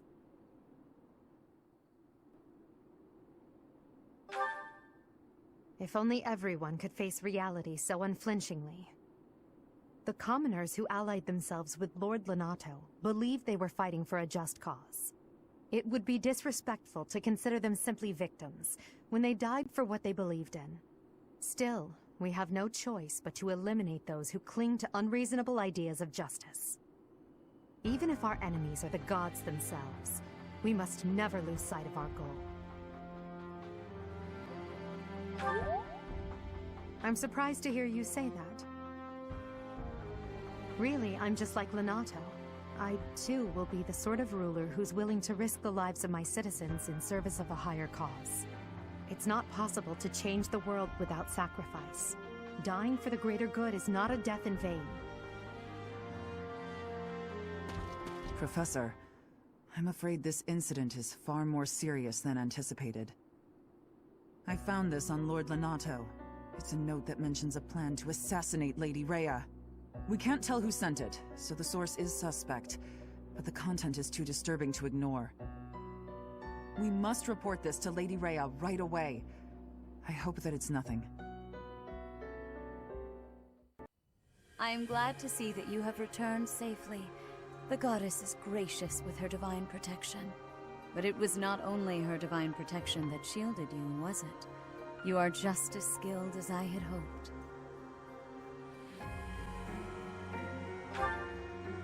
There is no need for modesty. I heard some of the students were hesitant about fighting militia. However, we must punish any sinner who may inflict harm upon believers, even if those sinners are civilians. I pray the students learned a valuable lesson about the fate that awaits all who are foolish enough to point their blades towards the heavens. Our real concern is what Catherine reported. The secret message that was in Lord Lonato's possession. It contained a deplorable plot to target the Archbishop on the day of the goddess's rite of rebirth. The plan seems unrealistic at best, but a threat is a threat. We must maintain constant vigilance. To that end, I would like for you and your students to help with security on the day of the ritual.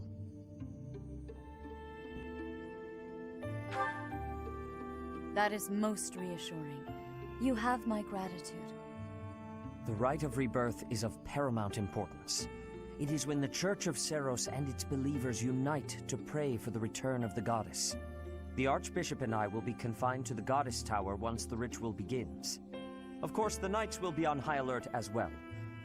But there aren't enough of them to keep watch on every corner of the monastery.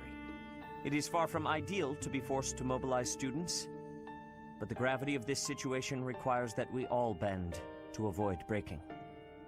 While there is no need to fear for my safety, we cannot turn a blind eye to those who would blaspheme so heinously. With any luck, this will all be for naught. Still, be on your guard.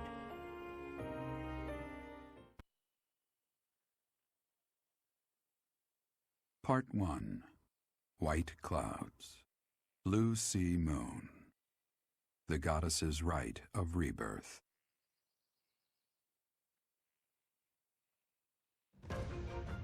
As the sun grows stronger and the nights grow ever shorter, the Blue Sea Star returns to the sky once more. Believed to be the goddess's home, her followers look to the star and commence celebrations of her rebirth. On the grounds of Garreg Mach Monastery, a grand ceremony is held in honor of this much-anticipated event. Every true follower of the Church of Seiros is sure to be in attendance.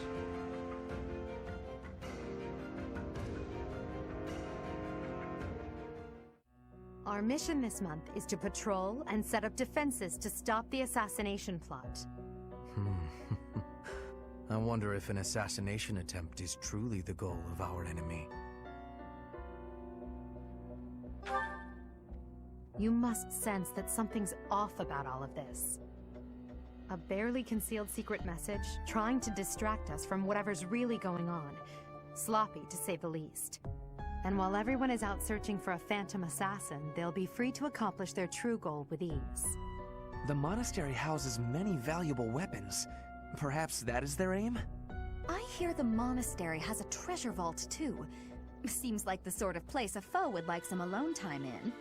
Garreg Mach is immense, and not just above ground, but below as well.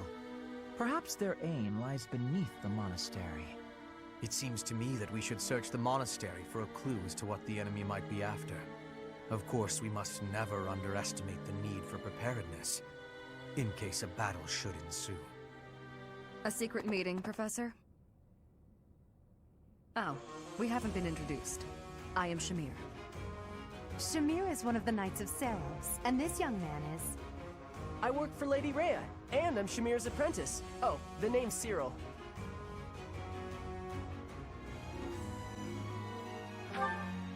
Yep, I help Lady Rhea with all kinds of stuff. I've got to protect Lady Rhea, so that's why I've got to learn all I can from Shamir. Cyril adores Rhea.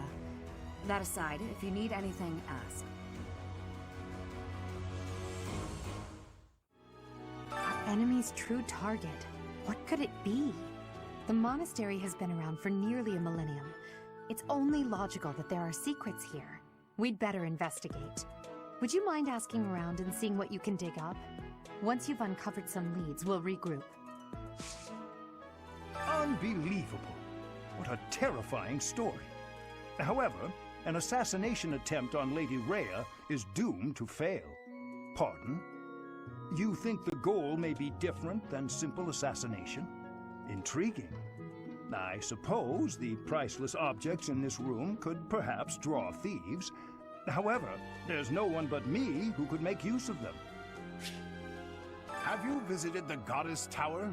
It's a sacred place used for rituals and the like. In general, students aren't allowed entry. But as you'd expect, that rule just excites their curiosity. Some have even tried sneaking in. Well, at least for this month, that kind of behavior is totally unthinkable. We have a lot more security, what with the goddess's rite of rebirth coming up. On the day of the rite, the monastery will be open to the public, including the Holy Mausoleum. The Holy Mausoleum is where the tomb of the divine Seiros lies. There she slumbers, eternally. That's pretty much all that's in there. Just an ancient coffin. It's sealed with a powerful magic to protect against would-be grave robbers. There's a place that the church values above all others. On the day of the rite, it will be open to the public. That will make it much easier than usual to access.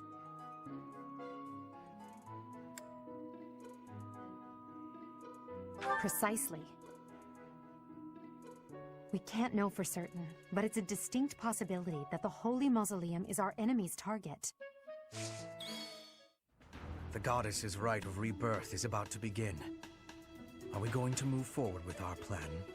I believe so. How confident are you in our theory, Professor?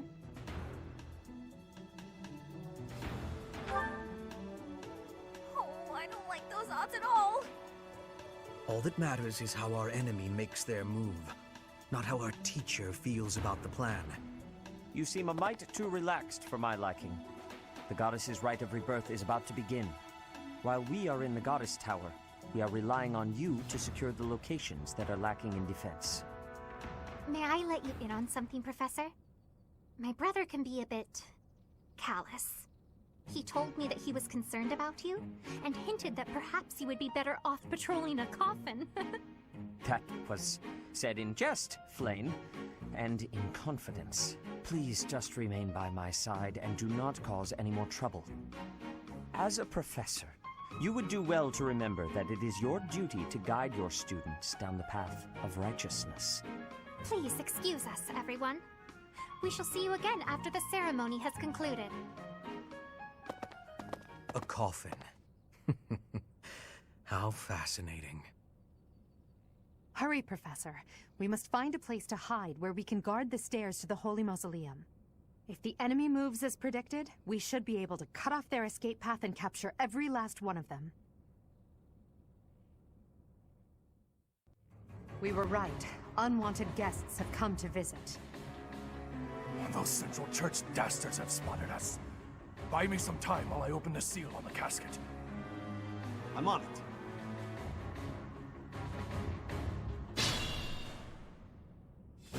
Our enemy appears to be after the tomb of Saint Saros in the back. Are they attempting to steal her bones? It would be best to defeat them before they achieve their aim.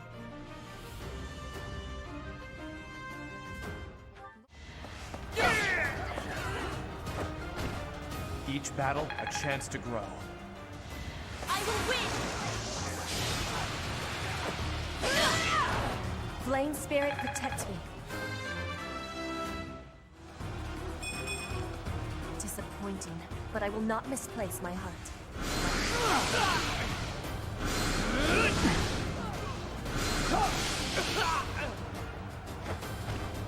I'd rather be napping. I could have been sleeping this whole time.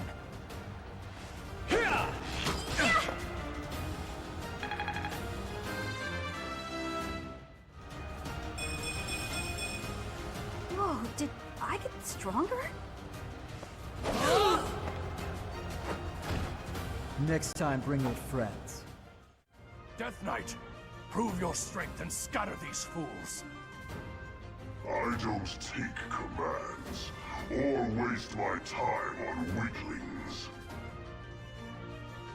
That knight is a powerful enemy. Let's do all we can to avoid him. Don't waste my time! No obstacle will stand.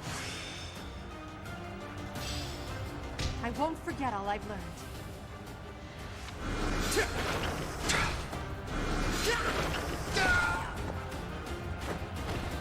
For Lady Aidregard. No one makes it past me.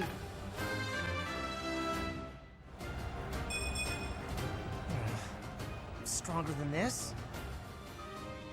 You're too late. The seal will be broken any minute now.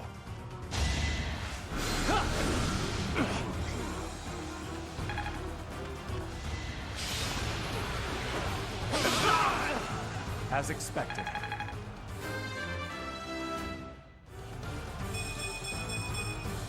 Such power dwells within? It's no use. A seal is broken. You can't... a sword.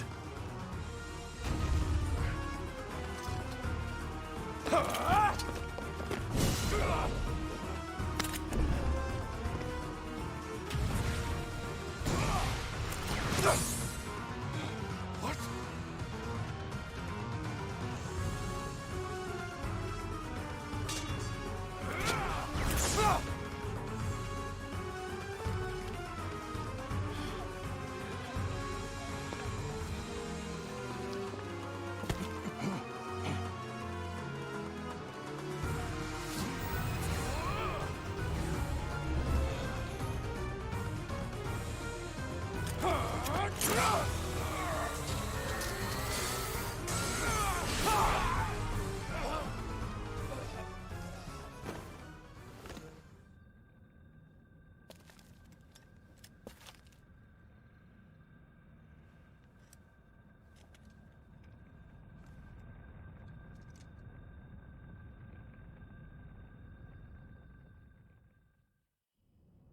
That sword is see. What a pleasant surprise.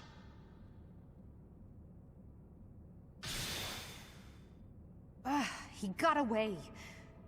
That sword. Why is it... That's the sword that was in the casket. Seems to be shimmering, almost as though... Is the intruder here? Oh, looks like you have this under control. You, round up any stragglers. Will do. As all of you have committed a breach of faith, the Archbishop will now pass judgment. Inciting a kingdom noble to rebel. Unlawful entry. The attempted assassination of the Archbishop. An attack on the Holy Mausoleum. It is unnecessary to go on, followers of the Western Church. What? We have nothing to do with the Western Church. You have already been identified. Please spare us your second-rate theater. Dishonoring a holy ceremony is worthy of death for a member of the Church. You are well past the hope of redemption. If you have any grace remaining, you will willingly offer your life as atonement for this crime. No, this isn't what we were told would happen. We've been deceived! It's no use arguing. Whatever your excuse, the punishment stands. May your souls find peace as they return to the goddess. Wait, please! The goddess would never forgive you for our execution! Monster. We know you've already slaughtered many of our fellow brethren like this. This concludes the investigation. Please remove these poor lost souls from my sight.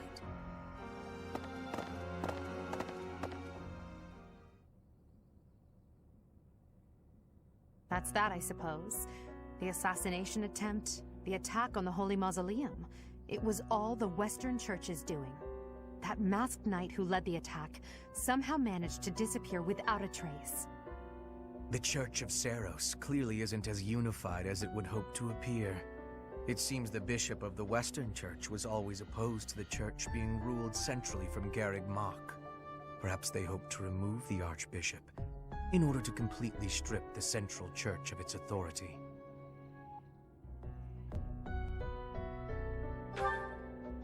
Oh, that's right. Geralt mentioned that you were raised without any exposure to the Church.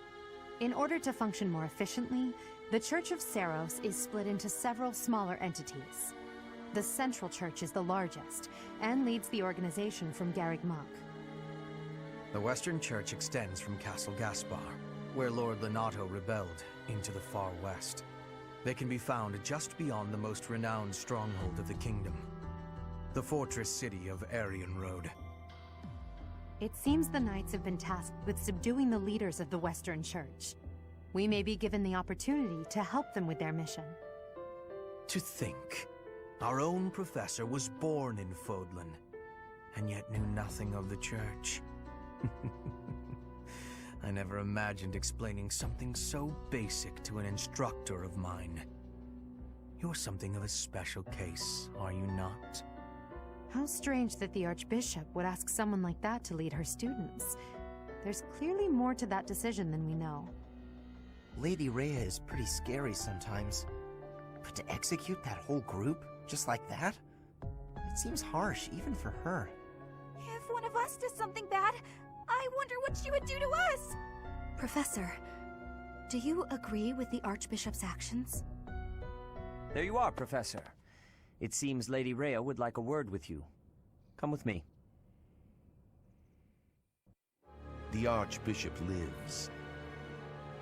Not that I had ever placed much faith in those swine from the Western Church. I have news, both good and bad. The remains of Seros were not in a tomb.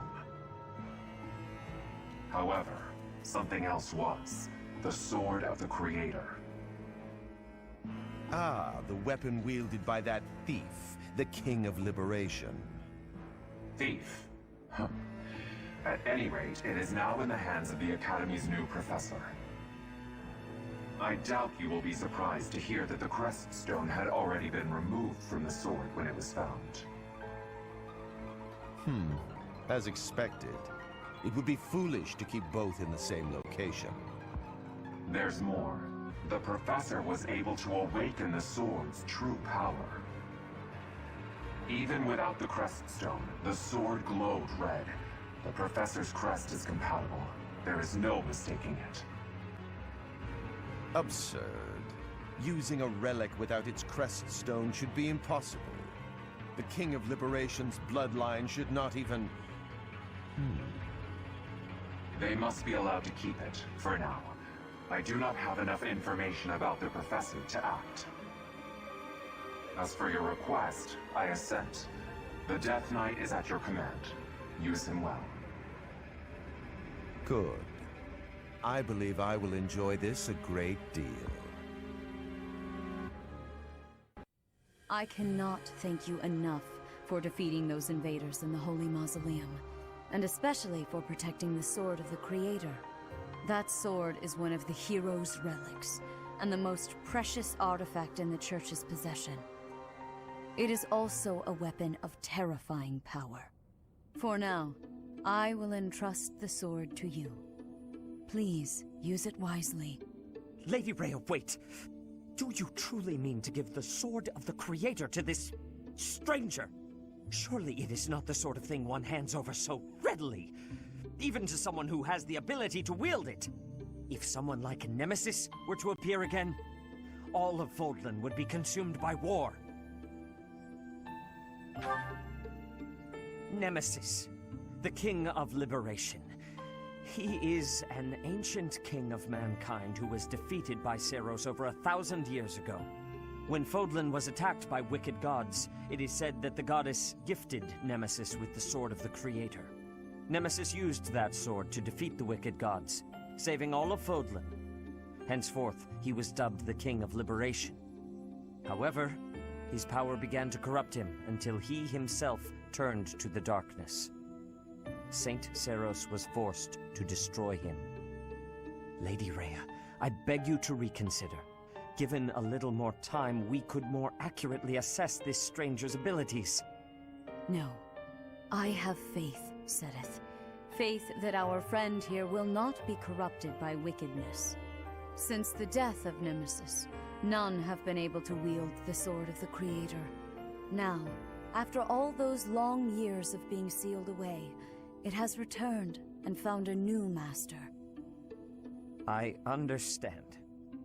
As you wish, Lady Rhea. There you have it, Professor. See that you do not betray the trust the Archbishop has seen fit to bestow upon you. The Sword of the Creator? The King of Liberation? Each tale is more confusing than the last. And I really can't read that Rhea at all. That sword is clearly precious. So why is she so keen to gift the thing to you?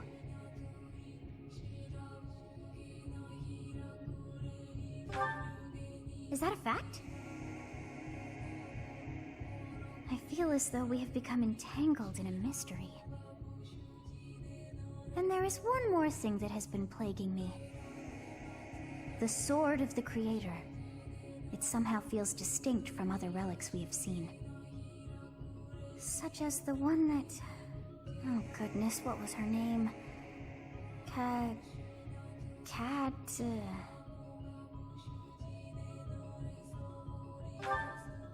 Yes, her!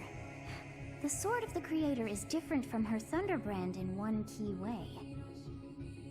It bears a hole, where something should have been, but is no more. I despise not knowing what is going on. It frightens me. And yet, I place my trust in you. I must.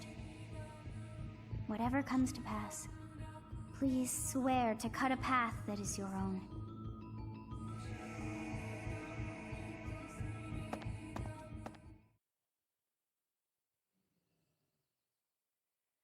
Part 1. White Clouds. Verdant Rain Moon. Tower of Black Winds.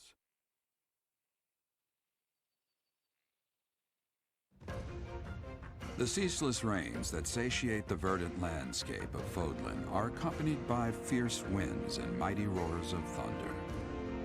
This abundance of rain, sparkling as it falls against beams of emerging sunlight, is a constant reminder to the people of Fodlan that nature is ever wild and unpredictable. For when the rain finally does take pause, the clouds part and give way to a glorious rainbow.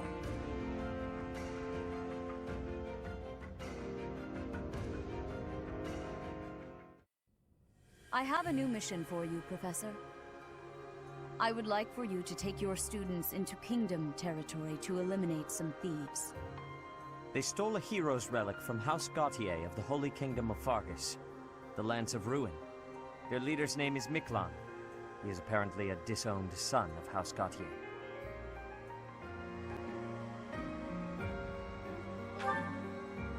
This skirmish involves a holy relic, and is therefore more than a single noble is capable of resolving. The hero's relics are immensely powerful weapons. We must meet this threat with adequate force. Unfortunately, most of the Knights of Seiros are away from the monastery, purging the apostates of the Western Church. So we are entrusting you with this mission. After all, you wield the Sword of the Creator, which is more than capable of opposing any relic. The Sword of the Creator is a powerful weapon well beyond the other relics. You have nothing to fear. However, to ensure that no harm comes to the students, we will also send the monastery's most skilled individuals to aid you. I must remind you that you are expected to conduct yourself in a manner befitting the wielder of that holy sword. Also, you should know that Professor Hanneman has been looking for you. That is all. Professor, I heard about our mission for this month. A thief with a hero's relic is worrisome, but with you at our side, I'm certain we can handle him. After all, you have the Sword of the Creator. It was allegedly wielded by Nemesis, the King of Liberation. If the legends are true, you hold the power to stand against entire armies. A band of thieves should be nothing. Even the most elite Imperial forces or the Knights of Seiros could not hope to defeat you.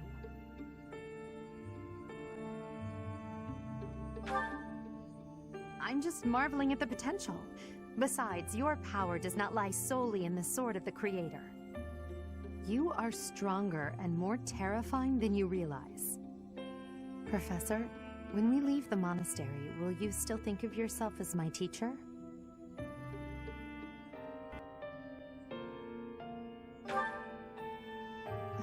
Never mind. I'm being thoughtless with my words. For now, let's just focus on the problem at hand. Good of you to come, Professor. I've heard much about you lately. Specifically, that you are able to awaken the Sword of the Creator's power. Thusly, it seems the true nature of your crest has been uncovered. I had, of course, seen your crest before. However, at first, I failed to recognize its true nature.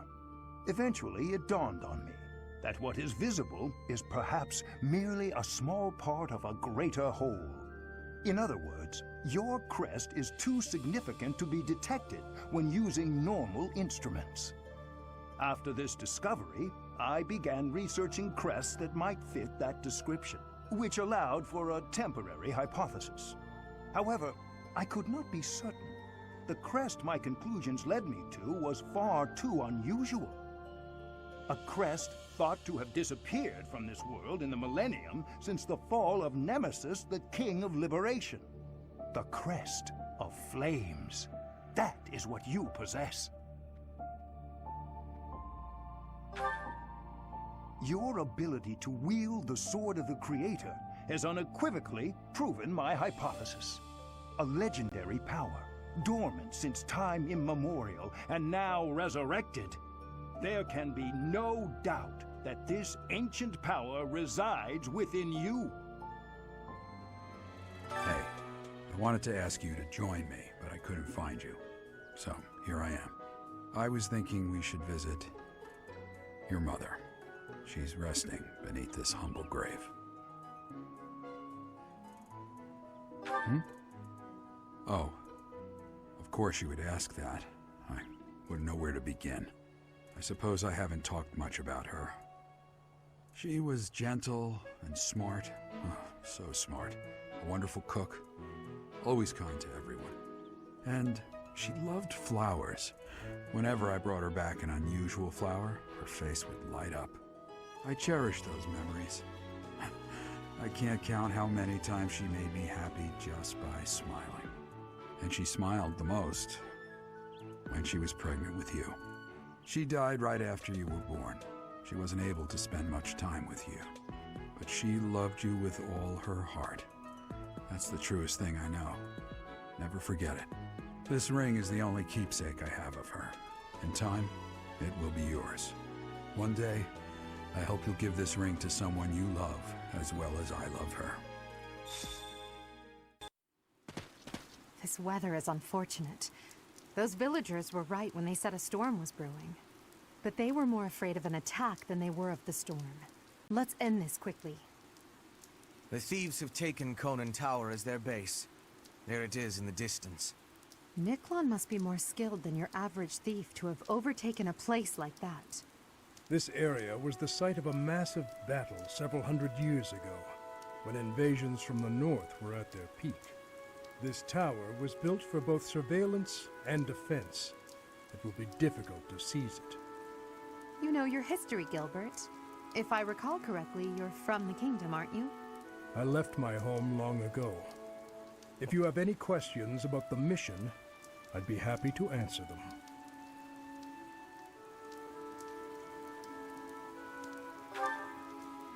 House Gautier has always placed great importance on whether or not someone bears a crest. Margrave Gautier has 2 sons. A crest never manifested for his eldest. It's not hard to imagine why he left and wound up in this sort of life. There's no reason that crests should have the power to dictate someone's destiny. Don't you agree, Gilbert? He was just another victim of cruel fate. Forsaken by the goddess, who now demands his execution. The enemy is close by. We're almost to the top floor. They have nowhere left to flee, so the situation is in our favor.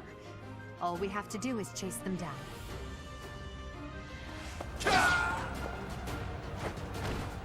You fought well. Splendor of nobility! This was beneath me. Take me seriously. All roses have thorns. Growth is a part of life. The captain's in trouble. Hurry up, you fools! Enemies approach from the lower floors. Watch the rear flank.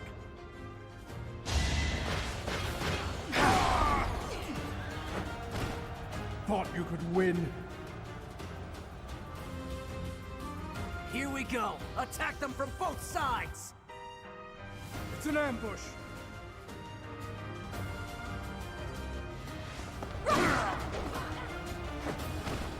Failure is not an option. That won't do it all.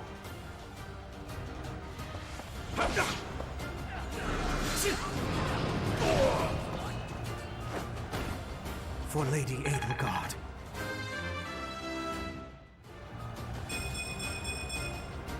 This strength will serve Lady Edelgard well. I call that a win.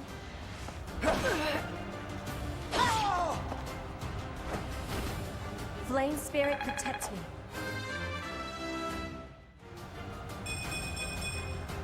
Hard work created this. Appreciated.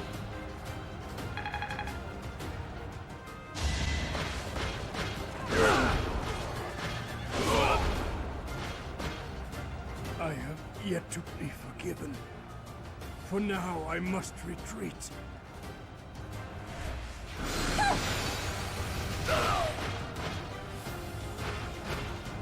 I won't go down so easily.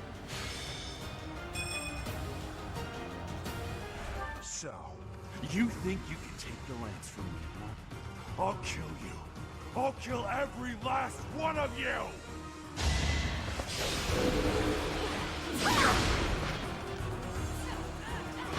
Keep that on.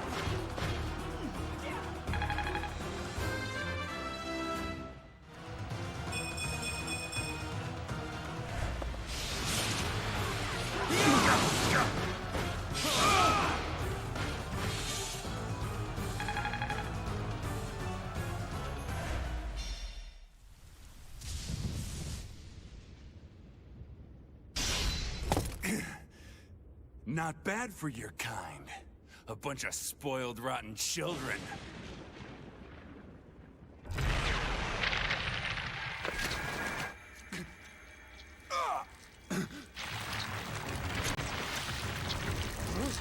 What the hell?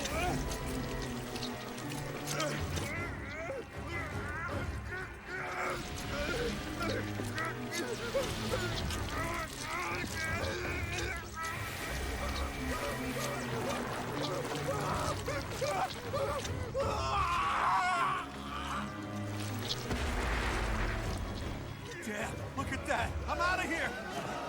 Hold on!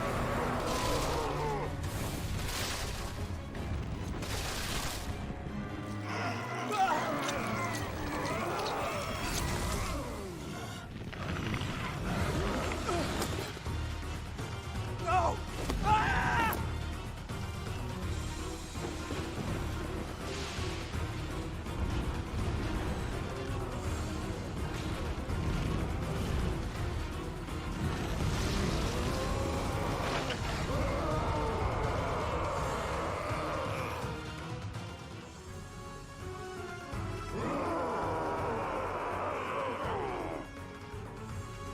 That form. Oh my. Is this your first time fighting such a thing? Then listen well to what I say. An evil power has caused them to grow quite large. Their life force is beyond a mortal like yourself. You cannot win unless you fell them twice, or even thrice. Even if you've cornered one, you cannot let your guard down. Those things are even worse when threatened. But you should be conquering that thing instead of talking to me. If you're out of questions, get over there and fight! Such is the fate of one whose life is corrupted by a crest stone. How pitiable. The least we can do is put an end to his suffering.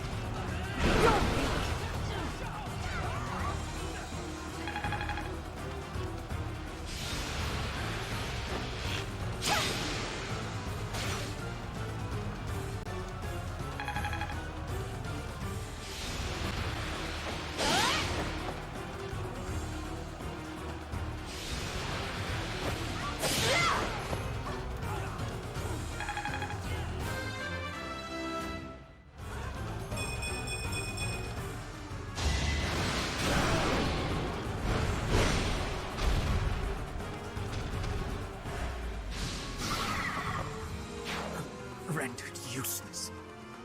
Lady Edelgard, forgive me.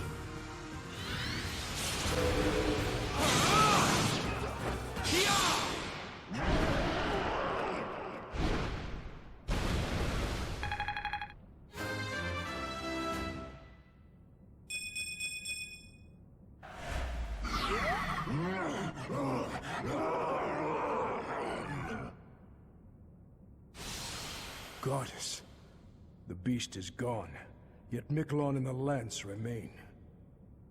It is done. Let's retrieve the lance and depart at once. That man, his form was changed. It was as though that lance was swallowing him whole. On that side, it makes sense that your students were upset.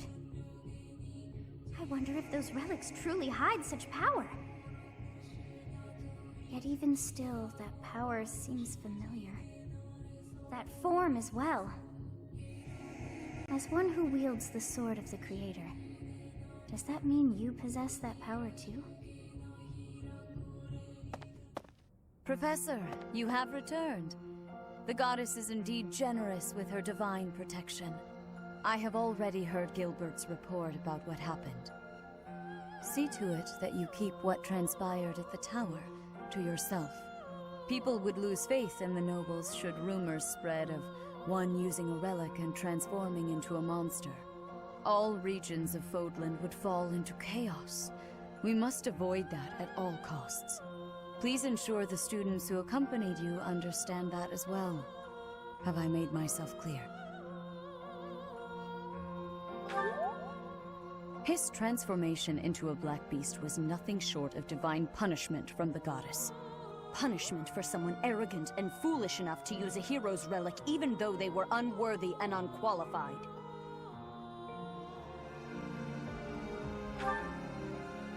Of course, that is why we rushed to recover it. Sadly, we did not arrive in time. The church will formally return the lance to House Gautier, if you would. You have my gratitude. I can see that I was right to trust you with this. Please report back. I will tell you of your new mission for the coming moon at that time. I assume the Archbishop was pleased with your performance. Did you return the Lance of Ruin? I keep thinking about what Gilbert told us.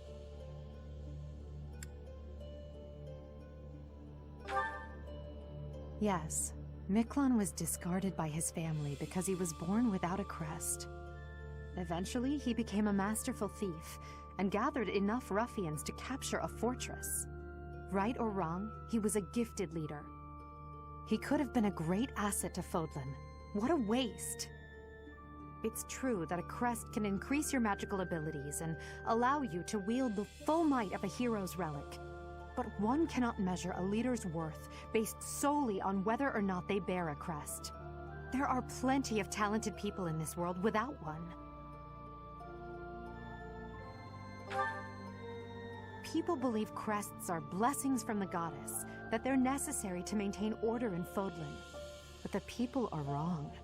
Crests are to blame for this brutal, irrational world we live in.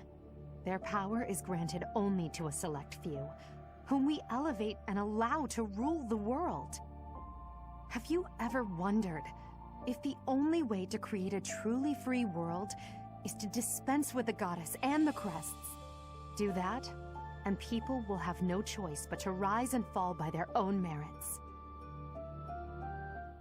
Lady Edelgard, I question whether you revealed too much to the Professor. Perhaps I did. It is true that our teacher possesses a rare talent. Even I cannot deny it. The ability to wield the sword of the Creator is concerning. I've already explained this to you. My power alone is insufficient. That's why I'm borrowing power from those people. If our teacher can wield it in my stead, I believe that would be for the best. It's a risk. A dangerous one. You leave me no choice but to take matters into my own hands. Please excuse me.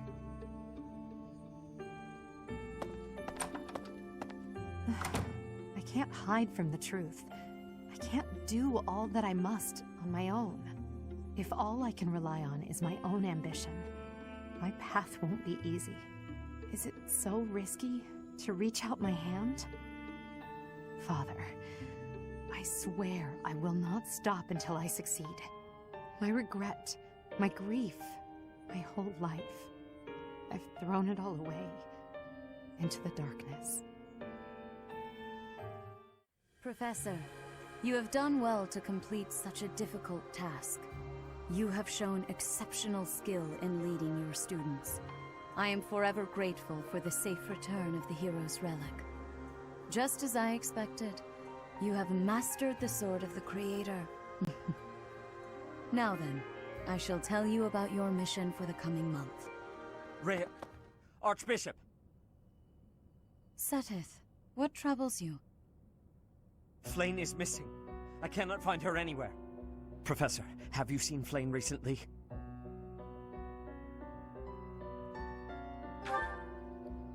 I have searched everywhere. Where could she be? She may be in danger. Oh no, no, no, what am I to do? Calm yourself, Seteth. Professor, we shall continue our discussion another time.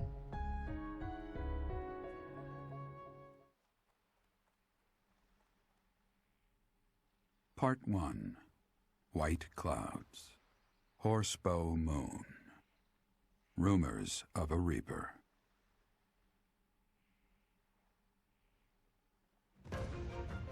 As cold air begins to creep in from the north of Fargus, Fodlan welcomes the riches of fall.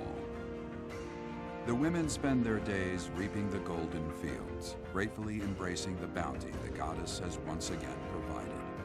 The men venture into the wilds with horse bows and empty sacks ready to be filled with game. As I believe you are already aware, Seteth's younger sister Flayn has gone missing. At present, all we know for certain is that she has not left Garreg Mach. Flayn is not the type of person to just wander off on her own without telling me where she is going. We have searched the monastery thoroughly, but have found nothing. I am now mobilizing the knights to begin searching the town. Troubling rumors have been running rampant lately. I do not wish to consider the worst, but...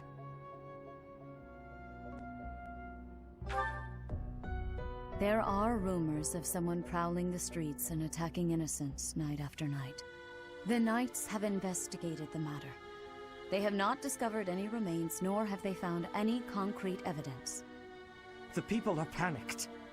They all insist someone called the Death Knight is coming to claim their souls with his blade. There is no way she could have escaped unscathed if she were captured by such a fiend. Where is she? Seteth, recall that impatience begets error. Please do your best to calm yourself. I think of your sister as family as well. You know that. You have my support. We will devote ourselves fully, mind, body, and soul to recovering her. Professor, your mission for this month is to help find Flayn. The knights have the town covered, so I ask that you focus your efforts on searching the monastery again. We do not have time to waste.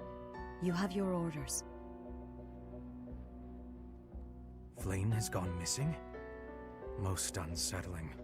It doesn't seem likely that she's simply gotten lost. I'll help in any way that I can. So, our mission this month is to find her?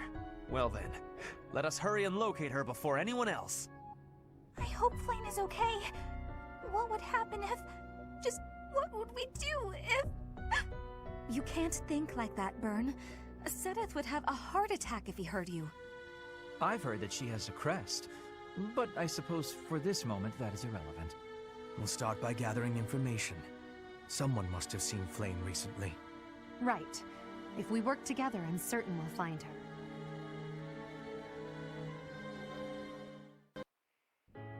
Hello, Professor. It is so nice to see you here. It brings me great joy to know that you wish to visit with me again. I have this odd feeling that recently you've been trying to avoid me. I am relieved to hear that. In any case, I am delighted by this opportunity to speak with you again. My, how laughable I must seem. I imagine you must be dumbstruck by how unbecoming my behavior is for the Archbishop of all of Fodlan. Such brusque manners. You must get those from your father. In any case, how are you feeling? Have you experienced anything strange since you began wielding the Sword of the Creator? Oh, there are just so many legends about that blade. I was worried that carrying it may result in some strange side effect. Has there really been nothing odd? A tightness in your chest? Strange dreams? Anything of the sort?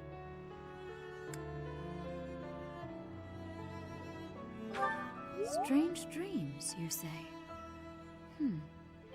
They may very well have something to do with that relic of yours. Please know that you are welcome to come to me about anything. I am here for you, always. By the way, when I see you at work giving such splendid guidance to all of your students, I want you to know that it brings me great joy, as though I myself am receiving the benefit of your kindness. We must begin our search for Flame, Professor. If she ran off of her own free will, that's her business. But that may not be the case. For her sake, I suggest we assume that she was abducted and begin an investigation. Who benefits from kidnapping her? Let's gather all the information we can on anyone who's been acting strangely. I hope Flame isn't going hungry. If someone really kidnapped her, I'll never forgive them. Now that I think about it, I saw Alois hanging out by the pond not too long ago. He was always getting into trouble for trying to talk to Flame, you know? It's probably a crazy thought, but I'm starting to worry. Hey there, Professor. Did you want to talk? What? Me? Abduct Flame? You can't really believe I did that. No, that's just because of my dumb jokes. She says that they're not very good. But if I went around kidnapping everyone who said that, the whole monastery would be empty. Flame? No, I haven't seen her. She's been abducted. Oh, you're looking for her. Sorry, my mind was somewhere else. I just recently learned she has a crest. Did you know that, Professor? If it was a particularly rare crest, I could imagine Professor Hanneman would have quite an intense interest in her. Oh, no, I'm not accusing Professor Hanneman of abducting Flame. Young Flame's disappearance is most troubling. What? Who would suspect me? You know what? I'll tell you who. A fool, that's who.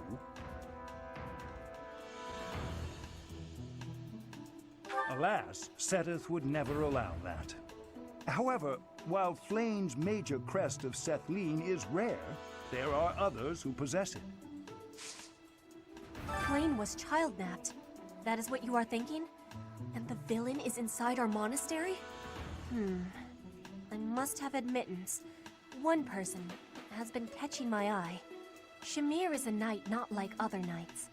Her movements are being reminders of... No. They remind me of warriors of Brigid. Before she was here, what was she getting up to? What brings you here?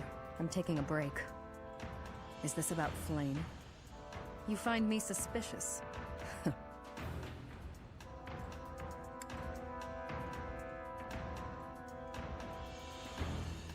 I was somewhere else, fighting. Is that a problem? I understand that I don't fit in among the Knights of Seiros, but that hardly links me to Flame's disappearance. To think that Flame would disappear like this. Seteth must be worried sick. I haven't much to go off of, and perhaps it's out of line for me to feel so uncomfortable. But something has been bothering me for a while about Gilbert. I feel as though I've met him somewhere before. I also noticed him staring intently at Annette once. Miss Flame's whereabouts are unknown. Pray she is safe. We do not seem to have any leads at present. I am one of the suspects, am I? Well, hopefully I can lay your suspicions to rest. Do you know of my, let's call it, unique situation? I was once a knight, in service to the Fargus royal family.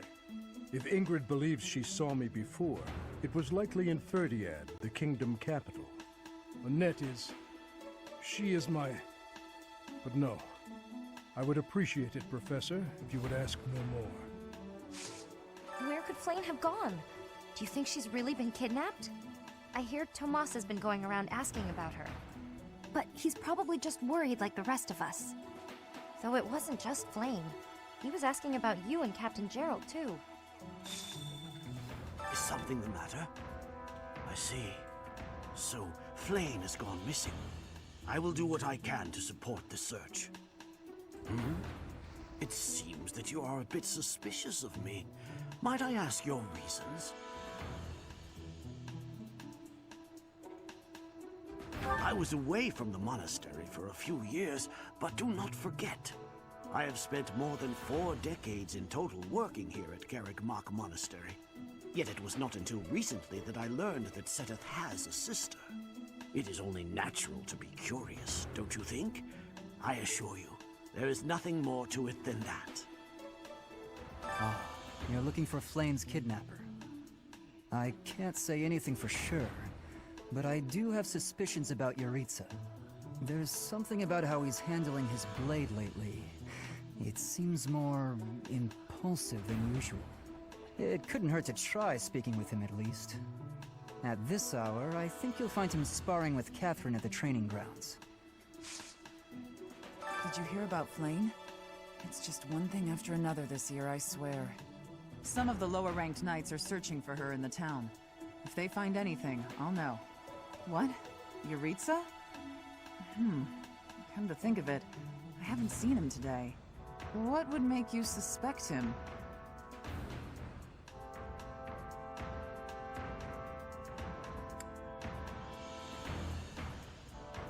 I see. Well, I'll let the knights know. Hey, Professor, have you seen Manuela? I saw her running off somewhere in a terrible hurry. I wonder if it has anything to do with Flayn's disappearance. Do you know, Professor? Oh, yes. Didn't you know? She was the senior diva in our opera company.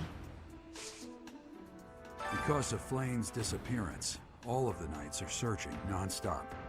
But we haven't found a single lead. Seteth's face is getting paler by the minute. It's hard to watch. What's that? You're looking for Manuela? Well, I did pass by her earlier.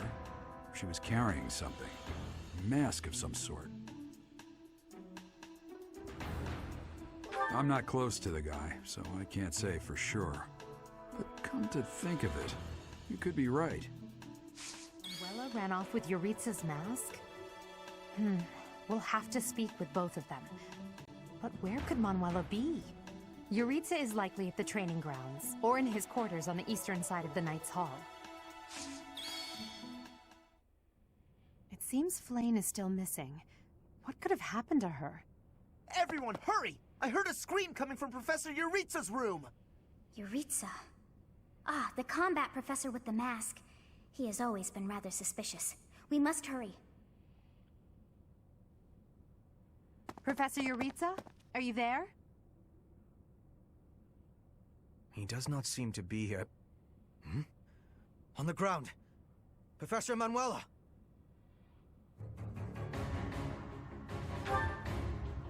She's unconscious. Someone clearly attacked her. Look at her hand. It looks as though she is pointing at something. There. There's an opening behind that shelf. Perhaps a secret passageway. What is the meaning of... Wait, is that Manuela? What happened here? We know as much as you do. She needs to be taken to the infirmary. Yes, of course. And quickly. Give me a hand, child. Understood. I'll support her head. Professor, I'll be back shortly. Please be careful. Does this mean Professor Yuritsa did it? Could he also have kidnapped Flayn? We should start by investigating this passageway. Do you agree, Professor? Agreed. The culprit could be hiding inside. That settles it. We'll take the offensive. Here we come, you monsters! Shall we, Professor?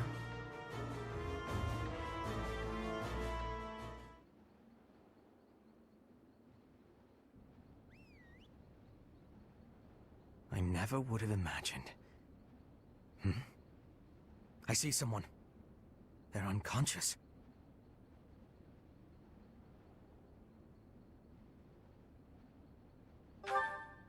Yes. And there is someone else, too. It appears to be another student. Someone's coming. I recognize that scythe and mask. It's that jerk we fought at the Holy Mausoleum. That sword. You must be. One of us will die. The other will live. I will enjoy this dance of damnation. objective is to recover Flame. Let us hope we are not too late. Let the lesson begin! Should I have held back?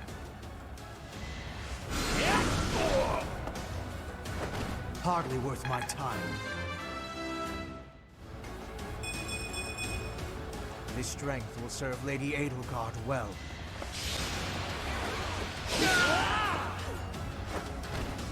Only a fool challenges me.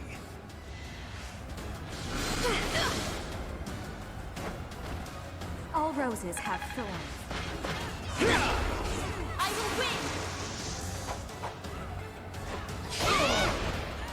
I will not be stopping.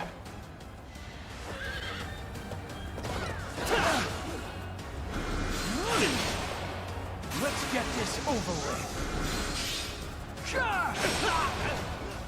Huh. Victory.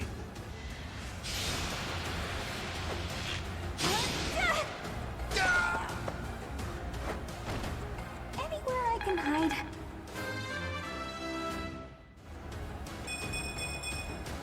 Whoa, did I get stronger?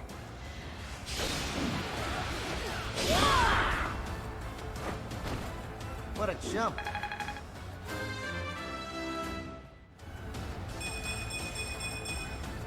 I'm just getting started. What a thrill. Kill them. Halt! You're having a bit too much fun. You are getting in the way of my game. Huh. You'll have more opportunities to play soon. Your work here is done. Understood. I will go.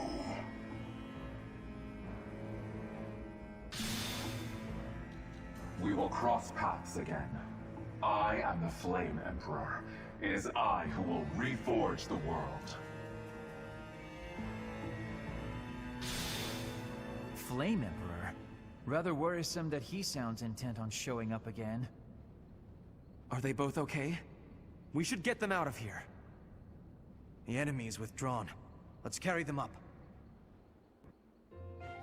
They're pale and their pulses are slow. Still, I don't believe their lives are in danger. You found Flame? Where?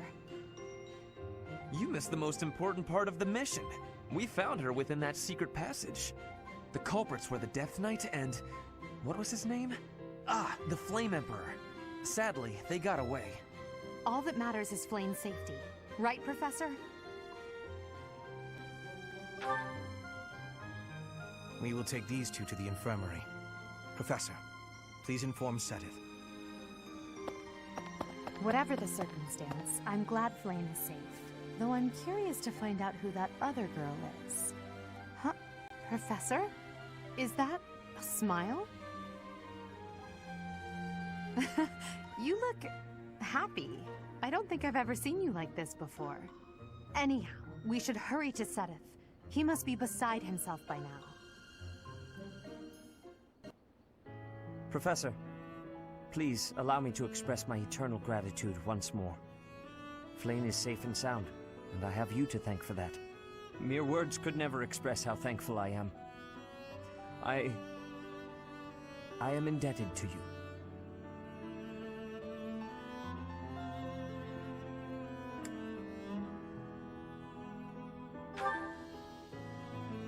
Yes, indeed.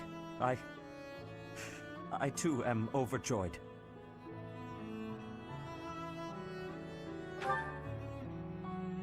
Her kidnapper was the masked knight who vanished during the Rite of Rebirth, the one known as the Death Knight. Considering the circumstances, it seems plausible to assume that his true identity is Yaritza. And we cannot forget about the mysterious Flame Emperor. His true motives are yet unclear. However, I have an idea.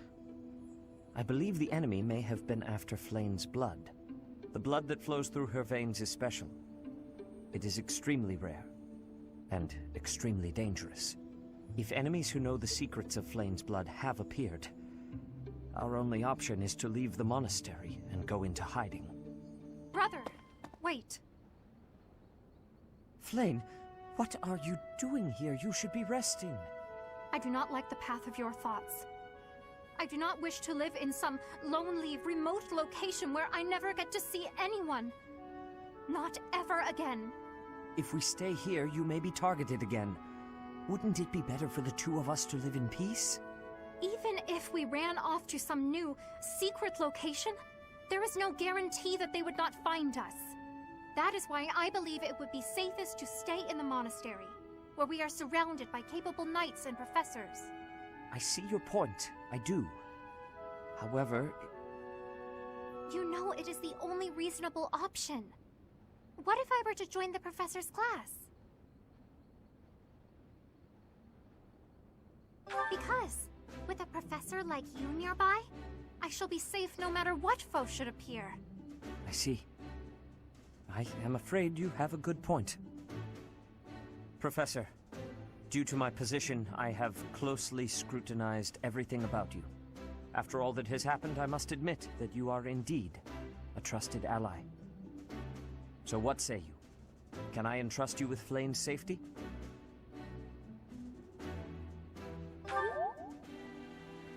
I am so glad that Flayn is safe. Yet I can't help but wonder what the story is about that other girl.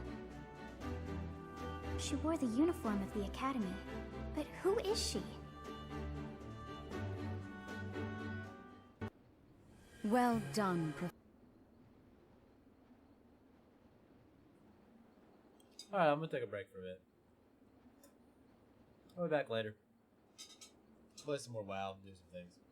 Appreciate everyone who tuned in, and as always, I love you guys, and I'll